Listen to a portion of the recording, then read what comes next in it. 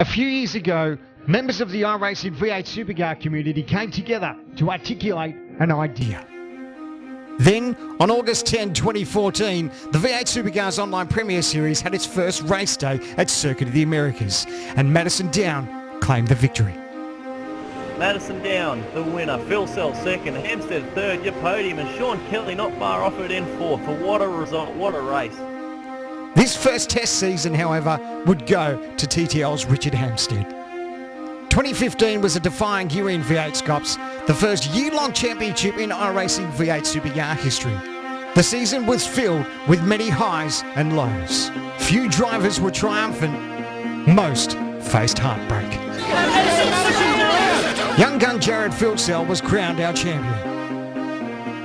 But in 2016, it's a new championship and a new opportunity for our passionate sim racers.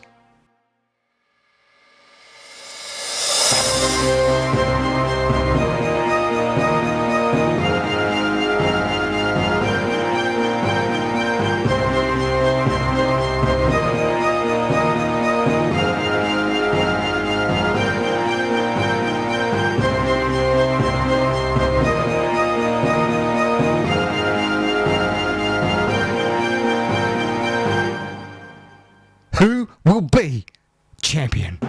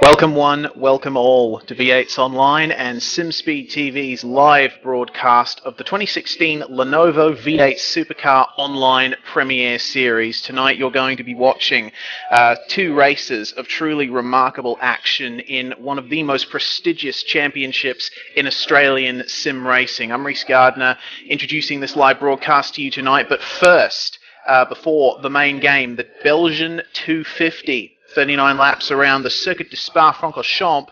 We're going to go through the Split 2 qualifying and race, and to take you through that are good mates Sam Sutton and Lee Ellis. Take it away, guys.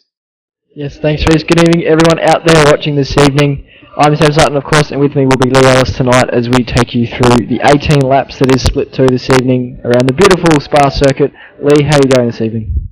Yeah, not too bad in yourself, Sam. Yeah, I'm good. It's always a good night when there's some V8 Supercar action on track. And at the moment, the guys are qualifying here with 10 minutes elapsed of this 30-minute session. And setting the pace is not the one, the only, Stephen Sandman Clark with a 2:21.7. These guys definitely having troubles with these off-tracks in this qualifying session, as we will see later on tonight as well. Yeah, it's a big issue for Spa with off-tracks. Yes, this is probably the circuit where they've got the off-tracks entirely wrong. Monza, in my opinion, is the track they've got it right, but it's just the devil we've got to deal with here. Got to keep it between the white lines, and it's showing at the moment with only 19 of the 25 cars in server at the moment having set a lap. Yeah, it's also a very, very long track, so to get out and do a lap, an out lap, in lap, and whole lap, it's going to take a bit of time just to do the laps. Yeah, and with the track being as cold as it is tonight, 27 degrees, guys are looking, or 28, sorry, looking to do 2 flyers. So 4 laps of fuel, 4 laps worth of fuel you need in the tank, and around here that's a good 10 to 12 minutes worth of track time. So you're looking at only getting 2, maybe 3 runs in this session, and some guys now have cycled the tyres, gone in, filled up the tank, and they're going out again for their second run. Yeah, the time's looking pretty close for quite a long track like Spa. even though you got Sandman out by 4/10, but everyone else seems to be fairly close. Yes, it's been a very tight field this week. We thought early on that it would be spread out with not many guys showing up the first night of pre-qual, but the times condensed later on in the week.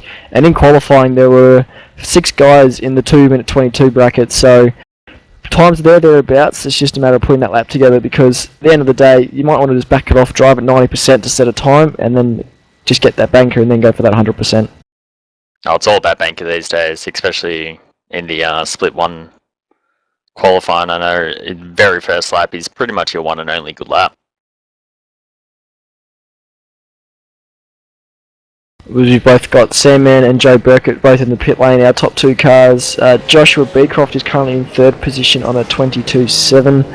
Looks like he's coming around to start a flyer. Sean Thompson is 4th with a 22.9, and rounding out the top 5 is Marty Creamers on a 23 dead, and he led practice by a fair distance. He set a 21.2 in practice, and the next guy behind him was Stephen Clark on a 21.5. There's definitely some talent in this split race.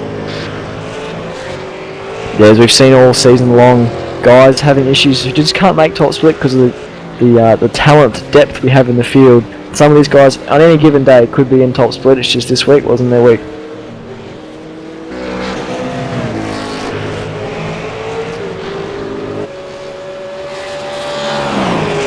As we're looking at Stephen Clark just coming down the Camel Straight.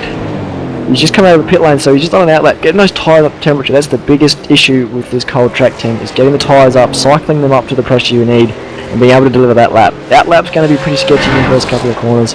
First time lap, not great. Second time lap is where those tyres will be coming on, and then you've got to get it all together on that lap, not put it off the road, and whack in the pit lane the next time by, and get some fresh boots on and go for another run.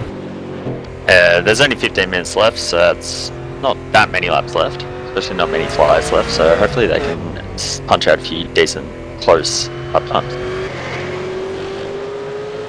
Yeah, that'll be the trick. So you'll probably be out there for about 7 to 8 minutes just to get these 2 flyers in from where we are now. And then he's got to get back into the pit lane, trundle all the way down to his pit box, get out of the car, get back in the car, and go again. So at the moment he's looking pretty safe. I would say Salmon will do this run just to see if he can improve that lap. If he doesn't, he'll just park the car and see if Joe can pull something out of his backside. It wouldn't be the first time Joe pulled something out of his backside. He definitely needs to get up there and try and bring the fight to Salmon. Yeah, Joe's usually out. He's thereabouts in second split, but you know he's been given the hurry along. His TTV teammate Josh Rogers has been in the last couple of rounds taking it through the boys in top split. So it's up to Joe now to do the same in second split. Of course, Joe could be a top split driver. He just time zones being in New Zealand and the late starts we get for the split one races. He chooses to race second split by not setting as good a times as he could. It always seems to be a TTL fight up in both split, really, both 1 and 2. It's been a while since we've actually seen a TTR driver down in second split. I think Sandman made the return last round at Road Atlanta. I wasn't there for that, so I'm not entirely sure. And Joe's been thereabouts. Often you'll see the guys from Angry Birds Racing, Performance Motorsport, Proforce we had at Sebring. A lot of the smaller teams getting their names up there, pushing for that top split drive. And it's also good to broadcast the second split, get their names out there and show them that they are wanted within this series. Yeah, these guys are the ones who are either pretty new to the car or they're the old timers who just want to have a bit of fun. This is where the fun is in the series. Once you get up towards top split, people tend to take it a little bit more seriously, but these guys are still very talented in this car, and not taking away the fact they're not in the top 40, because the top 40 are probably the cream of the crop in the V8 field.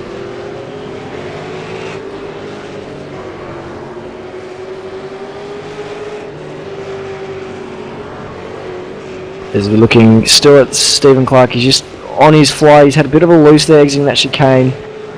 Not sure, got to be careful with that off track there. You can use that curb as a bit of a berm to slow the momentum of the car on the exit, but if you put the wheel over the top of that curb off track and that's your lap done. Doesn't look like he's got one though. So we're looking at a Sean Thompson in the Plus Fitness Proforce racing car, a little bit banged up. That car is, and he's actually just pulled it off to the side of the road. Not sure if that was intentional. He just needs to keep away from everyone else and just sort of cycle back around to pits. There's been a lot of cars coming up on him there.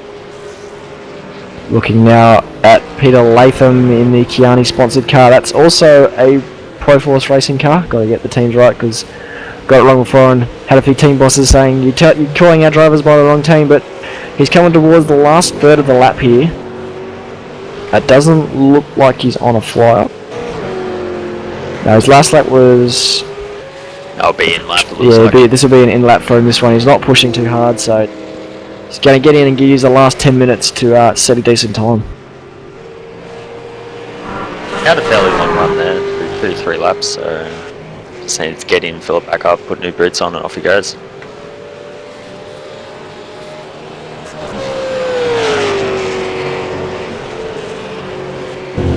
A lot of cars entering the pit lane now, or guys on outlaps just cycling up for their final run. And I'd like to get our director to have a look at number 310 of Reese Goldfinch in the newly unveiled Sim Racing Boost Juice livery. That is a sight. I've never seen anything like that before, Lee. No, man, that's very bright. That's actually not a bad livery, to be honest. I've seen a few poor ones out there, but that's definitely... Yeah, Reese is also the resident painter over at Synergy Sim Racing. He's done a great job with the skins for this year, and that's an updated version of their Boost sponsored one, and I'm kind of liking it, except for the free fruit part. Well, at least you know there's free fruit at Boost Juice, so...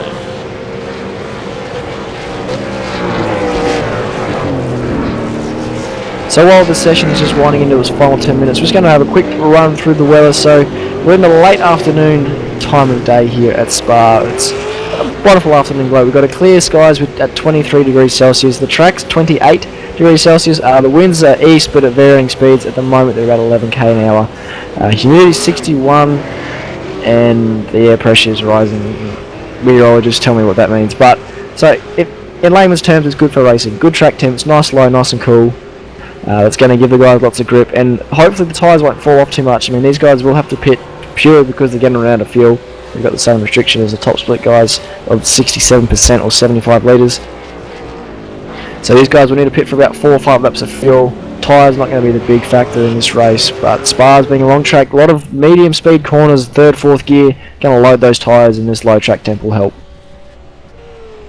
Definitely will. It's probably almost worth chucking a new set of tyres on it anyway. Depends how long the fuel goes for, but it almost might be worth it. Yeah, the only issue is you got to watch for those cold tyres on the outlap. They do get a bit sketchy up Throw Rouge as well. It's not fun on the outlap, but I would be taking fresh tyres simply because I've got the chance to with putting the fuel load in. Yeah, give or take about 8 seconds for fuel and tyres off the straight 4 tyres, so if you got the time you may as well chuck them on. Yeah, that's exactly it. If you got the time, whack the boots on, and you never know what you can get out of it. That light car as well, fresh boots can make it like a qualifying run again. As the times at the front, not much movement at all. We still got the same top 5 of Stephen Clark, Joe Burke, Josh Beecroft, Sean Thompson, and Mutt.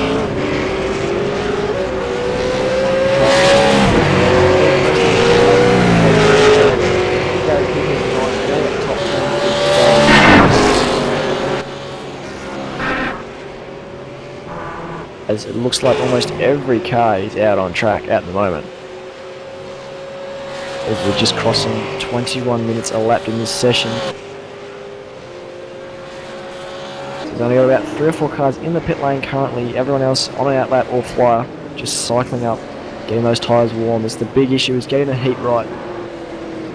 You can have the quicker car, but if you get those pressures wrong in qualifying, it's not going to dry. It's going to look like an absolute pig, even in this cool weather. I would expect it if the car already drives like a pig. The right pressures do help immensely. And that's another thing as well. This could be, we'll have to get the dates to be confirmed, but this could be one of the last rounds on this old physics of the car, which everyone seems to hate. We are getting a major overhaul of the physics of the V8 supercars in the next build. It's been confirmed by iRacing, so we'll see if this is the last round. It could be on park with that as well, but definitely some major changes to the series. Could shake up the running order as well. I definitely will. Whenever a new car comes out, there's a lot of testing the teams put in just to try and figure out what they've even done to it. So hopefully with a huge overhaul, it will bring a lot of the old people back as well.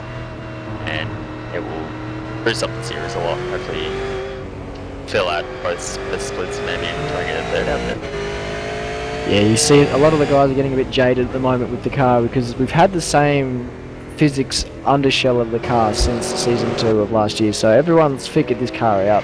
There's been a few placebo effect changes that people think have happened to the car, but it's very much been the same for well over a year now. And in the eyes of a lot of people, it doesn't drive as it should. It definitely drives a lot more different to other cars on iRacing. So new physics change, bring a breath of fresh air to the series, and hopefully some newer names as well.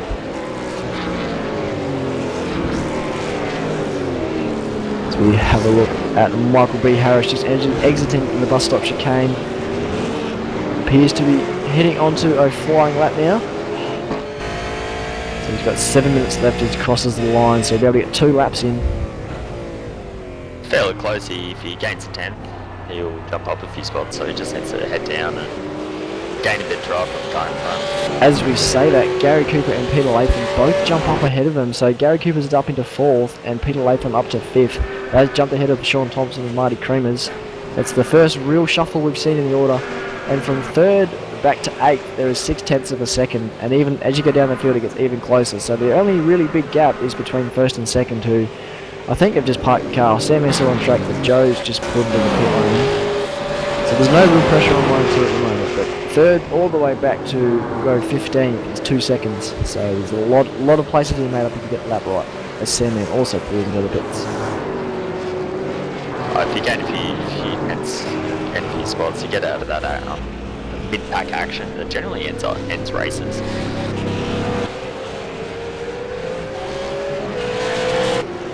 We'll see if we can pick up a car that's about to start a flying lap. And if we go to Darryl Gale, we'll get a hot lap on board with him, just for a quick tour around this beautiful circuit here.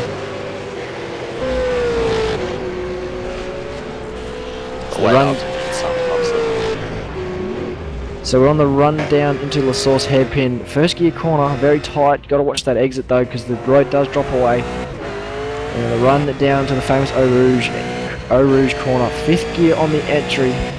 This is as committed as you'll ever see on this circuit. You run it right to the left side of the road, flick it back to the right up the hill. Just carry that throttle up, watch for that curb on the left and the right there, you can get a bit unsteady, and then the run down the Camel Straight. Picking 6th gear here, braking just between the 100 and 200 metre board. It's kind of just as you feel to a degree coming down here. Braking into a 3rd gear chicane.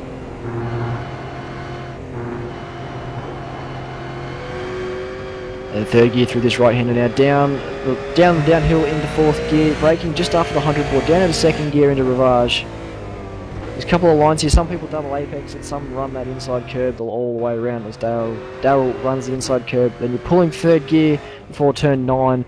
Use that curb on the left, watch the AstroTurf on the right, and that'll get you that off track, and then run it down to pull on. Pulling 5th gear and dropping it down into 4th, just to get the car to turn and stop. It sounds like he's actually pulled 3rd there, Darryl has, and then up to 4th on the exit. They run up to turn 12 now. Another 3rd gear chicane. This time it's the right left. This is a bit tighter than the Lacombe chicane up at 5.6, but it's a lot of time can be lost here. Don't want to run too wide. There is an off-road chance there. Yeah, this corner as well. 2nd gear, tricky gear changes as it's downhill and off camber, can kick the car out. Then this 3rd and 4th gear sweeping right-hander. Again, that exit curb isn't off track. He just sneaks inside it. Well done there. And then the run down the back straight through the famous Blanchimont section of corners. 6th gear through the first left-hander. Then a dab of the brake for the 2nd left and down into 5th gear. As he's put some wheels on the grass there. Oh, got a bit of curve. He's kept it on the road though. He lost a lot of time. Keeping it in 5th gear. Braking after the Bridgestone Bridge. Down into 1st gear for the bus stop chicane. I definitely prefer the older bus stop to this one, but either way it's a unique challenge in this car. Get the power down and across the line for a 2 minute 23.4, slower than his personal best, so he stays in 11th place there.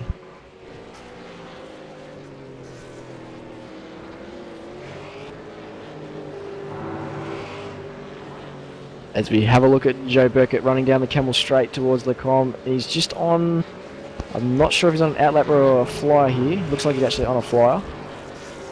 He's got to make up 3/10 to even get close to Sandman's time there. But he's comfy in second at the moment. So it's a risk reward for him as we've got 2.5 minutes left in the session.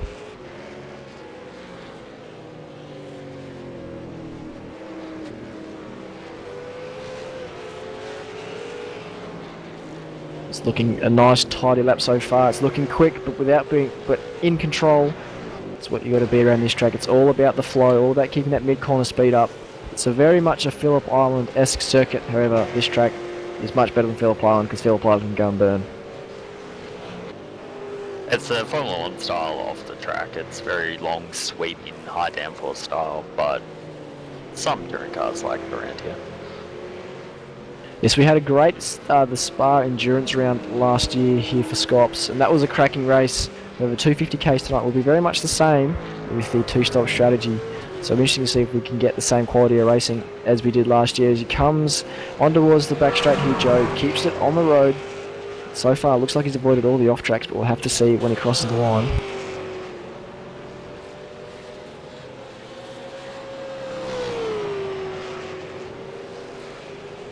Got through Blanchimont nice and tidy. So the last major off-track hurdle's been escaped. Now it's just the braking into the bus stop. Nice smooth braking there, kept it straight, no locking of the rears. Good entry into bus stop. A nice exit as well. And he crosses the line, 2:22.3, so still second place, but he's got one more chance at it.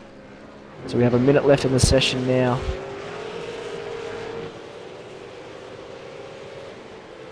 So we're having a look at Joshua Beecroft now, just coming through Pouon. He's in third place, makes up 4/10, he's into second place, and he's on another flyer. He's just completed a lap before, which was a 2:22.7. Using all of the track. Yes, you can use a lot of these entry curbs, but none of these exit curbs, which is weird with the Spa. You can basically put half the car on that inside curb, but you think about the exit curbs and you're getting off tracks. Looks good here.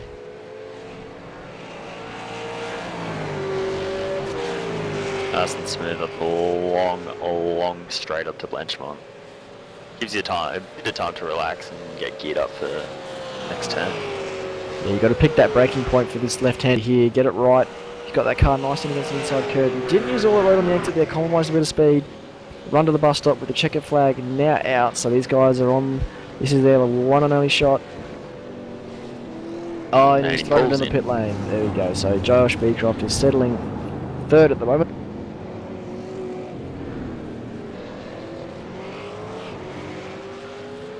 Just watch the guys see where they come across the line.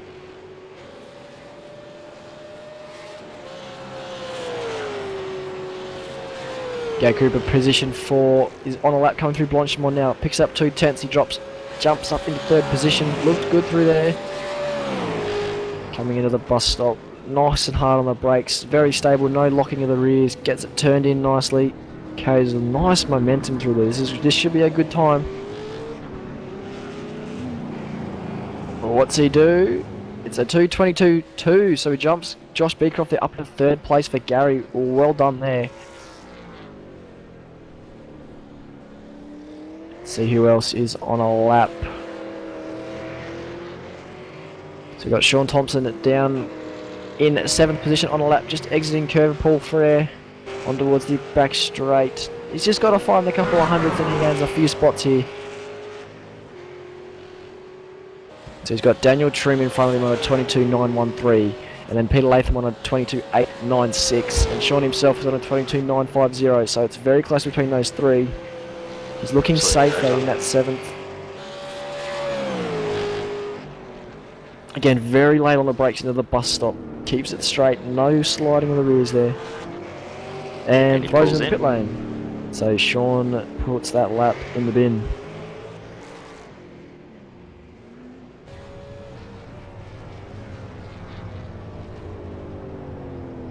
So we look at another Pro Force racing car, this time Michael B. Harris in the Plus Fitness Commodore on a lap as well in P9 with a 23.054.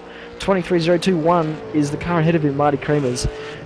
Just got to find a metre of time and he's up there. Although of course he'd be happy with a top 10.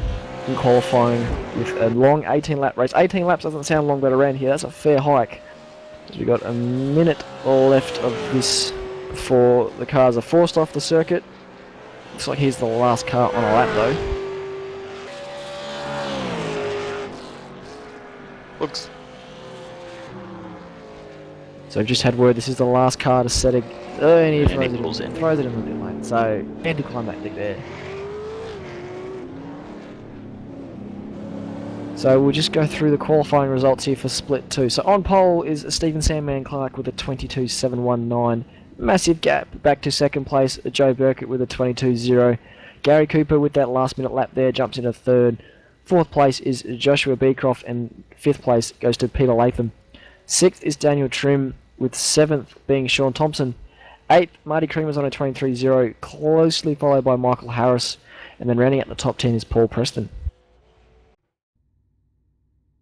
11th place goes to Ryan Shelton with Darryl Gale in 12th. 13th and 14th James Bell and Jamie Kingston. 15th goes to Chris Hogan. 16th Reece Goldfinch. 17th and 18th goes to Nathan Connor and Tom O'Connor. Mark V in 19th, and rounding out the top 20 is Brenton O'Brien. And then rounding out the rest of the field, 21st Graham Fireland, Brody Maris, Brody Whitmore, Timothy Faulkner and Jaden Borg down to 25th. And 26th, last car on the time, is Stephen Brown. Looks like it's going to be a great race. So Lee, we're going to have to ask who's your pick for tonight. Can't go past my teammate, old mate Sam, man. But I reckon Gary Cooper might pip him. Yeah, I'm going to do the same and not go past my teammate. I worded him up before the race. I said, you've got to win because you're actually doing good for once. So Joe Burkett's my pick. I picked him before. He can jump the start. Hopefully, none of these commentators' curses. But Gary Cooper's a guy to watch. I've been working with him recently, helping out those guys. And he's shown a good bit of pace, good turn of speed so far this week. And it'll be good to see a performance motorsport car up on the podium. As you said, 18 laps is a long race around here, so pretty much anything can happen. Yeah, these guys have been needing to stop for around about 25 to 30 litres of fuel as well as we get ready to go racing. Just waiting on the last couple of cars to grid.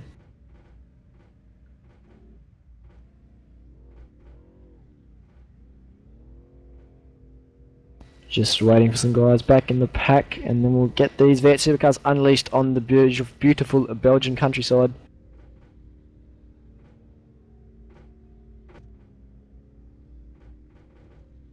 You can cut the tension with a knife. As time is ticking down, 4 seconds.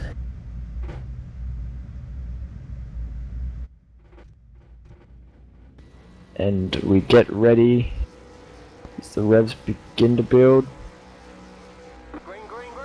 And lights are out and away we go. Good start there from Sam and Danny Trim. Excellent launch as well. He got in front of the... he's 3 wide in turn 1. I couldn't tell who he was next to. 3 wide. Oh, a bit loose in the back of the pack there. That's such a congestion spot that hopefully they all get through there, right? Looks like everyone's made it through okay. No one's been turned around, but breakaway pack, P1 and 2, Joe Burkett and Stephen Clark, all breaking away from the field. Danny Trim and Gary Cooper in 3rd and 4th position. Brilliant start there from Daniel Trim though. Just jumped the Performance Motorsport, the Pro Force car, sorry, and Josh Breecroft. Just absolutely nailed them off the start. He's getting 3 wide back in the pack. Back there.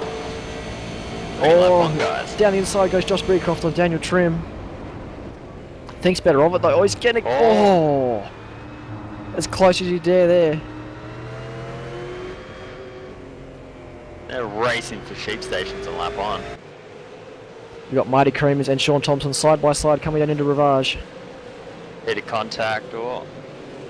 Oh, just going to give him the bump. Just give him the bump on the exit. Is he going to give him space? Yes, he does. Still on the inside there, Marty's going to hold the line.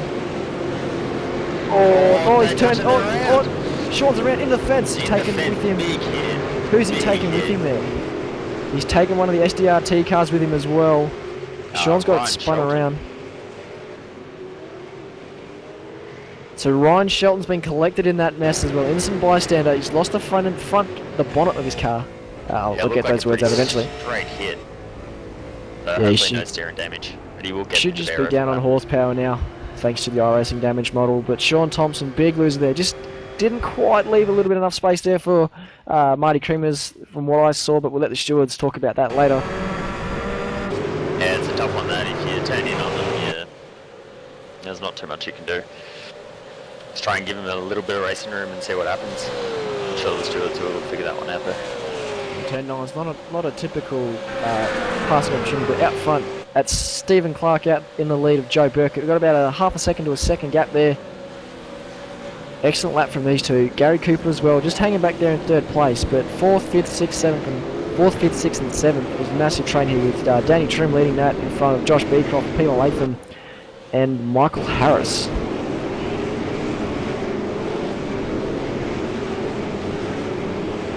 Got Reece Goldfinch and Ryan Shelton running side by side towards La Source. Ryan's going to have a wounded car on these straights, so it's going to be difficult for him to get a pass done. He's going to try for the over-under. Not going to happen there. Darryl Gallo is right on his rear quarter panel. Yeah, he was struggling for the rest of the race with that damage. Best bet for Ryan would actually be to take this stop early and get some of that damage done and just take the hit. If it's a small option, just get as much done as you can, but I'd be getting out of this traffic and getting that car repaired as quick as I could. But we're not sabotaging the race too much, as we've got 2 wide, 3 wide down the Camel Straight. Michael Harris, Peter Latham, and Josh Beecroft. Down the inside goes Michael Harris, Peter Latham there. Or Yannick slot in there, slots in nicely, well done. Very good racing room there.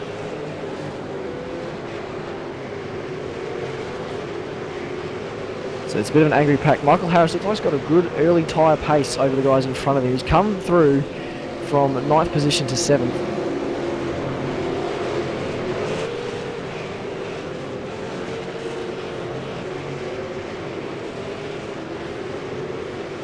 They just need to try and work together and try and catch the guys ahead, because once you start fighting, you lose the draft.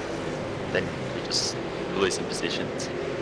Yeah, you'll start to see, we've already started to see these little battle packs forming of 2 or 3 cars. So you've got the 3-car train of Beecroft, Latham and Harris. Behind them you've got Creamers and Bell. But up front as well, Burkett and Clark have closed up quite nicely there. Joe's just going to be in the draft. He'll be hurting the front tyre a little bit in some of the higher speed sections, but along the straights he'll just be reeling him in.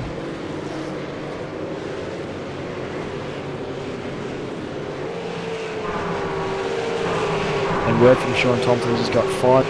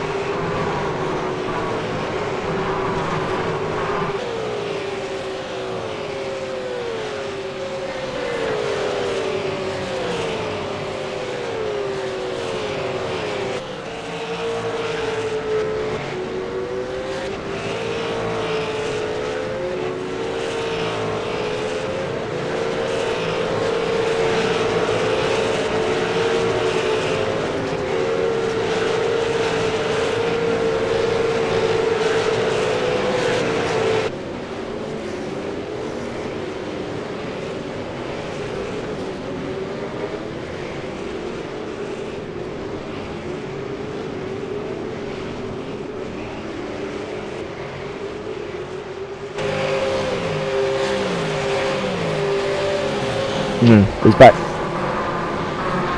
And the commentary's back. Just had a few technical difficulties up in the boxes. We've got 2 wide. Down the down the Camel Straight, Shelton and Preston. Shelton with that damaged front end. Still got the horsepower to pull alongside. Doesn't break as deep as Preston though and gets it done. He's doing really well in that SDRT car there with a fair chunk of damage to it. Yeah, I'm surprised he's doing as well as he is. He's in the top 10 at the moment and that car is absolutely munted. Surprised he's able to pull alongside. He'd be down a lot on top end speed there as Preston's wide through Rivage. Oh, bit of touch. He pulled out of it. That could have been bad for both of them. It's lucky to get through that one unscathed there, boys. Also, we've got Chris Hogan back there with Jamie Kingston 2 wide. Reece Goldfinch keeping them company as well. That's very tight exiting pull on there, boys. Down the run.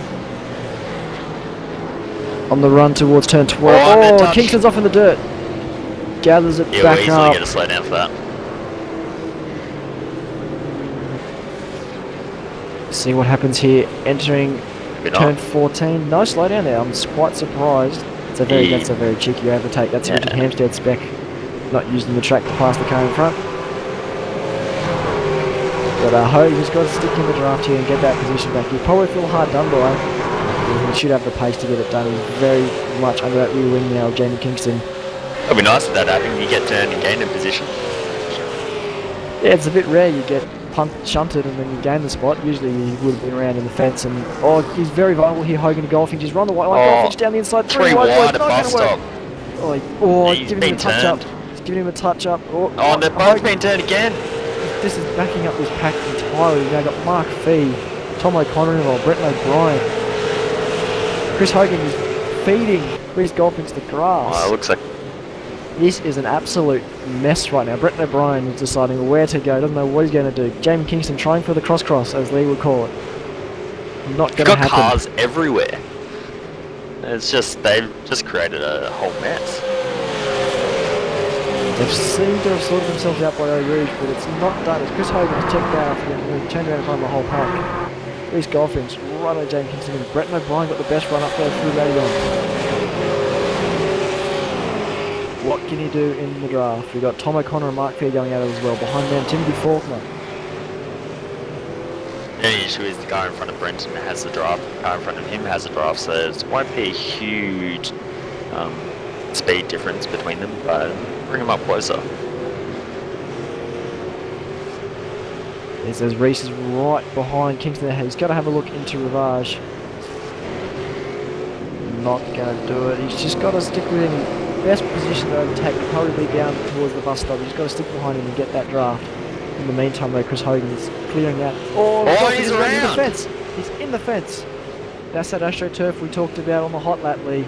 And he is gone. That motor is absolutely wrecked. He centre punched that wall very hard. That's in a bad done. position. That's not like he was doing really well right on the wing of Kingston. He just need to hold there and he would have been fine, but unfortunately just a little bit of wheel spin on that AstroTurf and just absolutely turned him around into that wall. Yeah, that was unfortunate there for Reece, so unfortunately doesn't equal 3 points. As we go back up front, Stephen Clark and Joe Burkett still half a second separating. They're gapping Gary Cooper about half a second lap, but these boys, Joe will be getting sick of seeing that TTR car in front of him by now.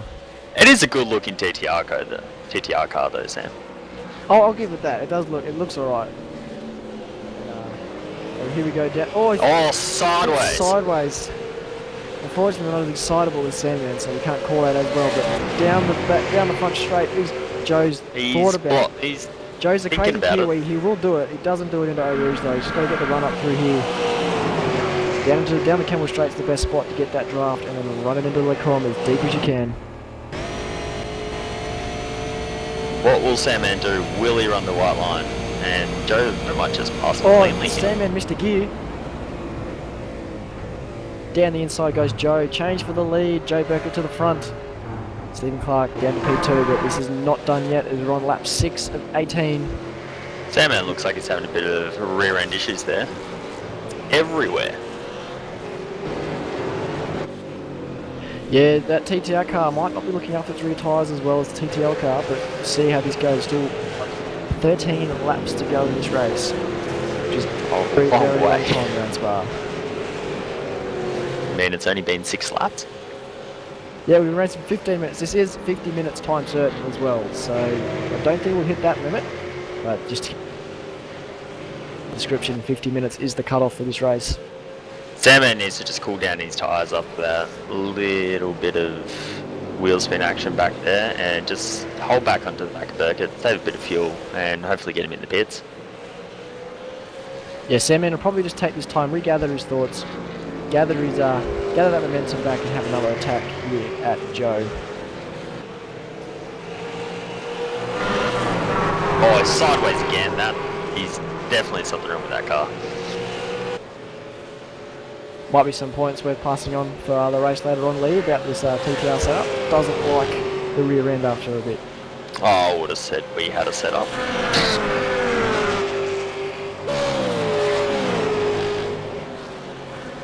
So Joe looks like he's probably pulled a couple of car wins. Just in that Sandman struggling with the braking as well of that car. Sandman just needs to back off a little bit, head down and refocus. He's overdriving the car. He would be fairly angry that he let Joe pass him, but he just needs to head down and gather his thoughts and off he goes. Yeah, so gap at the line, 1.4 seconds from Burkett to Clark. He could even try the just half distance the tyres, lap 9, get those tyres off, put some new ones on and see how it goes in the second stint with a bit of a lighter car. Something up there for he can try. Yeah, he might just need to mess around bars, mess around bias, even tyre pressures at the stop, that might work, but it's all a bit... In the cockpit, it's a little bit hard to try and figure out what to do. Car in the pit lane, Ryan Shelton making what appears to be using a normal pit stop. We'll see how long this goes for. Yep, so 12.5 seconds, so he's just completed his compulsory, well, he's not compulsory stop, he's necessary stop. So he's out and away and done for the evening with the pit lane. Doing very well considering that car looks like it should be on a tip, but he's doing well. Yeah, well last we saw he was in the top 10 until the pit, so we'll see where he pops out after this pit stop cycle through. But still a great effort there from Ryan to do that with the absolutely munted car. But looking forward, 7th and 6th position, Michael Harrison, Peter Latham on the run into Pouon. Right, these guys have been locked in combat pretty much this entire race. Teammates as well, so you've got to be careful with getting the fenders out. That is the biggest thing in motorsport, never hit your teammates unless you're a Mercedes driver. Thankfully there's no Mercedes drivers out here, but we've got Daniel Trim, Josh Beecroft as well have backed up into this pack, so it's 4-car train now.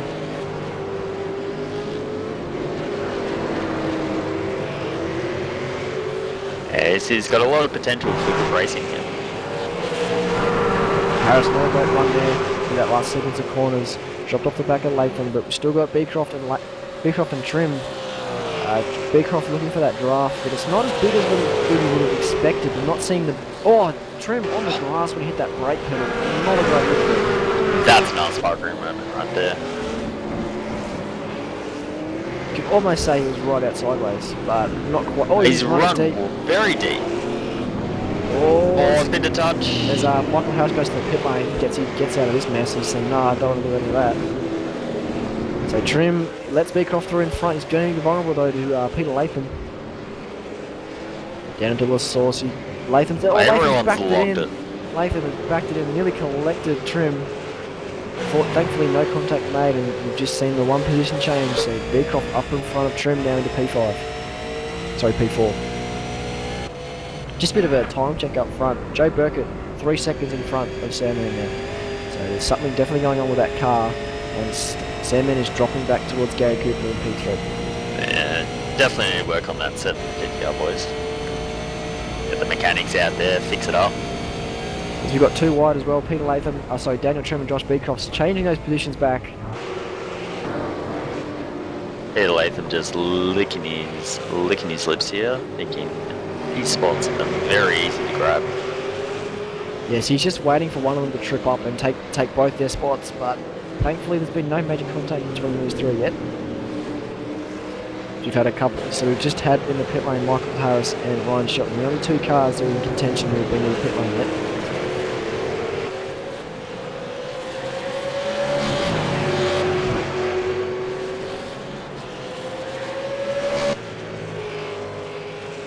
This is looking like currently the only close battle out on track as well. These guys still locked nose to tail. It's going to be who blinks first in the pit lane. If I was Beecroft, I'd be the one trying to dictate the strategy. Just go, because you always just got loose there through the change of directions. That's going to leave him vulnerable to Harris. Sorry, to Latham. You need to think about the undercuts there if you can get out, get in clean air, and punch some good times out while they're still running around on old tyres, full fuel. Yeah, we should see the pit window start to open about now for the guys doing the half stint on the tyres, but it'll close lap 14 when they run out of fuel. That's the limit of the tank they've got. Oh, still a few laps left. Yeah, we're just coming towards the end of lap 8 as our leader Joe Burkett just exit the bus stop to start lap 9. Looked very... I thought he was going to send it there. No one going to the pit lane yet. He's sideways out, and Latham is just going to clean up here. Latham, we got to go 3 wide down the front straight. Latham should go from 6th to 4th in one swift move. Still pretty wide. Oh! Contact. That's a huge shot away from that trim. Beecroft just run off the road. See, I wouldn't call it, I'd just go out of racing there, nothing untowards of that. 3 wide into the source, doesn't always work. You never know what the stewards are going to say though. Definitely never know what the stewards are going to say. They'll have a good look at that and see what they can find. This trim's got a run though. Looks like it's got steering damage after that. Yeah, that would not surprise me. It was a pretty hard hit. Danny Trim has a look down the inside of the com, doesn't think better of it, pulls back in the line. Yeah, have a look, eyes on Beecroft to see if he's got a bit of steering damage on the next straight. He's falling back toward Darryl Gale, his teammate there at Man Cave Motorsports. So it's a wonderful team name, that is.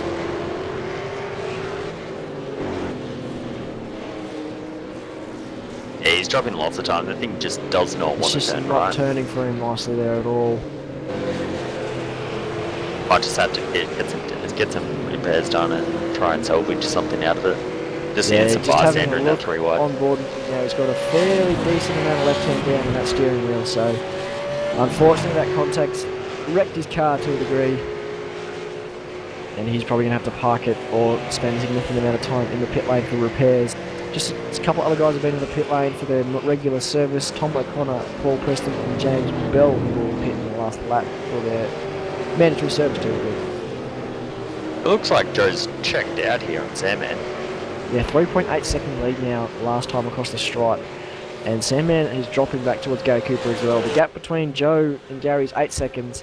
Previously it was 7.2. So he's gaining about a second on Sandman at the same time gaining about half a second on Gary a lap. And Joe's in. Joe is in the pit lane. Will Sandman follow? Yeah, he's in. We'll see if Sandman is in the pit lane. Yep, Sandman in as well. Will Gary follow? And Gary's in. Looks like everyone's going to come in now. What about Trim and Latham? Latham, no. Trim's in. Yes. So we'll have to watch for that when they come out for between Danny Trim and Peter Latham. They were the closest two on track that we could see. Beecroft, Gale, Rosogan stays out. So let's see who's got the most efficient pit crew. Let's see whether TTL fed their crew with good KFC or bad KFC before the race. I think it's all good KFC for Richard, isn't it? Richard's the crew chief, so he doesn't have to do pit stops. Sandman is jumps Burkett. Sandman 11.2 second, Burkett 22.9 second stop, still in the box. 26.8. That has to be a speeding in pit lane. That has to be a speeding in pit lane penalty for Joe Burkett. So Gary Cooper's also jumping. He will be kicking himself after that. So last time I picked him for the win, he jumped the start. The next time I pick him, he speeds in pit lane. You should just stop picking my teammate, and we'll be all good. That's Joe for you. He'll be really angry after that. He's looking up, and Sandman will be licking his lips and be just absolutely cheering about it now. He thought, I'm done, this car is absolutely rubbish at the moment. I'm not sure if that was his thinking, but it looked like it. And he's just inherited the lead and a pretty sizable gap, about 5 seconds over Gary Cooper now. Just needs to keep it on the road, head down and focus on punching out quality laps here. Just try and manage the gap between Gary and Joe and see what he can do. Looks like a fair sizable gap though. Yeah, I wouldn't be surprised though if Joe had some great car pace towards the end of that last stint. If he could pull it out again and catch back up, I reckon he can probably get up towards Gary and get back into second place, so no real major loss. Yeah, Adam's lighting the Samsung curse at it again. Commentator's curse. Yeah. I should just stop picking my teammates, they'll all be good. So we're looking Peter Latham, the current race leader. Let's see if he puts this time by. Of course, Samuel is our corrected race leader. If you're still setting quality lap times, you may as well just stay out, try and lighten the load, and he stays out again. And then strap new tyres on, do a few quality laps for the end. Yeah, the way the track temperatures, the tyre bed won't be too bad, so they should be able to run the full 75 litres out and just whack in the fuel they need, which is about 20-25 litres, and be able to just have a qualifying car for the last few laps. It's the ideal situation, but some guys just going with the stock standard, split the tyres in half and just put the extra bit of fuel in. Yeah, me personally, I would have done what I think later. Exactly, like, I know we're not very invested. Getting the word that Bretton's had a bit of a moment entering the source. Yeah, just a major wiggle, lost a bit of time there, but no damage to the car. It's doing Formula D around La Source there. Yeah, he forgot he was in a vet supercar, not a drift car, but nothing too major happened there. So current top three is Peter Latham, Chris Hogan and Brenton O'Brien. But corrected top three is Stephen Clark, Gary Cooper and Joe Burkett. And in between them you've got Tim Falk. Actually no, Michael Harris. Michael Harris is corrected P3. He has jumped Joe Burkett as well in pit stops, and it's absolutely on the tail here of Gary Cooper, who makes a move on Tim Faulkner into Lecombe. Pulls out last minute. Will Michael Harris follow it through? He thinks that he does. Yeah, he does. Send it up Throws there. it in there. That was very late, but well done there from Michael Harris. So 1, 2 and 3 on the road, as you are. 4, 5 and 6 effectively of 1, 2, 3. But Joe Burkett is on the back of this train now, so he set some good laps, got it done. He's just got to clear Tim Faulkner as quick as he can. These two had it coming together in qualifying as well, so he's got to watch out for that. Bit of red mist in Joe's helmet there. Most likely he'll be very angry at him still. Just needs to try and clear these guys as quick as possible and see if he can close the gap to Sandman. He's still looking about plenty 9 of time seconds. to do it as well. He's got about 8 laps to do it, which is a solid 20 minutes to get these moves done.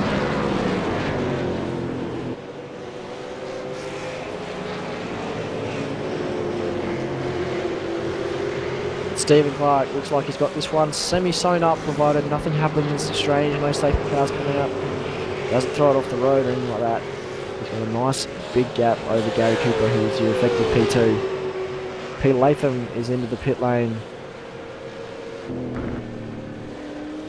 So next time by, we'll grab a lap on board as well with Stephen Clark. Of course, but if he does an onboard lap later, it will no doubt be better than this one. In regards to the call, Sandman, the commentator god, as you would have seen the last couple of rounds. So he pulls out of the bus stop chicane, on the run, down the front straight. He's got Brenton O'Brien in front of him there, full position. Brenton O'Brien hasn't pit, Peter Latham needs to duck into the pits. Brenton doesn't have to give up, even though Sandman is the effective race leader. Brenton doesn't have to give up this position. He can just be in front of him for as long as he likes. Brenton can be the roadblock here if he wants and mess up Sandman in the race, back him up towards the train, which wouldn't be too bad for my teammate, but for you, Lee, not great. Nah. In fact, Yeah, it looks like he's going to mic'd up and said, yeah, you can have a go, just straight on through. Yeah, he pretty much passed him, just on pure power. But Brenton just let off and into Lecombe. So that was very nice from Brenton there, knowing he's out of position effectively at this stage of the race and letting Sandman through. Sandman on the run down towards Rivage now, turn 8. The car's actually looking pretty good now, just as he misses every apex on that corner, but he's looking pretty good. He's got a gap, he just needs to maintain it. Yeah, well, he had some... As we just get news that Joe Burkett was 0.4 of a second faster last lap than Stephen Clark, but he's now bottled up behind Michael Harris and Gary Cooper. Yeah, Sandman had at the start of the race. It was just kind of around lap 6 that the tyres started to do some funny things and he started turning into a drift car. Yeah, it's what we like at TTR, surprises. Looks like Joe is going to pass Harris here on the exit of Fuan. He's fed him the extra bit of AstroTurf on the right there. Well on his right to do it, he was well past him.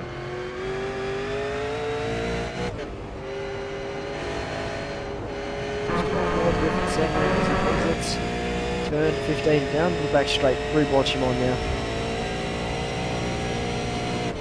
Let's see how the car handles through Blanchimon. Interesting to see this lap time as well, see whether he does continue to lose time to Gary and Joe as he uses a lot of that exit curve, which unsettles the car. A lot smoother on the braking than the last time we had a look at Sandman into the bus stop. No, this is valuable insight for the boys at TTR as Brent and Faison in the background. Just gives us an idea of Chris how... Hogan as well. So Sandman re-inherits the lead and does a 22.9 that time by. See the background, Gary Cooper exiting the bus stop. What's he do? 23.3 Joe Burkett. At 23.5 passing the car, so not too bad there for Joe passing the car, but just got to get his head down and get that effective P2 back. Yeah, he's definitely got the car speed. He's doing really well. And just before the pit stops happened, Lee, we had the talk of Peter Latham and Daniel Trim. Daniel Trim was in front, now he's behind, so whether Danny had some bad outlaps, caught some traffic, but Peter Latham definitely checking out with that fast car and the lighter fuel load on the fresh tyres. Yeah, as the run really wide through the Rouge there on the exit, gaining off track there. They need to be careful that they're not hitting the incident limit. They'll start getting points penalties for that and just effectively dropping them down the order. Yeah, so just a quick little incident counts. Stephen Clark 14, Michael Harris 24, so that's very close to. So 15 points and it's Michael. So on the limit is Ryan Shelton and Chris Hogan, both at 14. Brody Whitmore is on 34. So that's just some of the high incident counts, and Tim Falcon's lost 10 points as well, he's got 15. Yeah, it's sort of a compromise. Do you use all the track and all your incident points and gain proper penalty, or do you try and drive with the limits of the car and maybe not be as quick, but be a bit more legal about it? Yeah, well, it would be a big point for the guys in Split 1 who are fighting for that championship. Those 10-point penalties can at the end could decide the championship at the end of the season at Road America. So you got to be careful, keep it between the white lines, drive between the margins, all that good stuff, and avoid those penalties. Yeah, I definitely know a few people in the Split 1 series that use all the track and all the incident points, but hopefully that doesn't come to that at the end. We'd hate to see it decided on a penalty point.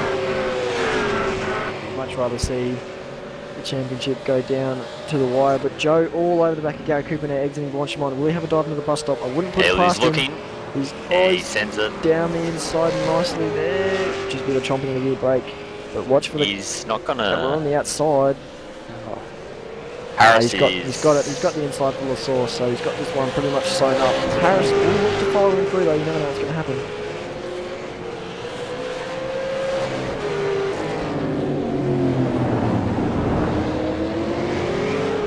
So the gap between P1 and 2 to 4 is 10 seconds, or 11 seconds pretty much, so a lot of air gap there for Sandman on lap 14 of 18, so 5 to go. But he's just got to keep it on the island and he'll be good to go and win this one here, Sandman. Yeah, it's just a head down and maintain gap. If you're that far ahead, in your mind, you pretty much think it's done and dusted, but it's definitely not over till it's over.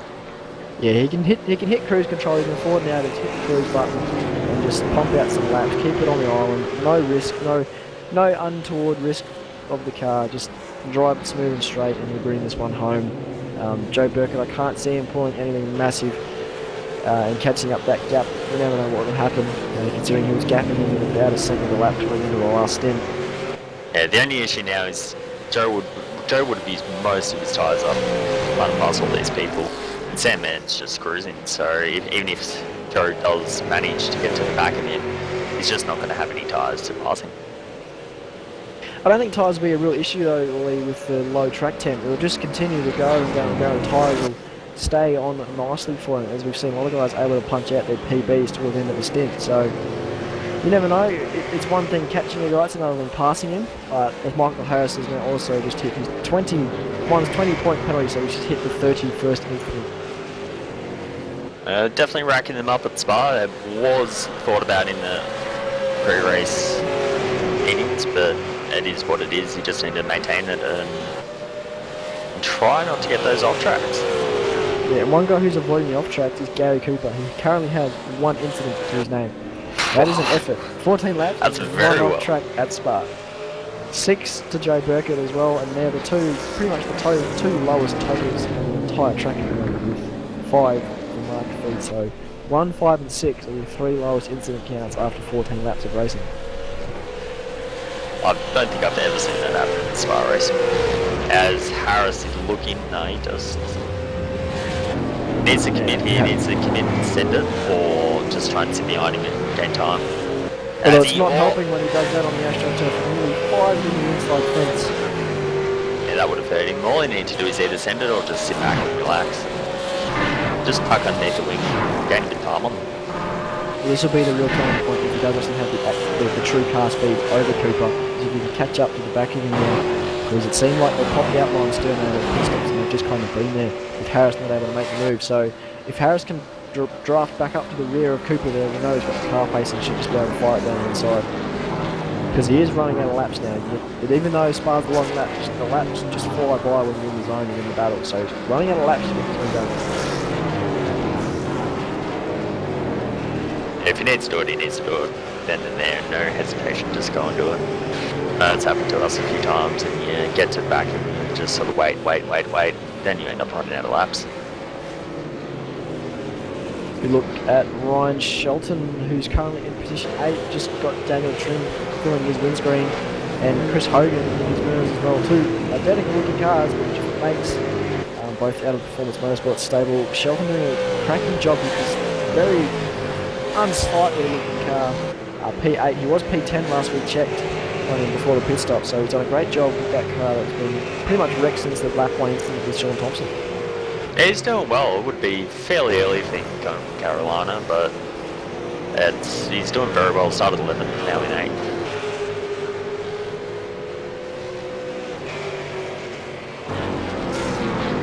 So we go back through the field again, 11th and 12th, Brett O'Brien, Tom O'Connor, Tom in 11th and Brendan in 12th. These guys just on the fringe of the top 10. Doesn't look like they're going to be able to get to Darryl Gale, who's 7 seconds up the road, but we've just got a bit of lap traffic in front in Graham Fireland. Oh, just catch him in an awkward spot there, Tom does. Brendan's going to benefit from this massively, I think, but doesn't appear to have actually. You ever seen such a colourful car, man? No, I've never seen such a bright green car either. It's definitely, you can't miss it on the track. It stands out.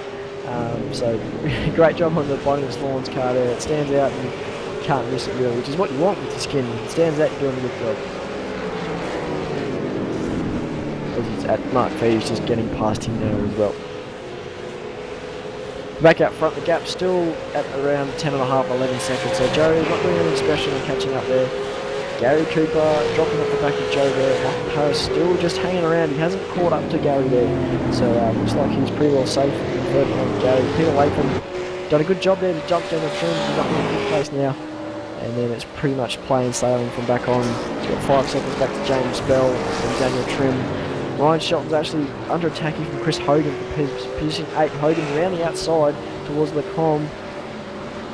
He gets it done. That horsepower deficit that Ryan Shelton's currently experiencing with that Falcon not helping him in the drag race we just experienced there. Yeah, the car will be great in the turns, but just doesn't have the power to get past him on the straight. He's what you need around here as well. Yeah, he's just probably 2 or 3 kilometres an hour down on top speed, but a small number makes a big difference at the end of the day. It's like having no draft and then having the draft, but for him, he has no draft all the time, even when he has the draft. So, not a great situation to be in, but still to be in the top 10 in a relatively strong field. He's doing a great job there.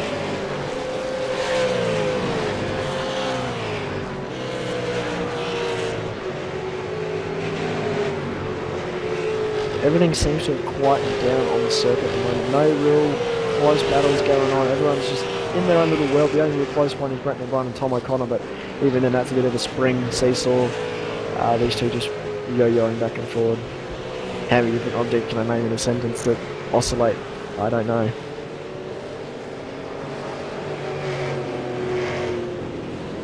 Yeah, As I say that, Ryan yeah. Shelton's come back at Chris Hogan through the more technical part of the circuit. You'll see Chris Hogan definitely pull from him. Yeah, he's probably pretty safe now. He knows once he breaks that 1 second sort of barrier, he should be easy just to drive away from Shelton. There's no real threat in a straight line. The only real issue is if Hogan makes a mistake in one of the braking zones. It can give Shelton a bit of a look. But the other, he's actually, as I said, he's made a mistake, and Ryan's right on his bumper. A bit of contact as well there. This has brought Gale into it too. Gary Cooper's not too happy either. A bit of lap traffic's getting in his face. That is Stephen Brown. He's just let him through. Let him and Michael Harris. That's let Harris catch right back up as we are now at 2 to go. Stephen Clark 11 seconds over Joe Burkett. Looks like he's got this one pretty well home and hosed.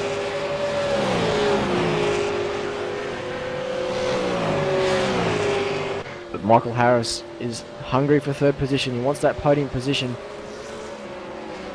Yeah, he'll be in the draft now. Just needs to sit back and, or not sit back. He needs to go and grab that position. He's looking hungry. He definitely seems to have a bit more pace through this middle section of the lap. It's just a matter of applying it, because we all know it's one thing to catch a car, but it's another thing entirely to pass that car as well.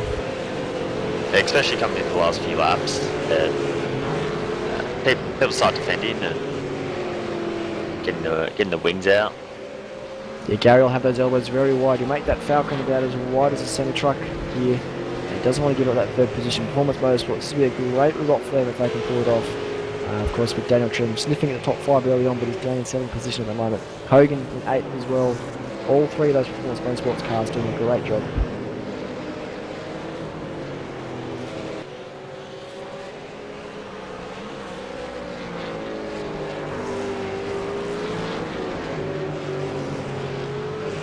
As we were talking about the Harris and Cooper and hyping it up, it seems to have just kind of petered out a little bit.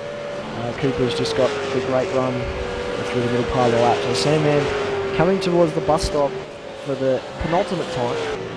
Across the line, he's backed it in there, something special. So he's crossing the line for the white flag now. 1 to go for Stephen Sandman Clark, and he brings home the victory at Spa. We'll see if he can pull it off. Joe Burkett, 11 seconds back. Nothing special might happen, but Joe's done a great job. But Gary Cooper, Michael Harris has actually closed up again. I wrote it off the battle, we're back on. 1 to go. Harris has absolutely got to send it. He just needs to chuck it in the envelope, get FedEx, and go for it. Use a bit of the door handle technique, and off he goes. Just bit of guardrail technique. Yeah, he needs to put it on an envelope, express post. But it doesn't look like he's going to be close enough. Gary Cooper's just got the good traction out of the slow corners, which is what he needs. But good run through Eau Rouge and Rowdy on him for Harris. Just don't think he's close enough. Like, my favourite's FedEx, but I know some people like UPS, so he needs to send it. He needs it. And maybe even Australian Post Express, not enough. He's on the rears. He had those rears absolutely chatting away like a mother's meeting, but not quite happening. Oh, he's looking down, not going to happen either. He'll definitely try and send it through Riviage or... So, any braking zone, Australia Post needs to come out and just absolutely send it. Any braking zone if he wants this third position. Or very sideways. That looks like it's done now. But we wrote it off last lap leading. He was running his bumper in the bus stop. He's just got to get a good run. He's just got got to come off onto the back straight well. He's sliding at every... He's using all of those off tracks and all. He's trying to get that run. Operating at the highest level of adhesion, maximum commitment, and Gary's just driving like the old wise man he is and just keeping it on the island. And I think he's still only got 2 off tracks, so what can you say? Very well. Sandman's just going through Bonchmont now.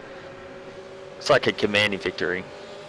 Yeah, we'll have a look at Sandman because that battle seems to have petered out now. Sandman, well done.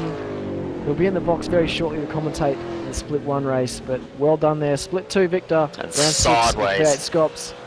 Throws out a bit of a drift there. Congratulations to Stephen Clark, their victory in round 6 of Split 2 V8SCOPS. Joe Burkett in the Hyper Stimulator Falcon rounds out P2. Well done to him. Gary Cooper, Michael Harris, that battle went right down to the wire. But 3rd for Gary Cooper, 4th Michael Harris, Peter Latham. That was a very good race there as James Bell comes into 7th position. Danny Trim 6th and 7th. Other way around there. Other way around. Shelton, what a drive with Shelton a damaged P8. car. Well done to Ryan Shelton P8. Hogan P9 and 10 Daryl Gale. There's Well nothing done, mate. between them there. And Tom O'Connor, Brendan O'Brien, those two stayed together as well, 11th and 12th. Mark Fee in the background there, crossing in 13th. Jamie Kingston rounds out 14th position with 15th. Brody Maris only now entering the bus stop chicane. And the last few guys are very well spread out, so you can pretty much call it now that 15th is Brady Maris, 16th Paul Preston, 17th Tim Faulkner, 18th Josh Beecroft, and then laps down you've got Stephen Brown, Graham Fireland in 19th and 20th, and the rest of the guys severe damage, so they're all kind of deep. That was definitely a good race there, Sam. Well Yeah, done that to was Sam quite Man. excitement at the end there. I shouldn't have rode off my teammate to begin with. Never lose faith in your teammates there, Lee, especially Stephen Clark. He's a good steerer, just doesn't drive as much as he can because people prefer to be in the commentary box, so it makes the people happy. But he'll be up here shortly, no doubt, with Reese to have a bit of a chat about that race. Speaking of which, Reese, how was that, mate? Yeah, that was quite a good race that we watched there, Sam and Lee. Thank you very much for your comms duties. And after that, I'm really looking forward to Split 1. That should be a cracker. So I'm off to go put on the race suit. Lee's off to go and put on his hat and sunnies and watch, and I'll see you guys later. Alright, well, we will see you guys later, and we'll see Sandman very, very soon coming into the commentary box to commentate Split 1 with myself and our good friend Fonty directing, who we have to mention is in mega commitment mode.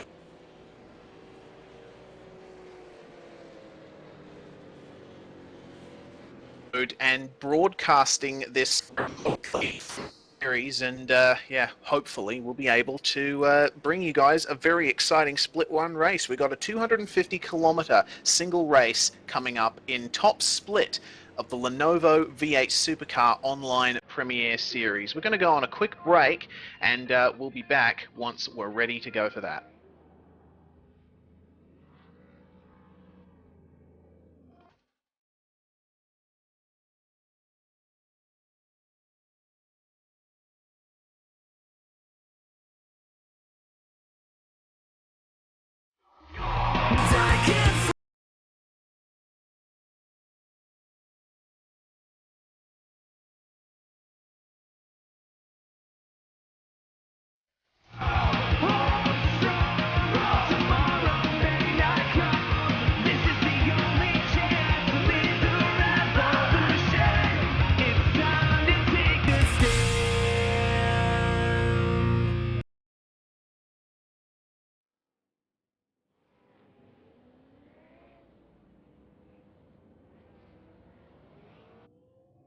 A few years ago, members of the iRacing V8 Supercar community came together to articulate an idea.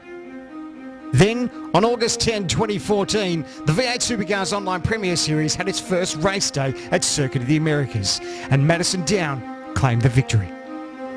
Madison Down, the winner. Phil Sells second. Hampstead third. Your podium. And Sean Kelly not far off it in fourth. For what a result. What a race.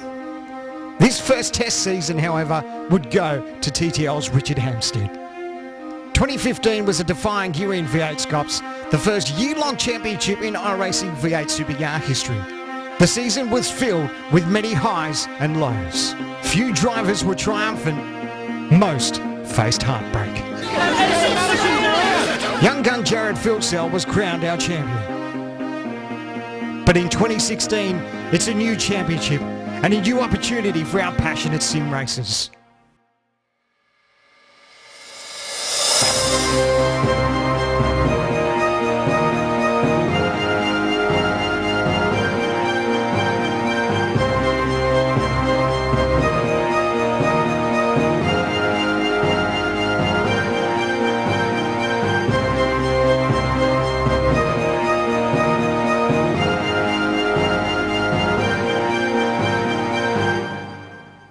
Who will be champion?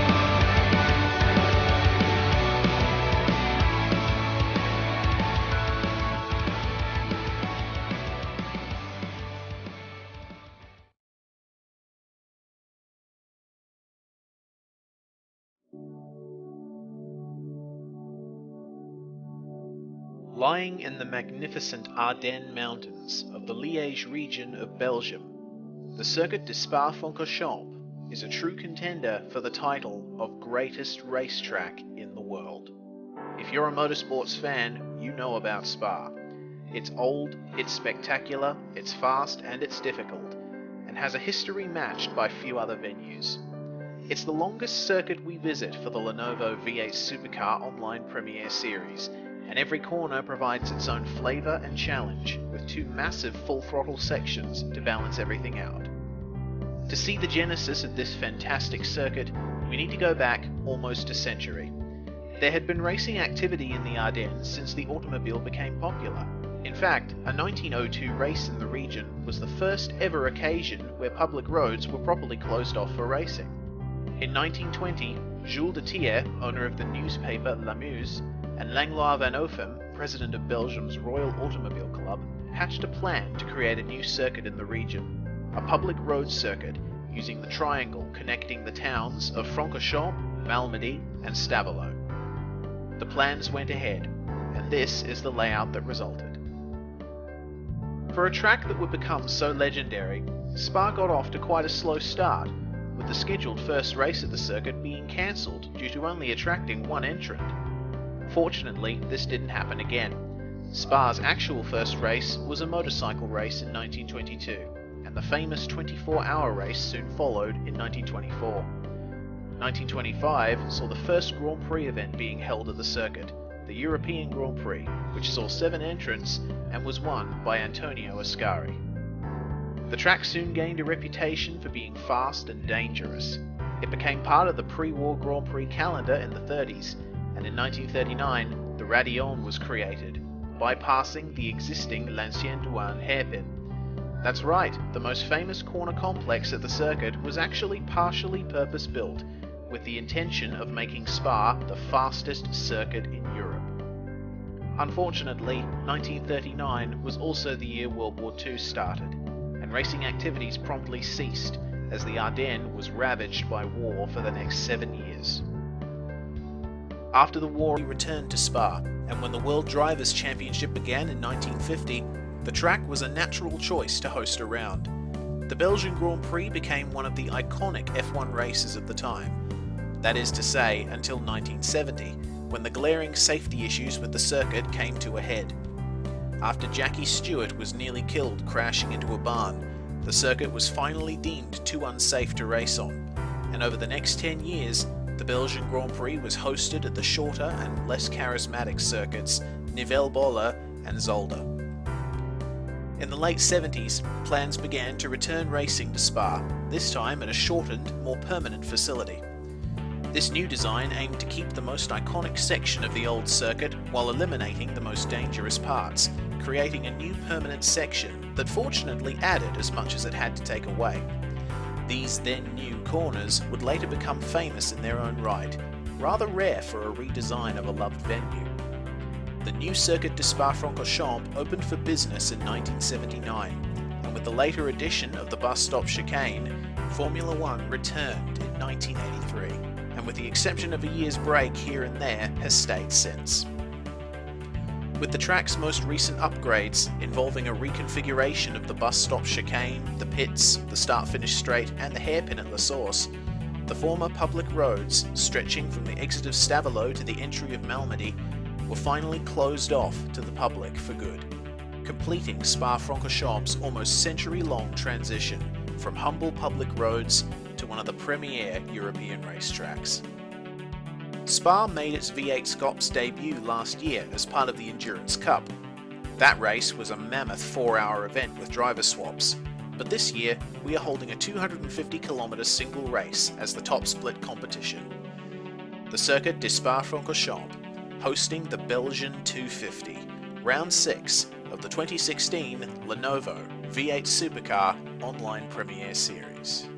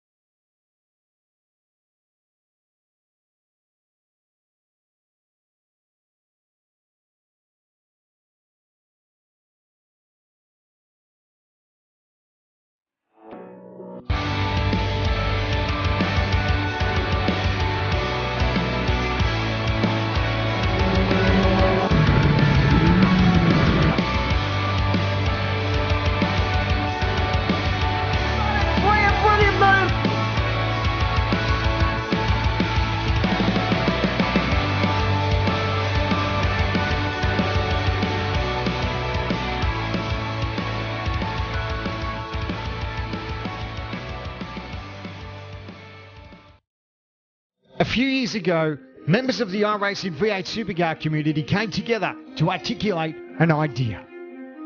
Then, on August 10, 2014, the V8 Supercars Online Premiere Series had its first race day at Circuit of the Americas, and Madison Down claimed the victory. Madison Down, the winner. Phil Sells second, Hampstead third, your podium, and Sean Kelly not far off it in fourth. For what a result, what a race. This first test season, however, would go to TTL's Richard Hampstead. 2015 was a defining year in V8SCOPS, the first year-long championship in iRacing V8 Supercar history. The season was filled with many highs and lows. Few drivers were triumphant, most faced heartbreak. Young gun Jared Philsell was crowned our champion. But in 2016, it's a new championship and a new opportunity for our passionate sim racers.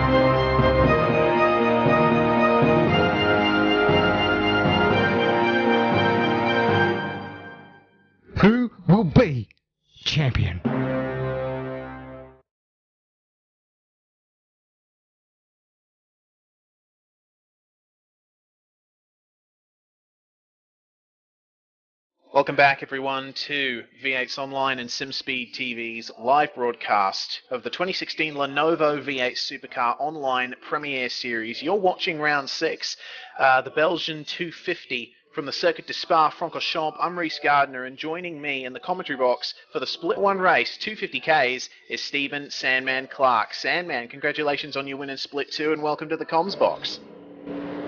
Thank you very much, Reese. I tell you what, I got a little bit lucky, I think. Unfortunately, Joe had some dramas in the pit stop. I don't know what happened there. I haven't had a chance to catch up with him. But look, our car was terrible at the start, and that race was just proof of just making a small air pressure change in your pit stop transformed the car completely. I was so happy with the car for the last half of the race. But nevertheless, we'll put that behind us now, and we'll get to the real stuff. Yeah, we definitely will. It's going to be a 36-lap race around the legendary Circuit de Spa-Francorchamps. This track, Sandman, is just, it goes without saying, it's one of the best in the world. I can't think of a single part of the circuit that can really be clearly said as the best, because it's all good. But you're not wrong. You just mentioned the word Spa, and you put a smile on your face straight away, just because you go, how good is this racetrack? And I tell you what, coming into tonight, I don't think I've been more nervous coming into a qualifying session than I had been at this circuit, because it's such a long lap, and if you make an error at that first couple of corners, it just throwaways that entire lap and can set you back about 5 minutes before you actually get back on another good lap. Yeah, that's true. If you guys weren't watching the second split before, Sam and Lee noted that Spa in iRacing, with its off-track safety rating system, is actually unusually brutal for tracks in iRacing. Usually you can have some leeway with the curbs and the tarmac runoffs on these more modern facility racetracks, but at Spa, if you go off even a tiny bit in some corners, you get an off track, even where they're allowed to do it in real life. So on these qualifying laps, these guys are going to have to be ultra careful. Mate, you are not wrong. I don't know what the rest of the field did in Split 2, but my only qualifying lap was my banker. I managed to put in a banker, and I couldn't beat it, because every time I tried to push that little bit more, get more out of the car, I'd get a 1X, bang, lap thrown away. Yeah, exactly. Well, qualifying is going to come up very, very, very soon. We've got about...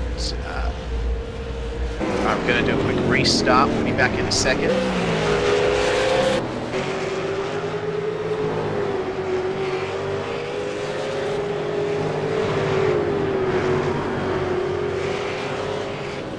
Let me know when to come in, Fonty.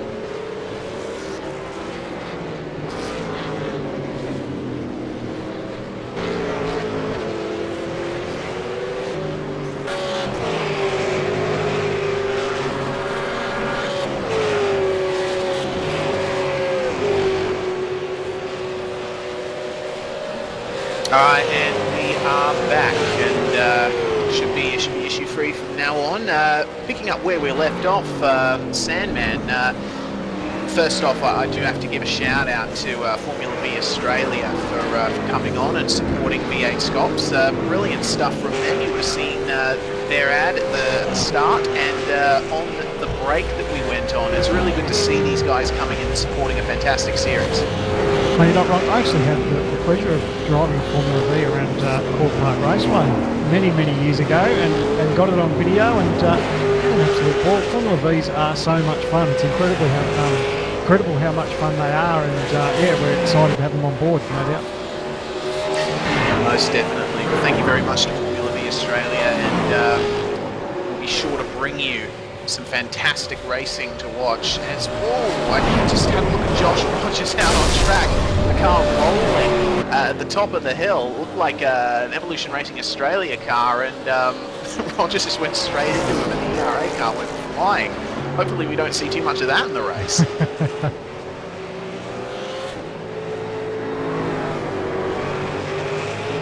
Yeah, speaking of Josh Rogers, Sandman, he's topped pre-qualifying once again as we come up to 10 minutes to go in this qualifying session. Josh Rogers clear of the field by about 2/10. I'm going to tell you what, 2/10 is a pretty handy margin around this place too. someone put something in his drinking water the last couple of rounds, because he's been absolutely on it. He's really been, well, he's setting the benchmark in the series, there's no doubt about that. And I tell you what, it's probably going to be hard to beat again tonight. Yeah, he definitely will. He has got some competition again, though, once again in the form of Jared Filsell, who, as we saw at Road Atlanta last round a couple of weeks ago, unfortunately had that very, very bad internet dropout, which basically put him out of contention for the race win in that race, and Richard Hampstead as well in the top 3.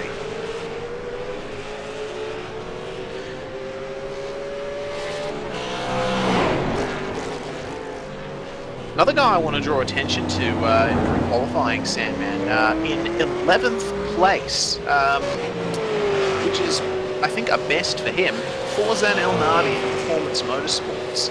Fantastic job from him. He's the last guy in pre-qualifying to be in the 2-minute 22nd bracket, and yeah, it's a big step up from where he was before.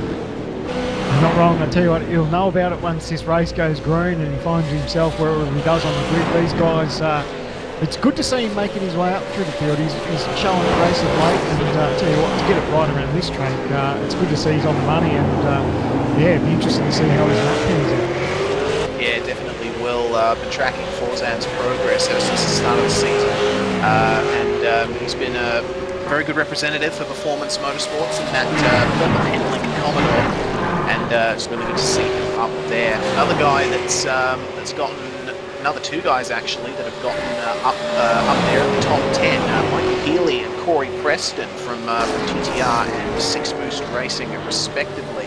Healy 5th, Corey 7th, another good show.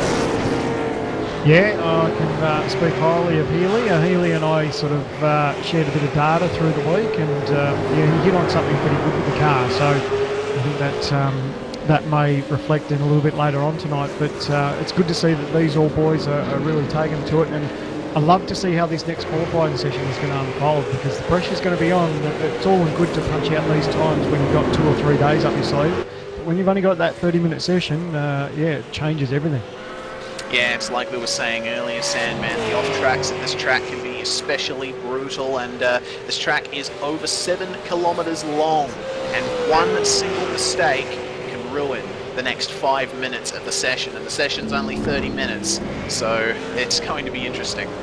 It's funny, if you had said to me before my qualifying session that I'd only bank 1 time lap in that 30-minute session, you'd just think, you're crazy, that's impossible. But these guys find themselves under the pump, and they're really trying to get the most out of these cars, and like you said, it can be the slightest little off track where you're allowed to in real life, but you can't do it in the game, and it kills your lap. So these guys need to be mindful of it, and no doubt it'll be a different story when qualifying comes around in about 6.5 minutes time.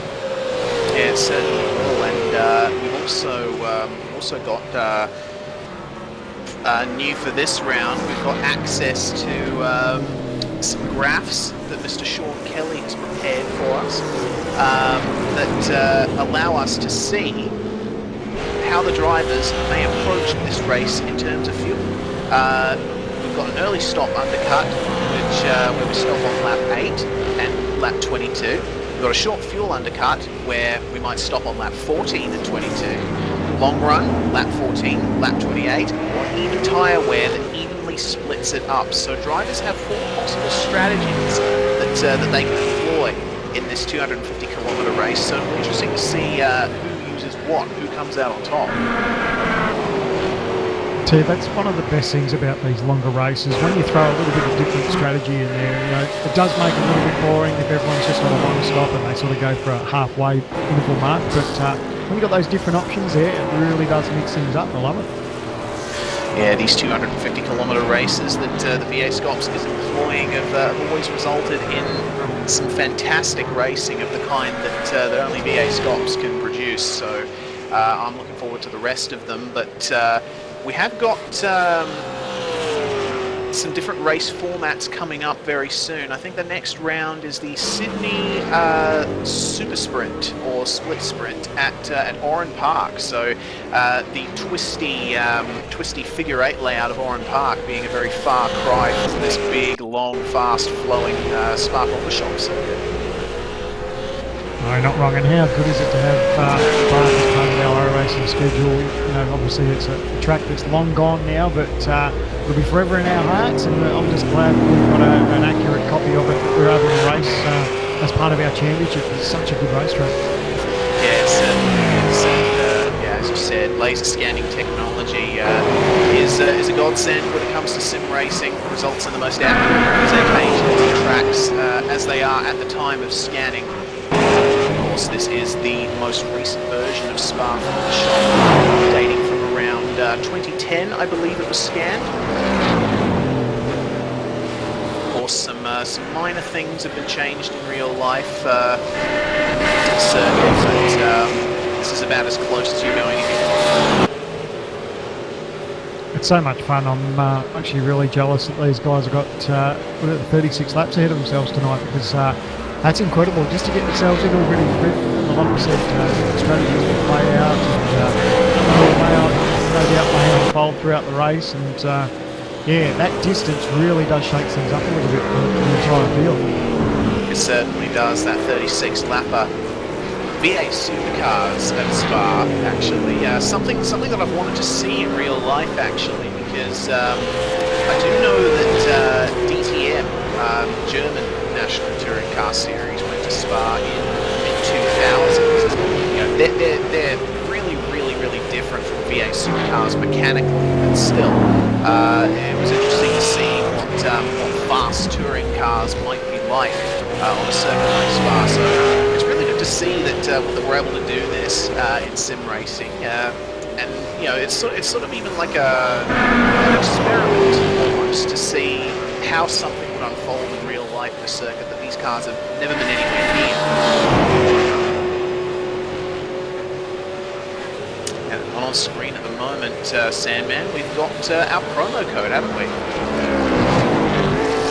Yeah, it's good to see. Actually, speaking of good to see, my vision has just dropped out, so I can't even see that code. Yeah, well, no problem. The code on the screen at the moment, just make sure that you enter that. PR V8SCOPS, okay? Enter that when you sign up for subscription to iRacing.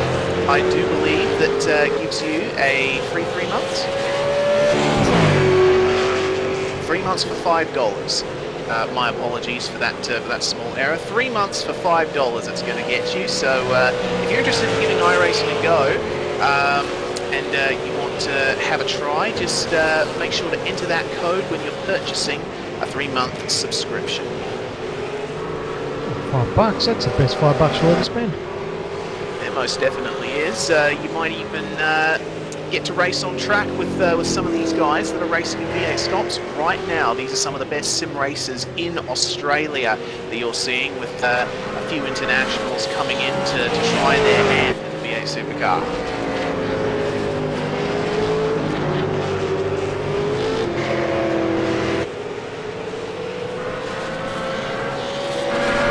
Coming into the final minutes of practice, Sandman focusing on Madison now at the moment. Madison's the championship leader at the moment, despite not winning a race this season.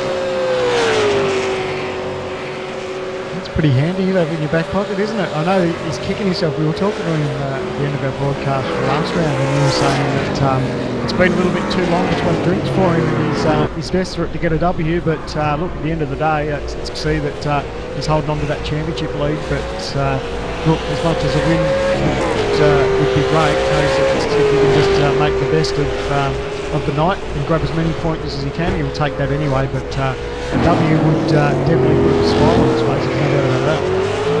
Yeah, certainly would, but Josh Rogers, as we've seen, has been the man to beat in terms of outright pace this season so far. So, interesting to see what he can do. He's 3/10 clear of Richard Hampstead, his teammate. And the session is over. So, Sandman, here we go. 30 minutes of qualifying at Spa, and then we've got a 36-lap race. Oh, I can't wait to see how this is going to unfold. The nerves will be building for these guys. The heart was jumping out of my chest when I was in my session, just thinking about how important these 30 minutes are, because this track, as long as it is, the last thing you want to do is sort of be down towards the end of the pack. So these guys are going to desperately trying to make their way up towards the pointy end to make things a lot easier once this race gets under green. But you can see the session's green and everyone's starting to file out to the racetrack. Yeah, piling out of pit lane, trying to get a spot free on the racetrack. Crossing the old start finish line, which is still used for endurance events.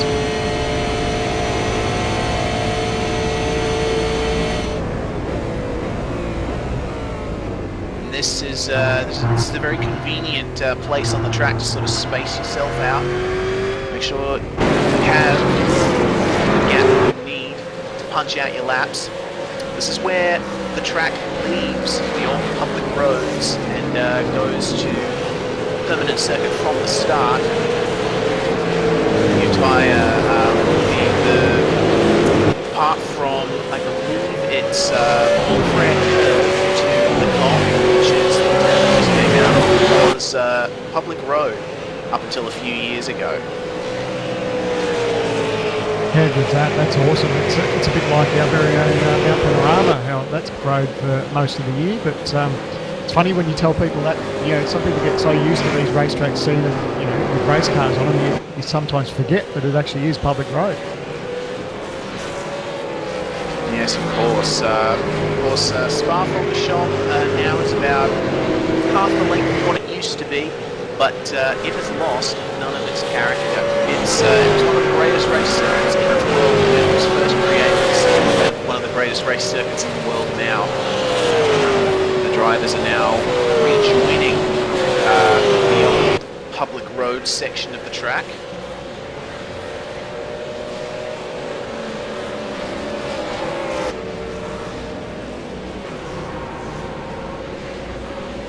As the drivers are gearing up to start their laps, Sandman, it looks like we've got a track condition fairly similar to what we saw in the Split 2 qualifying session. 25 degree and track and 27 degrees Celsius, but mostly cloudy, so we don't have much sun on the track.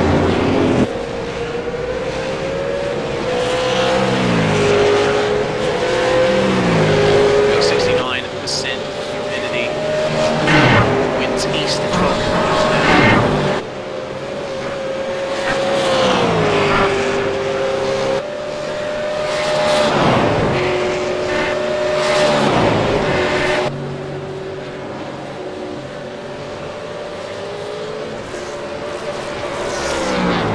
One thing I wanna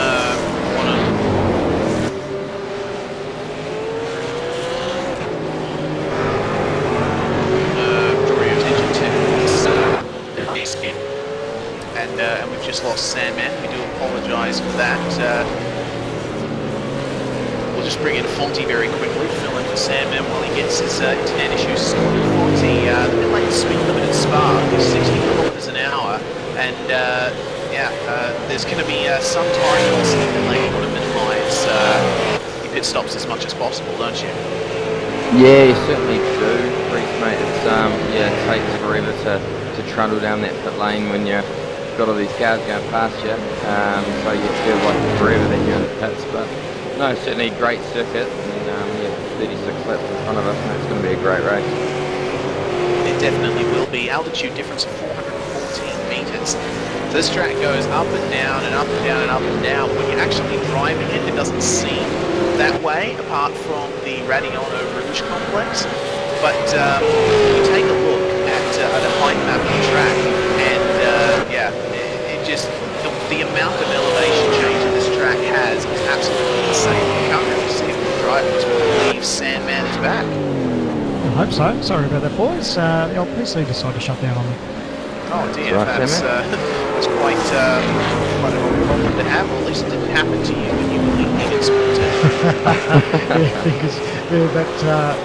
Normally that figures what normally happens at the most inappropriate time, but nevertheless, there's plenty of time in the session to qualify. Yep, definitely, and we've got people coming across the line now. Jared Philsell, P1, Richard Hampstead, P1. 2 minutes 20 flat is currently vision whole time. Guys swapping times on Schreier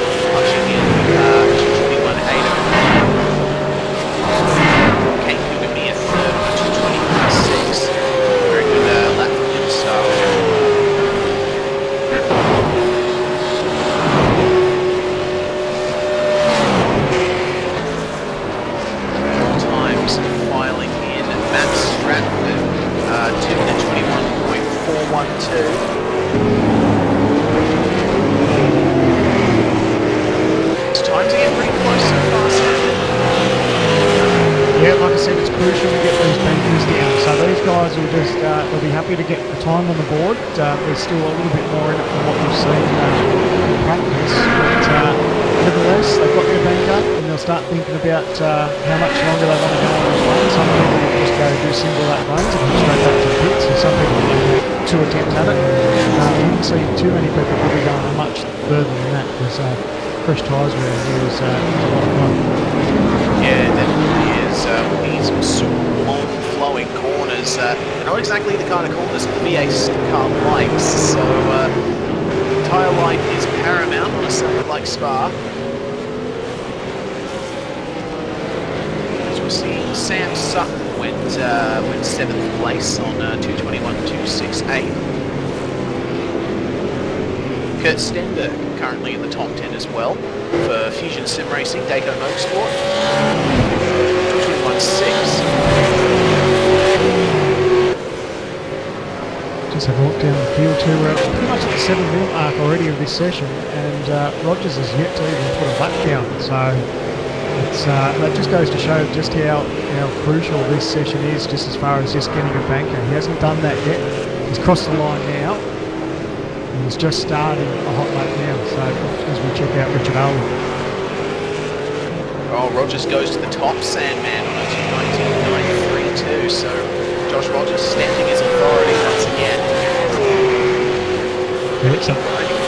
Go on, Sandman, sorry. No, I was just going to say, so there you go. It took him 7.5 minutes almost just to punch out that lap time, so it's good now he's got a banker. I'll tell you what, it's good that he goes to the top of the leaderboard too, so now he can just focus on the rest of the session about maybe punching that mark a little bit lower. Yes, definitely. Richard Alwood running a bit wide there in the bus stop chicane, back into the pits. Yeah, if it's going to happen, that's the best place for him to have a little bit of a whoopsie. Just dive straight into pit lane and have another run at it. Yep. Adam Zeidinger, P16 at the moment.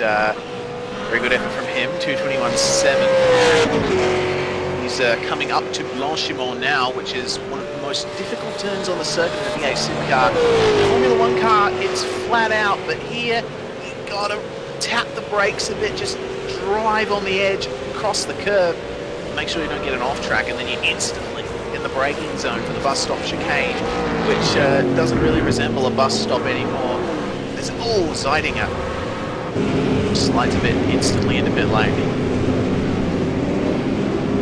It's interesting, I don't know what it was like in the second speed as far as qualifying sessions, but too many people that are trying to use the toe in the qualifying sessions in this one at the moment, so which I thought would have been quite good. Yeah, I would have thought so too. Driving at Spa is definitely not something you don't want. I guess people need more faith in the mechanical grip of their cars and would rather not have any aero push, especially through those fast corners, because Spa is an interesting track in that regard. Usually tracks have have their turns and then just have a straight, but then Spa, when you come to it, it has long flat out straight sections, but they're broken up by fast corners. So especially if you're in a high aero car like I was in my HPD at the Australian Endurance Championship, you don't want to get stuck behind a car because you'll just go straight off from the lack of downforce. That's incredible, isn't it? Yeah, it definitely is. Spa, of course, a very different track in a 650 horsepower V8 supercar that still has a locked diff.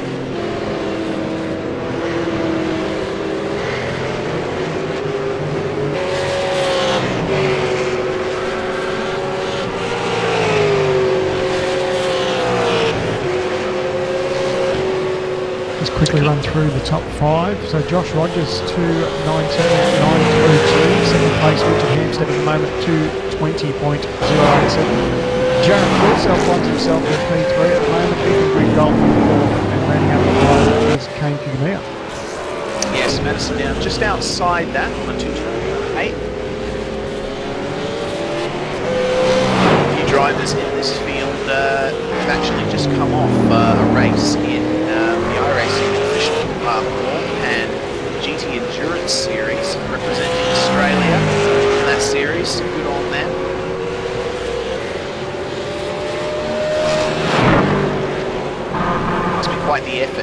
switching from a rookie GT3 car to a V8 supercar.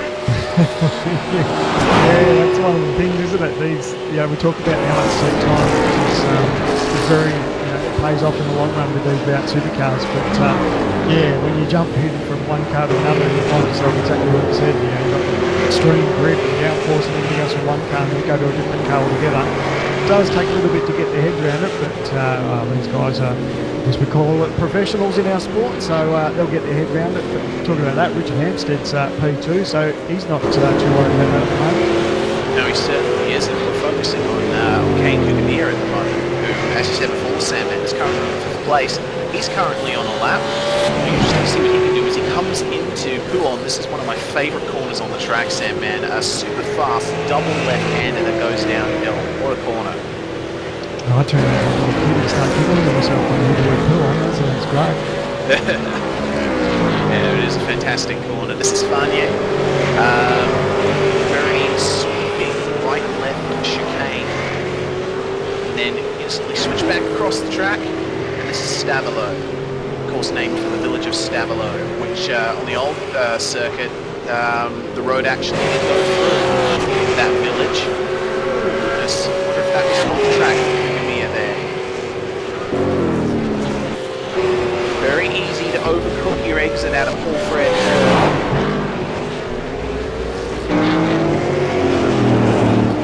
Taking off a lot of curb and Blanchimont has to be said. You see it? Kuganir has managed to avoid the off-tracks, really pushing it in the chicane. As Jared Fullsell goes to P2, Sam, man, 19.936, that's only 4 thousandths slower than Rogers. That is awesome. Josh Rogers at 19.932 to Phil Sells 19.936. That is awesome. Wow. So Rogers isn't out of the woods yet. Seems Rogers is on the lap as well. We'll have to see what he can do to respond to that.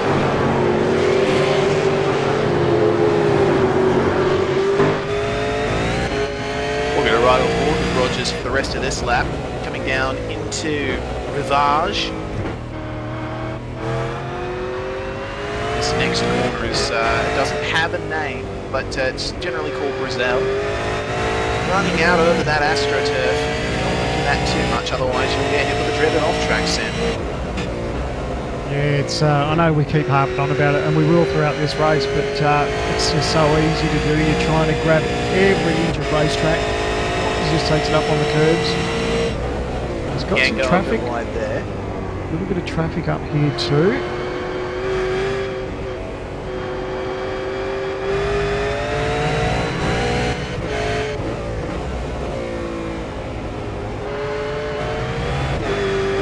Slide there at the exit of Stavelot. Can he keep it tight through Paul Frere? Oh, you could hear him just hesitating a little bit with the throttle. He knew he was up against it, was just pushing a little bit wide. As we're looking at Rogers going through Blanchimont, pushing super hard through there. That's a good line through there. Didn't take too much of the curve. Did not settle the car too much. Richard Hampstead, P3 on a 220.013. What a gap between the top three, Sandman, as Rogers comes out of the final corner. Yeah, pretty impressive. Let's see what time Rogers has managed to punch out. 2:19.6. Good job. There he goes. So just a couple of tenths up his sleeve, just to take a bit of pressure off. That's a good lap.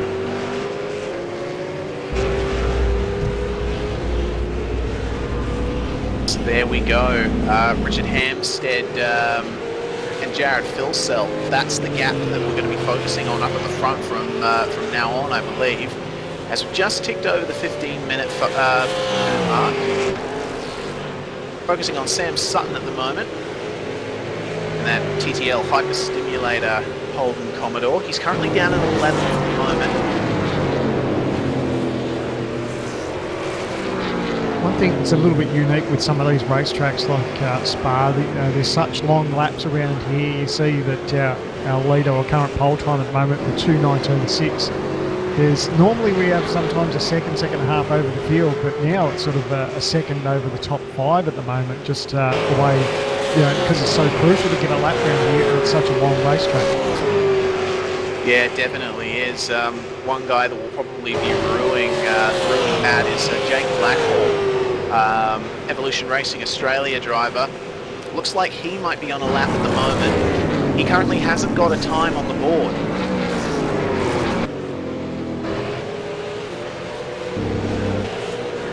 So that's half the session gone without a lap from Blackhall. Oh, and that would have messed it up again, I believe. That is if he's on a lap. No off track yet.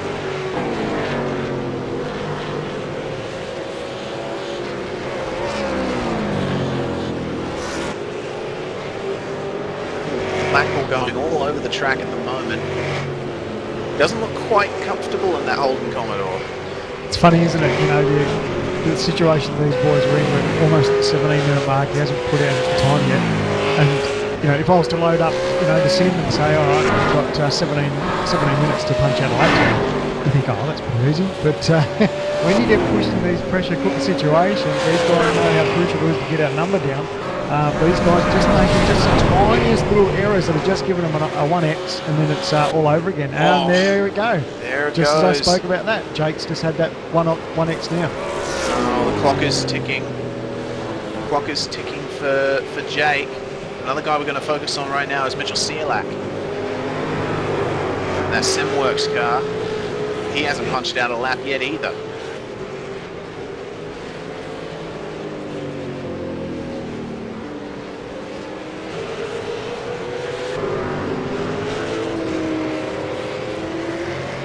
The guy that has set a lap though is Michael Ford, who is currently in 31st position.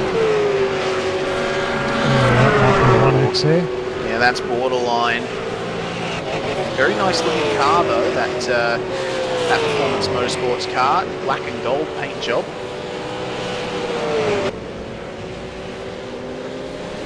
If you look at the difference to like his qualifying time at the moment, 2:22.9. He was into the 21.8s in practice, so he knows there's at least a second there, but it's just hasn't been able to put together at the moment as he dials in pit lane. Pit lane for him, but on screen now we've got Tony Klusterman, one of our resident internationals. Klusterman from Canada. Oh, as he goes off track at the chicane to let him by. Yeah, oh, there's another car coming here. Oh. That was a Fusion Sim Racing car. That was a bit, yeah, close. Yeah, that was Keith Brennan. So looking at Michael Cracknell now in 24th position, 21.874.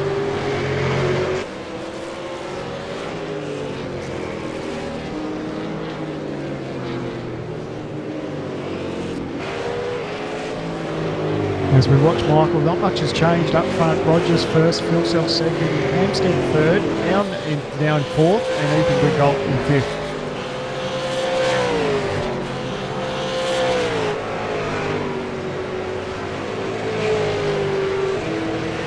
Of course, Rogers has got 3/10 up his sleeve.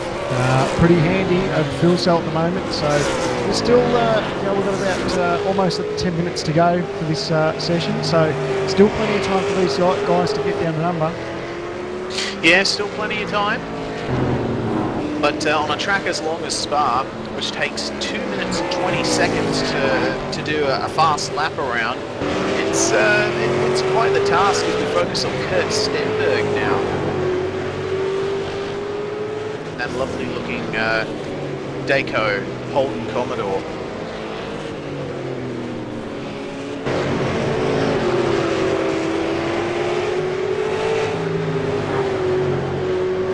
There's a familiar looking race car. Yeah, there we go, Mr. Sean Kelly, P11 at the moment, looking to break into the top 10. There's only 100th of a second separating him and Michael Healy from that 10th spot. Got to give Sean a shout out for the work he does behind the scenes with V8SCOPS. These broadcast slides that you see, the still images that we show, showing data, and also the pre-qualifying results and championship tables you see on our Facebook page, V8 Supercar Online Premier Series. Sean makes those, so he's the guy behind all of that and our visual identity. So massive thanks to Sean for all of his work. No, not wrong. He's a crucial part of us here at V8sonline, and yeah, we couldn't do it without him. He does so much work behind the scenes, and we can't thank him enough. And I'm hoping he can find a little bit more time. Obviously, he was 6 funds just in practice. He finds himself back in 11th at the moment, so there's still a good 8 or 9 tenths he can find up in that car. So let's hope he can dial that in before the session goes to Checker. Yes. Richard Aylwood, meanwhile, jumping up to P20, 2 minute 21.764. As he finishes his lap.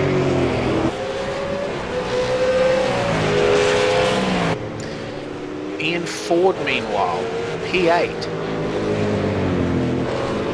Ian Ford has been a force to be reckoned with outside the top 3 and sometimes even within the top 3. As we saw, he qualified a surprise 2nd at Road Atlanta last time out, and despite a super up and down race, managed to recover to finish 6th. So Ian Ford is no slouch in this car or in this series.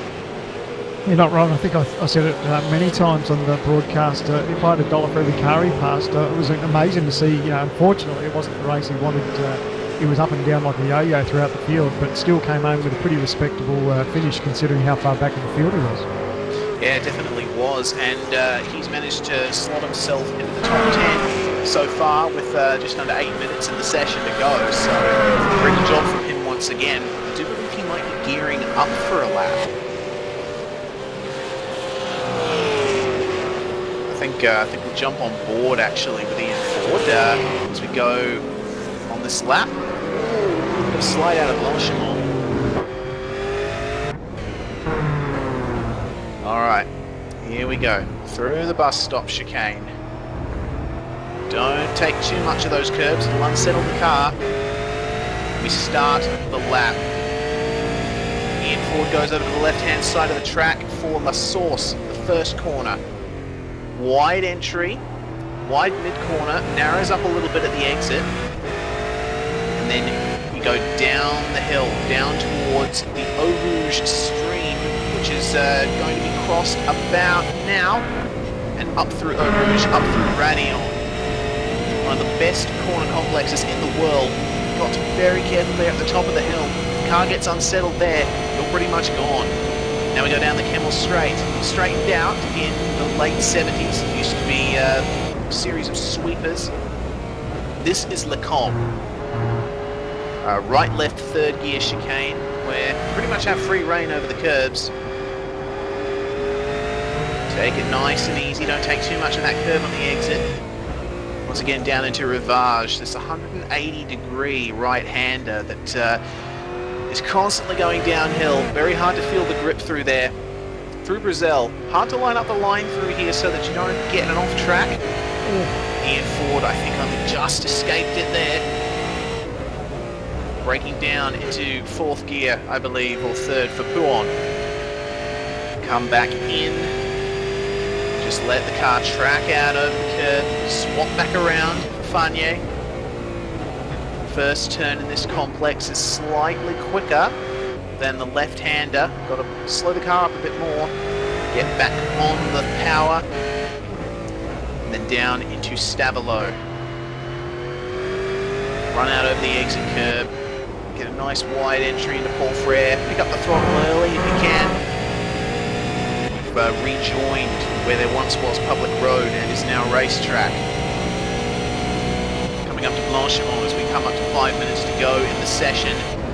How hard is he going to push it through Blanchimont? Just takes it nice and easy. And then hard on the brakes once again for the bus stop chicane. Over the curb, locks it up a little bit. Taking a lot of the curb there. Just nail the throttle. All he can do is take a look at what his time is, and it is a 2 minute 20.713, so that is an improvement. But he doesn't move up any positions. Yeah, it looked like he was just fighting the front end a little bit towards the end of that lap.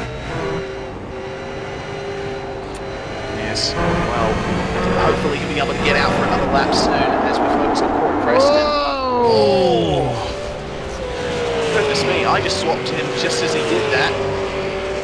Oh boy, and that's a very bad part of the track. Doing it. Now all he needs to do is just gather it up and just fire straight back to pit lane, because in this session, like all our Scops events, there's no escape rule in effect. So he'll just take it back. Doesn't look like he got too much damage, but he'll be able to go back to the pits and just reset. So, yeah, bit of a shame, but nevertheless.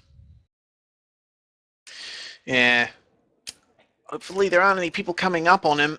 Corey Preston does the right thing, slows down, goes off track, because that's at Blanchimont. That's one of the most borderline turns on the whole circuit. There's an awful lot of tarmac runoff there to the right-hand side, but you still don't want to go too far off track when you go through Blanchimont, because low grip and high speed equals oh no. He's got his work cut out for him too, because we've got about 3 minutes to go in this session. So a good lap round here is sort of 2:19, 2:20. So he needs to fire back to the lane and quickly get out as quick as he can to start a lap. Yeah. As we say that, Madison Down does just that, firing out of pit lane. Just letting that Performance Motorsports car by. And it seems an Angry Birds one as well.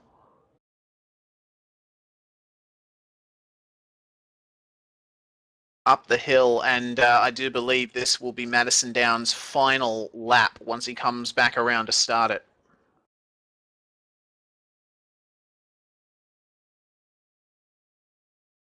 It's amazing how quick this half an hour session goes when you're in the driver's seat. You know, you got so much going on as far as trying to bank a good lap and improve on your time. And some people even think about little changes that they'll make to these cars as this session goes on. So they know they're in the dying stages now, and it's time to put up or shut up. Yeah, it definitely is. As we say that, Sean Kelly managed to put himself back up into 8th position. Good job from him. That unfortunately has put Michael Healy out of the top 10.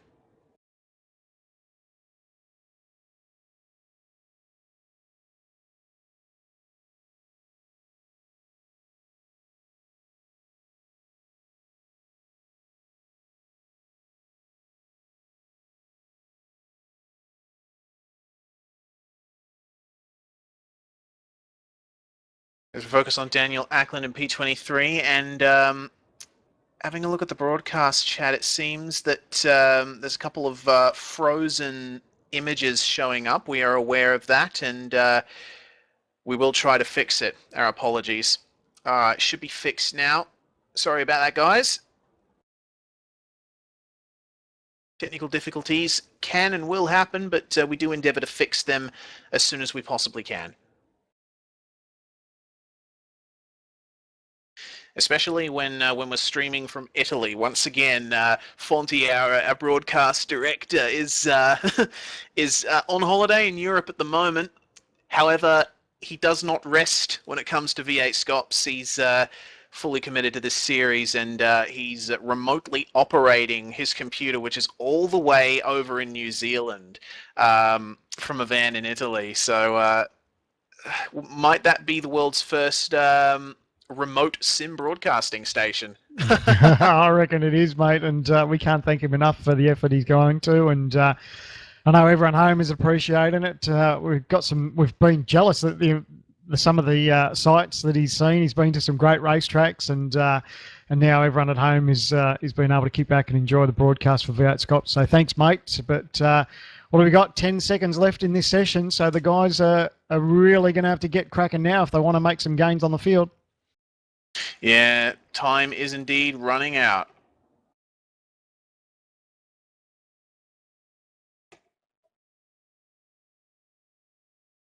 So that's it. The checkers out. Currently, Rogers in first, a 19.6 over Phil Sell second, 19.9. Hampstead in third, down fourth. Ethan Grigalt in fifth. Who is going to come out on top? We do apologise, guys. We are aware of the frozen picture issue. Overlays are still fine. We will attempt to fix that before the race starts.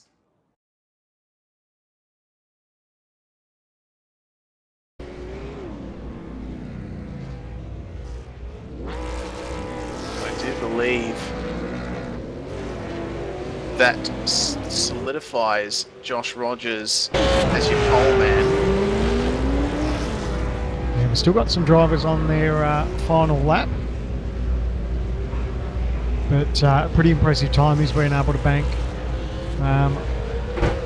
Just in practice earlier, the fastest time other than Rogers was Hampstead in second with a 19.8. So someone needs to punch out a 19.6 or better. So it's going to be a tough ask.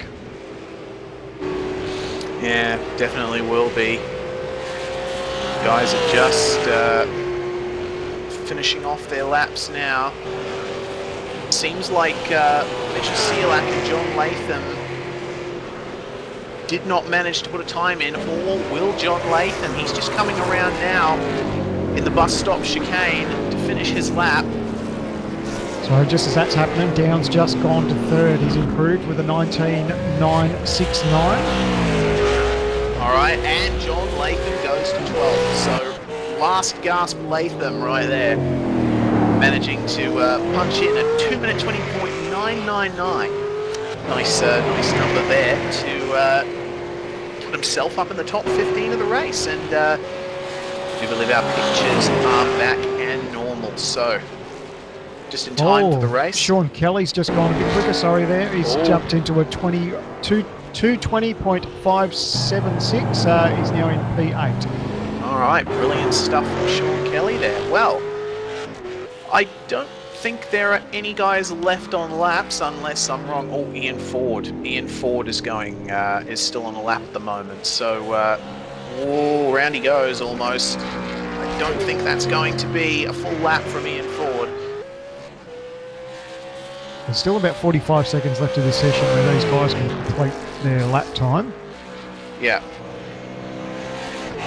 So Ethan Grigalt, he's still on track, but don't know if he's on a hot one.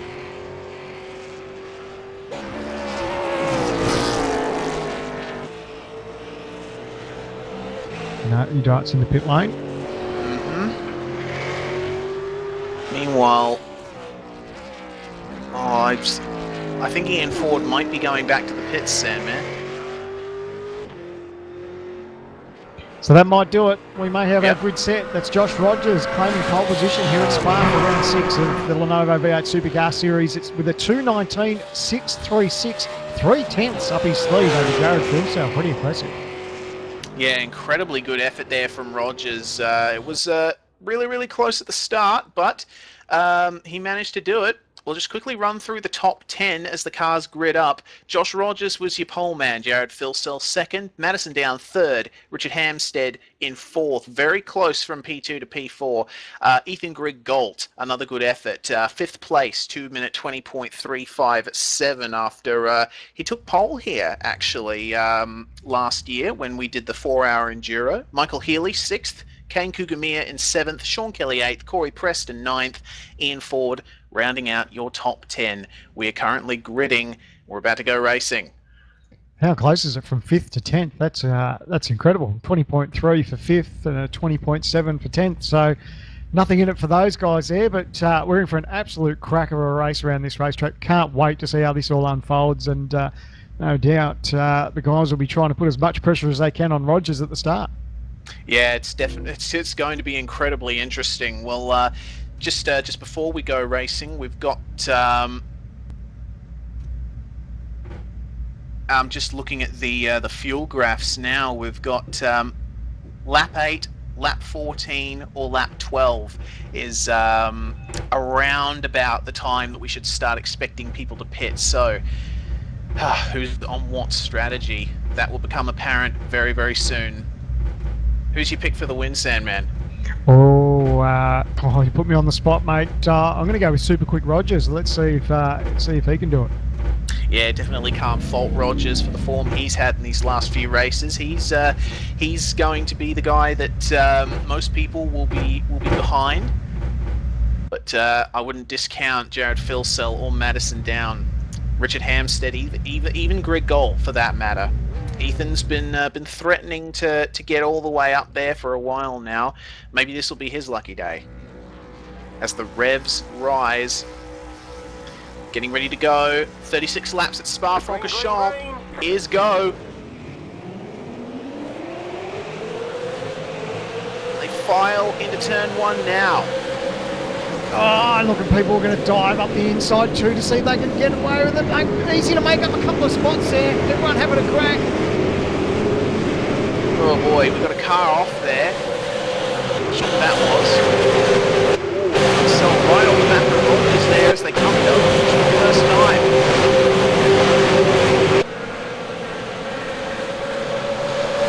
Good chance for these guys really to suck up a little bit of draft and see them sort of bleed around a little bit down. He's got plenty of speed to get going. He's looking for a move up the inside. Shreya versus Maloney in the background here. Shreya has the inside line but breaks a bit early. Maloney's going to try and go side by side with Kelly into the com. Oh, Maloney off! Positions lost from Jake Maloney there. Not only did he lose time, he'll have a slowdown. It's so tricky, these guys really trying to hustle for position. They're trying to make gains while everyone's bunched up. But at the moment, it's Rogers over Fullsell, over Down, over Golf, and Hanston in the top right. Yeah, cars going single file at the moment.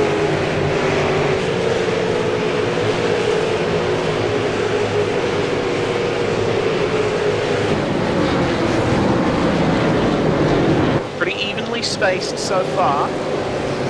That's all they need to do at the moment is just sort of hit their marks, get themselves into a bit of a rhythm. It's such a long race, you know. We've talked about how many different strategies there are for pit stops, so everyone will sort of have some sort of idea of what they want to do and when they want to pit. So now it's just about getting temps up into these tyres, getting themselves into a rhythm, and seeing how the race starts to unfold. Definitely is, but as they come up to the last shot, we've got Josh Rogers just gapping Phil Selleck so slightly. Got to remember, this is where Rogers and Joe Burkett first made a name for themselves in the Enduro, doing incredibly well for All-Star Motorsports, and they were soon picked up by TTL, and look at where they are now.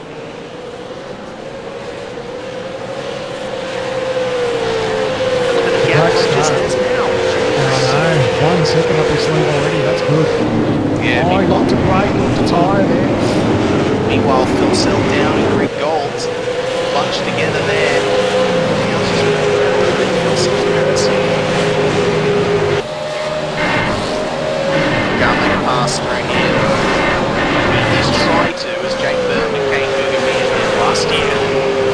You want to set him up, that's what you want to do, and that's what Ethan Greg Gold's actually been able to do. He's got a run here on Madison Brown. He's looking for a move up the inside of the Ultimate Karting Sydney Commodore. Got the run, nice run up here up the inside, and Down just has to give him some race room. He'll think about a move around the outside. Oh, he did! He hung right in there and got the spot back. Well done, Madison Down. Yeah, good job from him there. And good job from Ethan Greg Gold to back out of that move when he did. Very good racing. Good to see they gave each other a bit of racing room. You know, easy. I actually thought Ethan did enough there to get the position, but Down fought back on the outside, and yeah, good to see racing room there by both riders. Yeah, very good. As Greg Gold goes a bit wide there, and Rosell.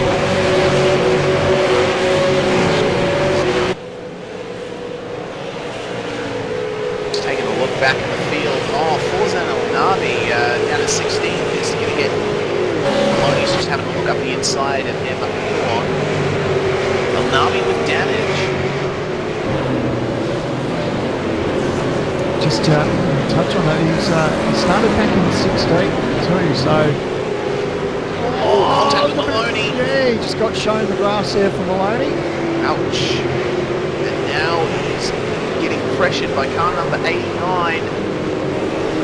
That is Wayne Burke for Synergy Sim Racing in that new Free the Fruit livery that they're running as part of their sponsorship for the Studios bars. Well, this has got Luke Harmon. He's going to have a look. He had a bit of a run there, but now he's in a tricky part of the racetrack. You need to pretty much go single file here, so we're just duck back in behind. Yep, next move opportunity is here at the bus stop. See if he can go for it. He's going to try. Oh, he's in deep. Oh. El Nami gives him room. Man,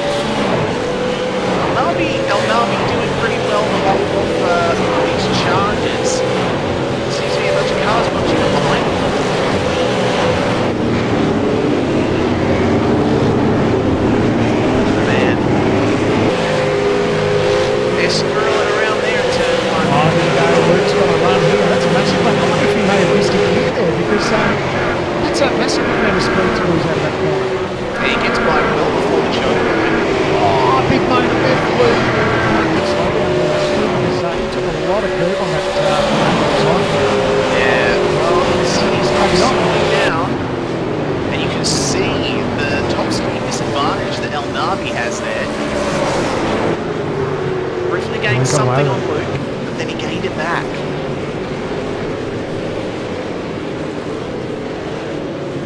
Well, look at those cars going around behind Bill Narby. Yeah, there's just a little bit of damage just to the right rear of Morel's car too. There's going to be too much to move at the moment, but he's obviously bringing the thick of it and having a little bit of contact at the start. Yes, Craig Jones and just Sealack, look at them go. Oh, Sealack with a little bit of a slide.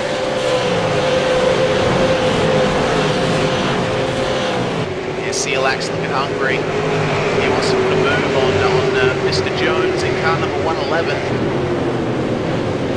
Oh, a little bit of slide in the background there. That was Sanjay Dalali. Oh, Mitchell, oh, he just caught the curb on brakes there, and I thought that was going to fire him off the racetrack, but he held on to it nicely, so nice job there. Yeah, geez, all of these guys, oh dear, almost got squeezed off the track. Oh dear. Goral had a bit of an issue there. Oh no, El Navi off. Oh, here we go. This is not a good part of the track for this to happen. Yeah, so that was actually Max Stratford that went wide, so Paul managed to get past him there. Blanchimont they go. Oy vey.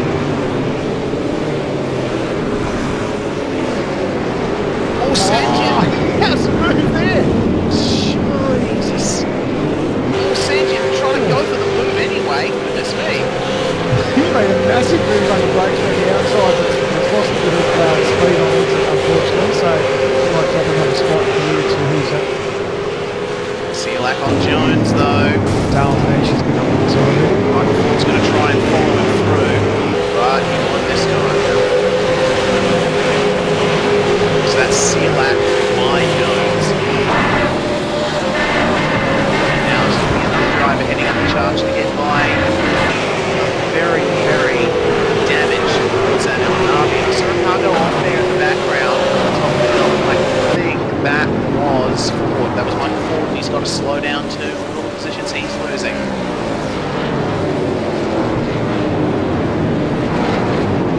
Oh, shame there for Michael Ford.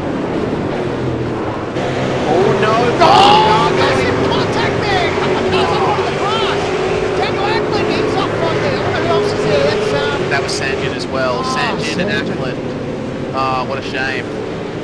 Just gonna have a look at that. Yeah, concertina effect. I don't know if Sanjin got a tap there from the back of Michael Ford, but that was already contact after he'd made with Daniel, unfortunately. So, yeah, just one of those situations where these guys were trying to race each other a little bit, and unfortunately Daniel just copped a bit of a tap there from Sanjin. Sanjin checked up, and Michael just got into the back of him. Very, very bad luck there for the bonus lawns and KRF cars.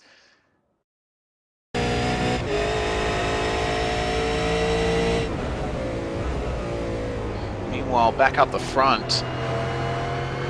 Have a look at the gap that Rogers has over Phil Cell, nearly 2 seconds. Yeah, that's he's not mucking about, is he? Last lap was a 20.3 to a 20.7 of Phil Cell, so he's definitely got himself into a sweet little rhythm at the moment. We'll check out the times as they cross the line again, but a 20.4 and a 20.8. So 2.368 is the gap between Rogers and Phil Cell now. He managed to pull out 4.10s on that one lap alone. Yep, yeah, he's certainly hitting his marks and looking good so far. Yeah, meanwhile down in Grid Gold, like they're going to get a bit racy. Oh, down just almost. Oh, giving Grid Gold just enough room. Grid Gold very wisely backs out. Yeah, smart move. I love watching them go over that curve at the top of the hill and just getting a little bit unsettled. I'm glad my race was only 18 laps, because I reckon I held my breath every time I tried to fire up that part of the racetrack. Oh, then Grid Gold's just lost the position. Hampstead fired right up the inside, but he's run wide. So Hampstead, he's lost the position back. So after a dive up the inside, ran a little wide, Grid Gold got the position. Look how much gap that's given back to Madison Down now. That has opened that up nicely to take the pressure off him. It has, and we're just hearing that more horrid luck for Ian Ford. He's apparently retired from the race. I'm not sure why yet, but Ian Ford out. Just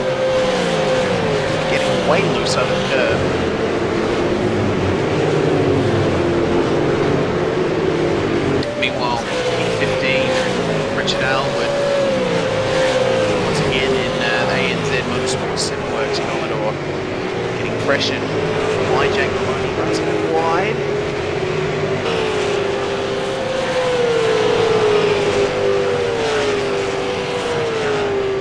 Of course, this is for the position that Maloney started in.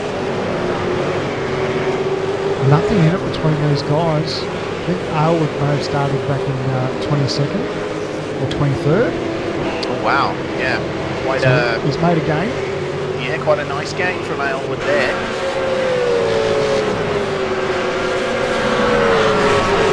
He's got a nice run. Sorry, go. Yeah, as I was going to say, meanwhile, in front of them, they've got Peter Brennan, who started 19th and is now 14th.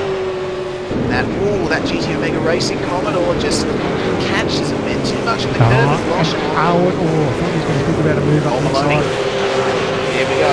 There's Jake Maloney with the move, and oh goodness. He didn't quite get the job finished there. Aylward managed to hold strong on the outside with just a little bit of a wiggle there. Just upset the car from Maloney a little bit. Yikes. Go back at it. Wow, and we're hearing it's that... not over yet. Oh dear. Oh dear. Oh, Richard just ran in a little bit deep. Now it's going to be a bit of a drag race, but not this part of the racetrack. He's going to have to go low speed. Aylward off the old right front tyre there. That killed his run. Maloney. Take care, Jake. Tipping past over here is not the most advisable thing to do. Just hearing that he and Ford smashed the fence and got 8 minutes repair. So we're sorry we missed that, guys, but yeah, we can't catch everything, unfortunately. So commiserations to Ian Ford. Here we go. This train is really forming now. Might crack a piece of this. Yeah, Jake just struggled a little bit just through that chicane, and Michael closed up the margin quite quickly there. Looked like he was going to put a nose there, but didn't quite have enough room. But it's not over yet. Jake just looks like a little bit struggling. The rear's moving around a bit on that car.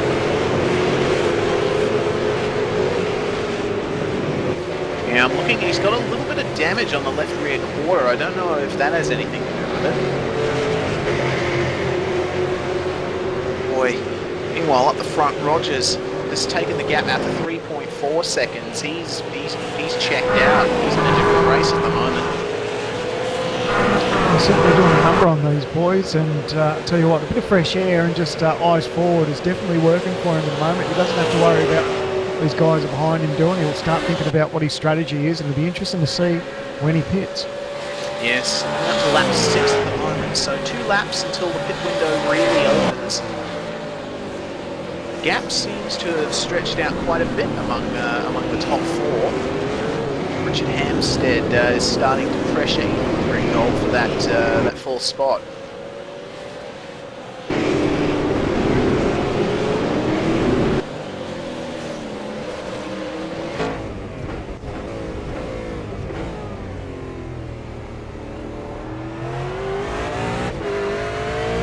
Phil Sell just locked the left front just slightly there. A little bit raggedy as we ride on board with Richard Hampstead chasing down Ethan Ringgold. What a fantastic complex that is. Just a look.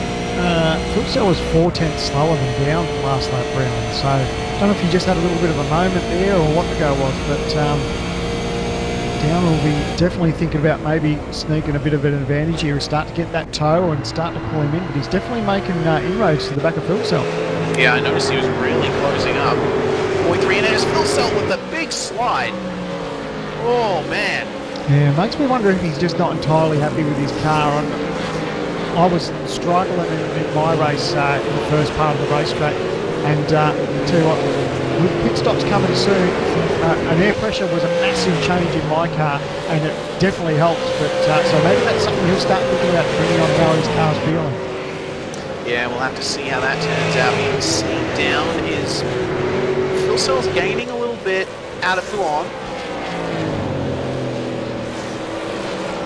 Everywhere else it seems like Madison is just...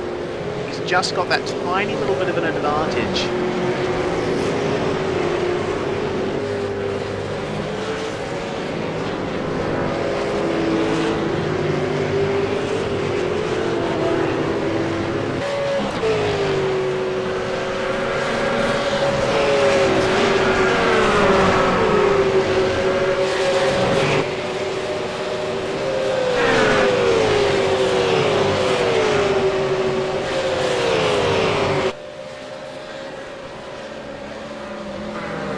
Tell you what, it's a little bit disheartening for these guys to see Rogers doing it so easy out in front.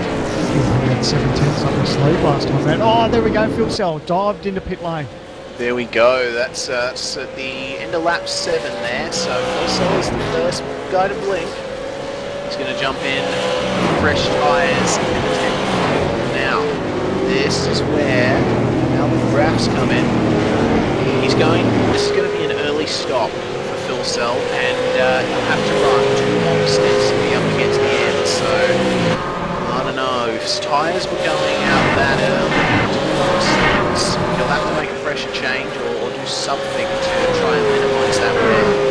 Oh, look, it's amazing. I couldn't believe how much my car transformed with just a slight air pressure change, and that's what saved me in the end. I mean, obviously got lucky in the pit stop, but the car was so much better to drive in the last half of my race, and if that's what Phil Cell was struggling with, no doubt those guys will be straight on it. They'll know what these air pressure adjustments do to these race cars, and if that's what he needed, then that's the best thing to do, get it over and done with, and start to work with a good handling race car. As he has done, he slots back in near the rear end of the field. P26 is where he comes out.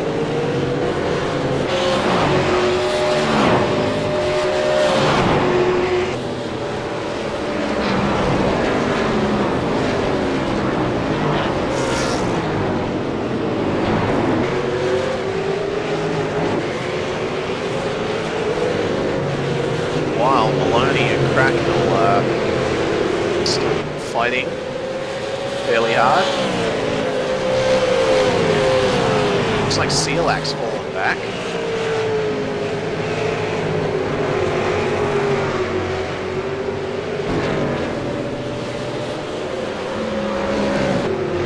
Harvey and Paul Garrell also going at it behind them.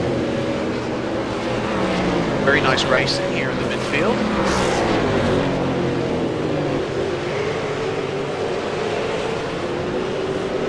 It's good to see this part of the race now. It's you know, these guys have got 8 laps under their belt, so they know they've got a fair idea of how the car's either working for them or not working for them. So it's to the point where these guys will obviously start thinking about the different strategies. We touched on that, 3 different strategies to get them through the night, and some people opting for an early stop.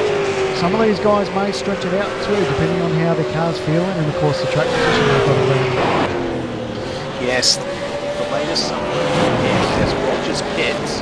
The latest someone hit on this 75 litre tank is lap 14. So Hampstead's in the lane as well. Oh yeah, true. Yep, mirroring Rogers' strategy. Rick Gold is now 1.1 seconds behind Madison Down.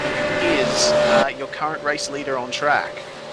Yeah, I think I didn't quite see the times, but I think when Rogers pitted, he may have had almost in the vicinity of maybe 4.5 second lead. So I don't think he has to worry too much about cutting the other guys off as far as strategy. He just needs to run his own race. The car looks good, and yeah, he just needs to get himself into a rhythm. Definitely does. Rogers has come out now, and he's going down the Kemmel straight now. He's got margin over Phil Cell.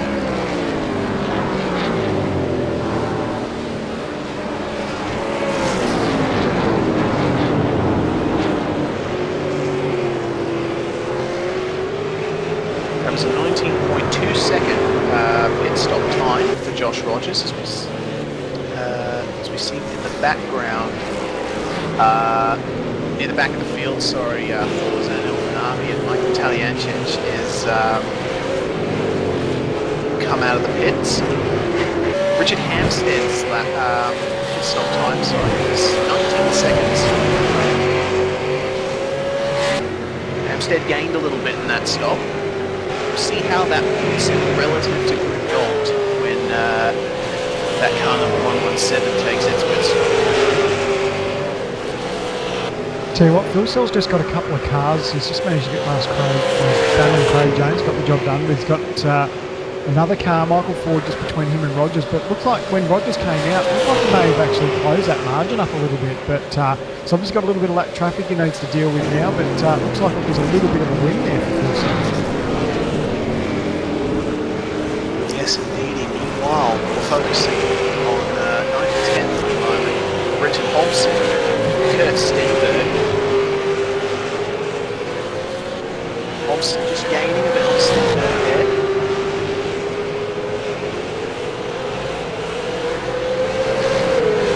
So corrected for pit stops. Not too sure where these guys would be. Probably around 12th or 13th, I believe.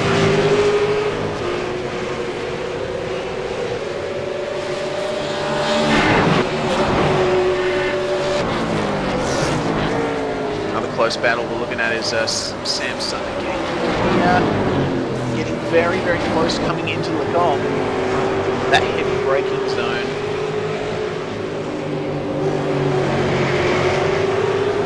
Kugami has just got a bit more confidence on the exit.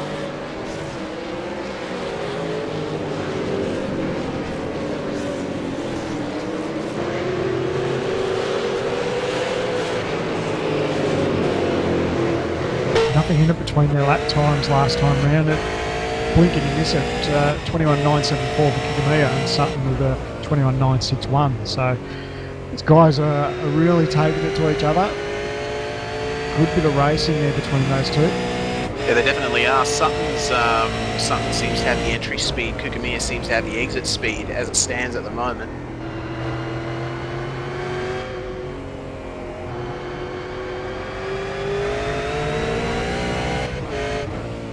The gap between Down and Grig Gold has gotten a little bit closer now, it seems.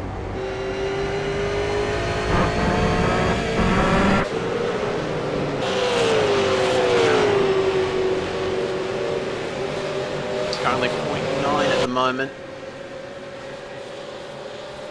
I wonder how much longer these guys are going to opt to stay out. So of course, the pits sort of anywhere between lap and 8 and lap 14. Looks like they're both going to stay out for another one. Yeah, it seems that way, as John Latham seems to have requested an escape from the stewards. Shame for John Latham. He's had a very, very bad incident, it seems. Not quite sure why. Still, never want your race to end in that way.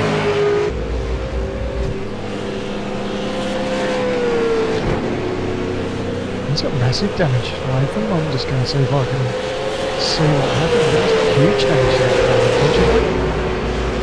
Very unfortunate. As it seems Sutton's pitted.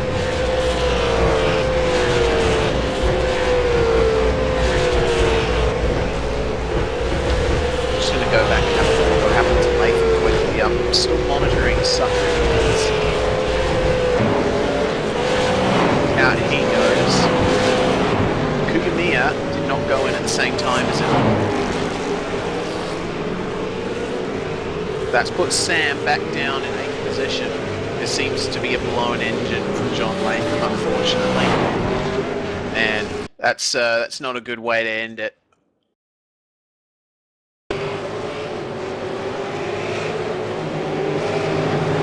His teammate, however, Sam Sutton, is back out on track.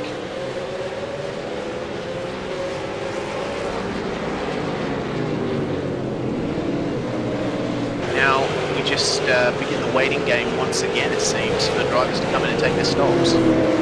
Yeah, let all this sort of filter themselves out. They'll be interested to see when down in that stop, because and what sort of ground they either make or lose. I don't think they'll make too much as far as but they've got clear air, and Rogers and Phil Cell don't have that much traffic around them, but fresh tyres will be helping those two out. But when down and Grig Galt and Kugamiya, when they decide to pit, it'll be interesting to see where it all filters through. There certainly is. Down and Grig Galt are now coming up to the bus stop chicane once again, where the entry to the pits is. Are they going to go in this time? Yes. Down is. Goes in. Grig Galt stays out. That's interesting. Well, I think that it makes sense for Grig Galt to stay out. I think he did have a bit of a pace advantage over Madison at the time. Looked like he was gaining ever more. So I don't know. Maybe he'll pit next lap just to cover it.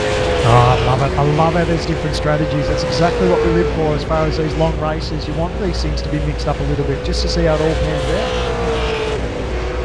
Yeah, certainly. Down pitted at the end of lap 12, so... And Rogers is coming across the start-finish line now.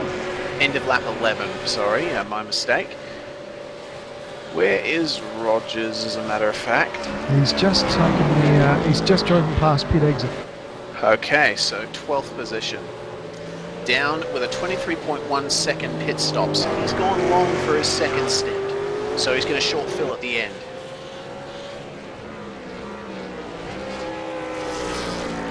Either that, or he's going to attempt to make it nice and even and pit on lap 24 to go to the end. He's actually lost quite a lot of ground on Rogers, because you've got Rogers, Phil Sell, Hampstead's managed to jump in as well, so...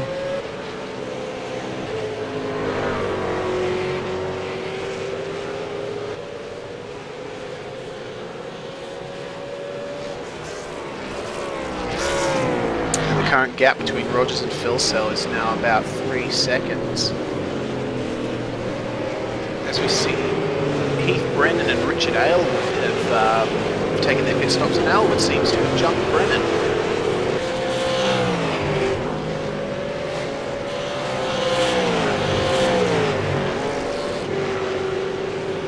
He's got a nice margin too, enough just to break the draft there, coming into the right-hander.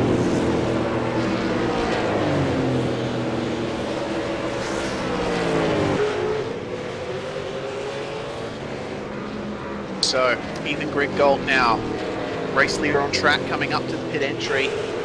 Will he dive in? No, he won't. Goodness me. Wow, as this is a pretty long opening stint from Ethan. Well, we said in our predictor that these guys would wait towards somewhere around the lap 14 mark, so you'd think he'd probably be in about next time by as far as having enough fuel in the tank.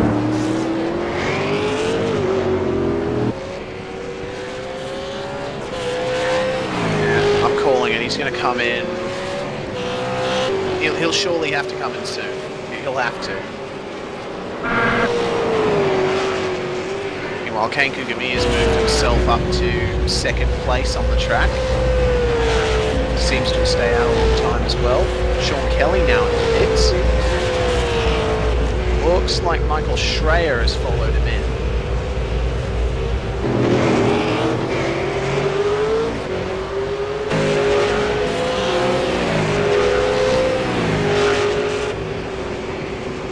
Going by out on the track. Kelly and Schreier are away.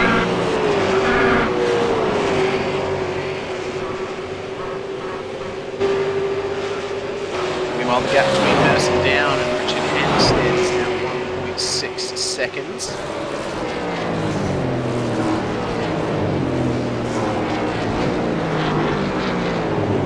Hampstead, of course, gained in that pit stop.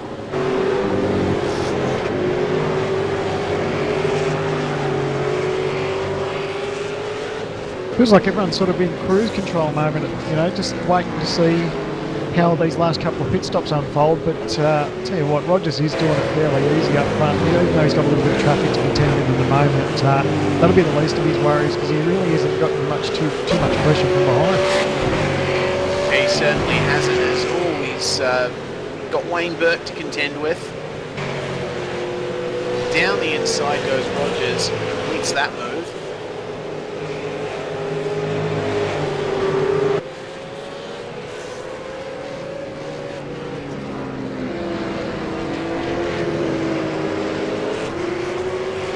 Just have a look. Ethan Griggold is now fired in the pit lane. There we go. Finally done it. Gap's opened up to 4.3 seconds between Rogers and Phil Sell. So Rogers is going to come out with a pretty big lead once the field cycle through.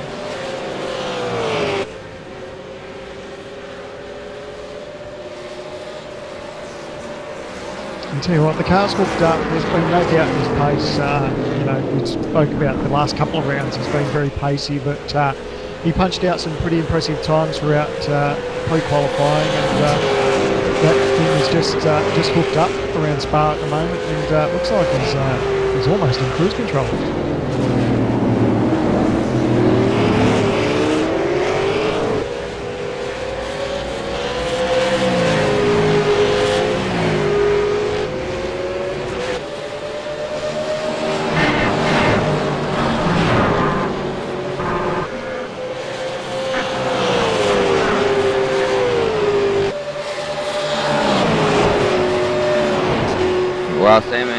there, buddy?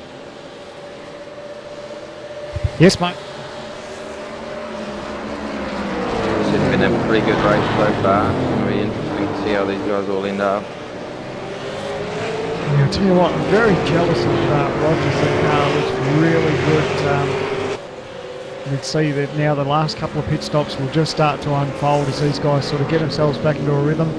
And I do love how these stops are all mixed up. These longer races do produce just that little bit of unknown as far as strategy, but it's good. It just opens up the field a little bit. Yeah, it certainly does, mate. It's such an amazing track. It's so fast and flowing. It certainly shapes out for good racing. Certainly Rogers has had a lot of pace throughout this V8SCOPS 2016 series, so he's definitely one to be a contender for the championship at the end of the day. What are your thoughts? Oh, not wrong, mate. There's been no doubting his speed. And this is funny, you know, once you get that monkey off the back for getting a race win, how quickly the pace seems to come week in and week out. I mean, I know all these guys really work hard behind the scenes to work on car setups, but he really has hit on something pretty special. And you know, some of the races almost look faultlessly. I mean, none of these races are, but it almost looks that way from the outside. But he's really hitting the marks, and he's doing everything right so far here at Spa. Yeah, well, he certainly has. He struggled on those first couple of rounds. A few unfortunate things happened to him in the earlier stages of the championship, but you know, I think we can see good things from Joshua Rogers throughout the rest of the season. It'll be interesting when it comes to the Enduro Championship. Yes. Well, sorry. I was just saying, one margin that's starting to close up is that battle between Down and Hampstead, because that margin's closed up. Last night it was a 20.9 for Hampstead to a 20.7 for Down, so just consistently a couple of tenths every lap. Now he's starting to get within that zone of starting to maybe get a bit of a toe. Yeah, it certainly is. There's Cougar and Preston currently in the pits. Cougar is out, and Preston is getting ready to go as well. There he goes. So that puts Josh Rogers back in the race lead.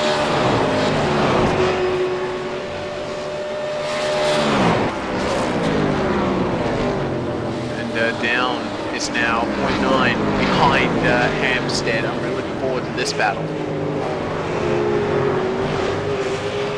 Yeah, just ever so slightly every couple of laps, he's just closing that margin in, and of course they're not too much further behind Jared Phil, so he's just a little bit further up the road. His times have dropped off a little bit. At 21.1 last time for Phil Sell to a 20.9 for Hampstead, and as we touched on, 20.7 for Down. So. It'll be interesting to see the conclusion of that battle, as seems just got a couple of cars left to cycle through. Well, here we go. Jared Philsell putting the move on Wayne Burke now, who's going out super long. Yeah, crossing the line, that'll be 16 laps. So, yeah, he's done well. Yeah, must be incredibly good on fuel, it seems.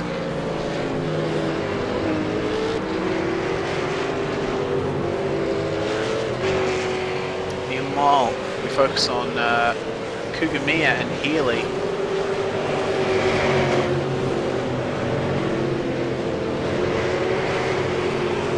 Currently very, very close on track. Kane's just getting used to that car. As he only recently seemed to have pitted.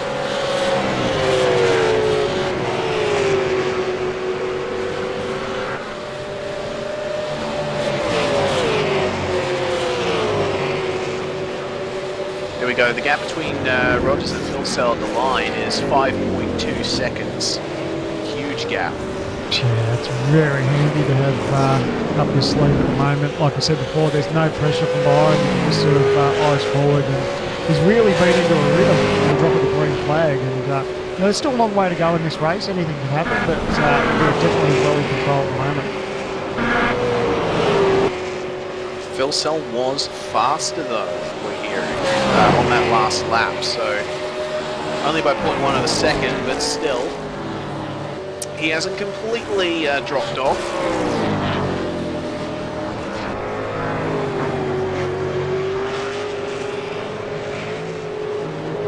Dale Niche and Wayne Burke are now in pit lane, both coming out of it, and I do believe that is the field cycle through.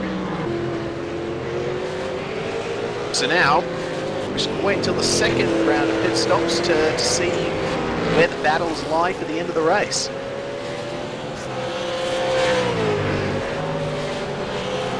Yeah, unfortunately some of them are quite spread out with these. Too many really on close going battles. I mean, there's a couple there with Kigamiya, Healy, and then Kelly's trying to get into the fold there to try and tag on the back of his TTR teammate. Yes, and then Luke Harvey and Wayne Burke getting very, very close together. There's almost contact there. In fact, I think there was a little bit of a brush between the two.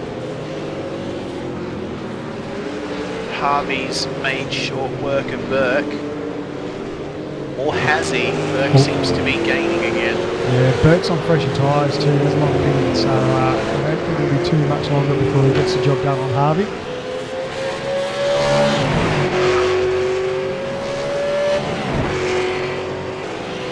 As we say that, he loses ground but then gains it back as Harvey runs wide. Oh, here we go. Yeah, Might see a move. There he goes, up the inside. Thank you very much. Yeah, but Harvey's going to fight back. Oh, goodness, he's holding it. Oh, Burke!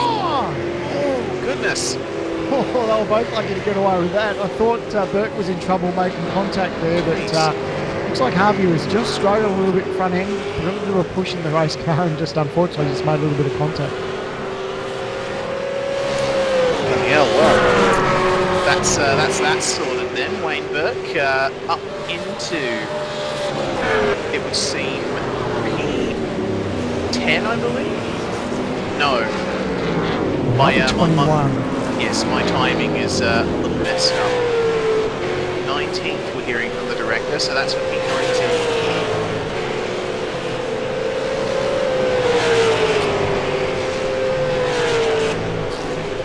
Meanwhile, Richard Albert and Heath Brennan battling hard for P16.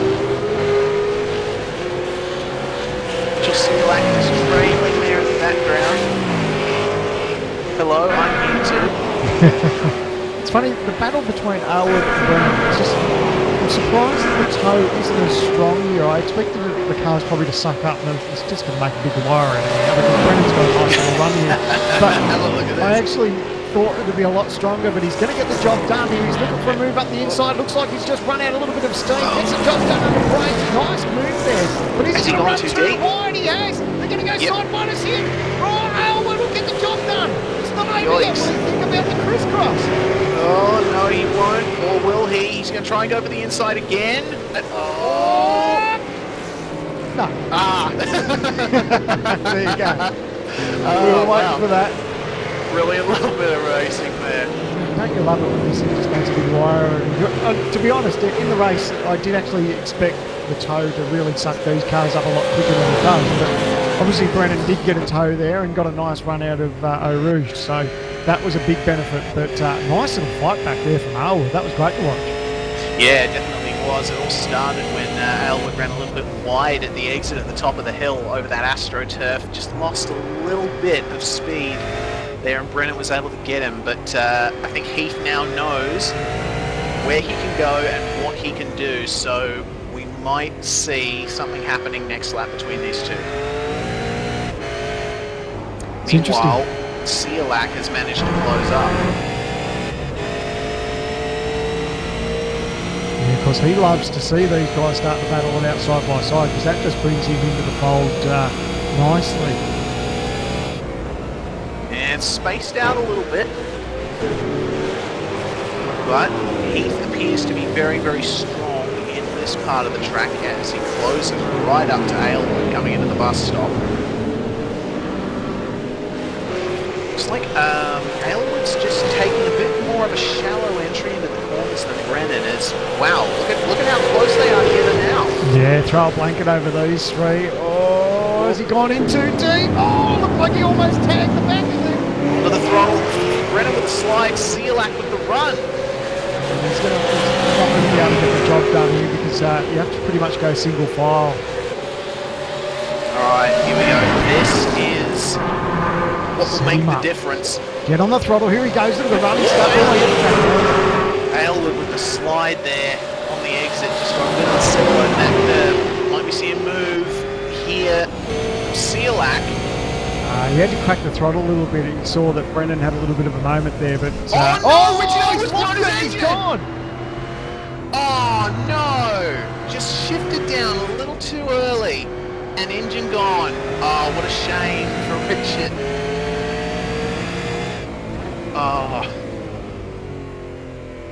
Oh, he'll be fuming, will Richard? Goodness me. Brennan's giving up that spot. We were just checking out that engine going up, but so Brennan's lost the spot. Silak is gone, but wow, that's heartbreaking. Yeah, that really is. He was running pretty well too. Up in 16th from 23rd, quite a nice gain, but yeah, unfortunately one misplaced shift in the rookie race. Tell you what, looking back up front between Down and Hampstead, not much in it now. They're almost nose to tail coming into the chicane, the bus stop chicane. Oh yeah, here we go. Coming into La Source. Hairpin. Just look a little bit.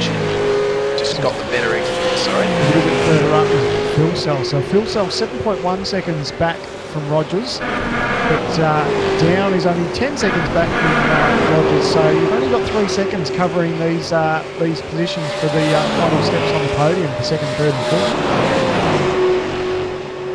Yeah, it is a very, very interesting race going on at the moment. I can't wait for the second round of pit stops to see where everyone turns out next.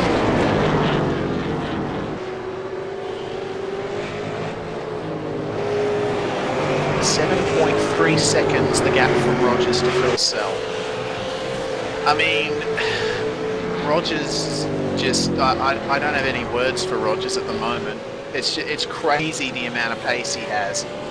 Yeah, it's good. He's obviously he's very, very happy with that car, and you know, it's he's doing everything right. He's not making mistakes. He's got the clear air, and everything's working for him at the moment. So he doesn't even have to worry about the guys battling down the back. So it's just eyes forward, hit your marks, and yeah, he's certainly doing a number on everyone at the moment.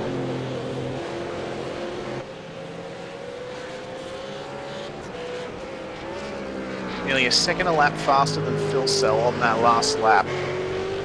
That's incredible. Well, meanwhile, in the midfield, following a request from the broadcast chat, let's give a shout out to Kurt Stenberg in car number 47, running P14 at the moment. Lost some ground to Brenton Hobson, but he's still in a very good position, having gained, I believe it looks like 6 positions or 5. I'm not quite sure how many. But still a very good job from Stenny there. Go with 7 maybe. I think he started 21st, so 21st to be sitting in 14th at the moment. Not too bad. Yeah, very good stuff. That is 7 positions. We got the gains and the losses up at the moment, thanks to our director Fonty. Sam Sutton up 5 positions, as you can see. Very good effort from him. Hobson up 4.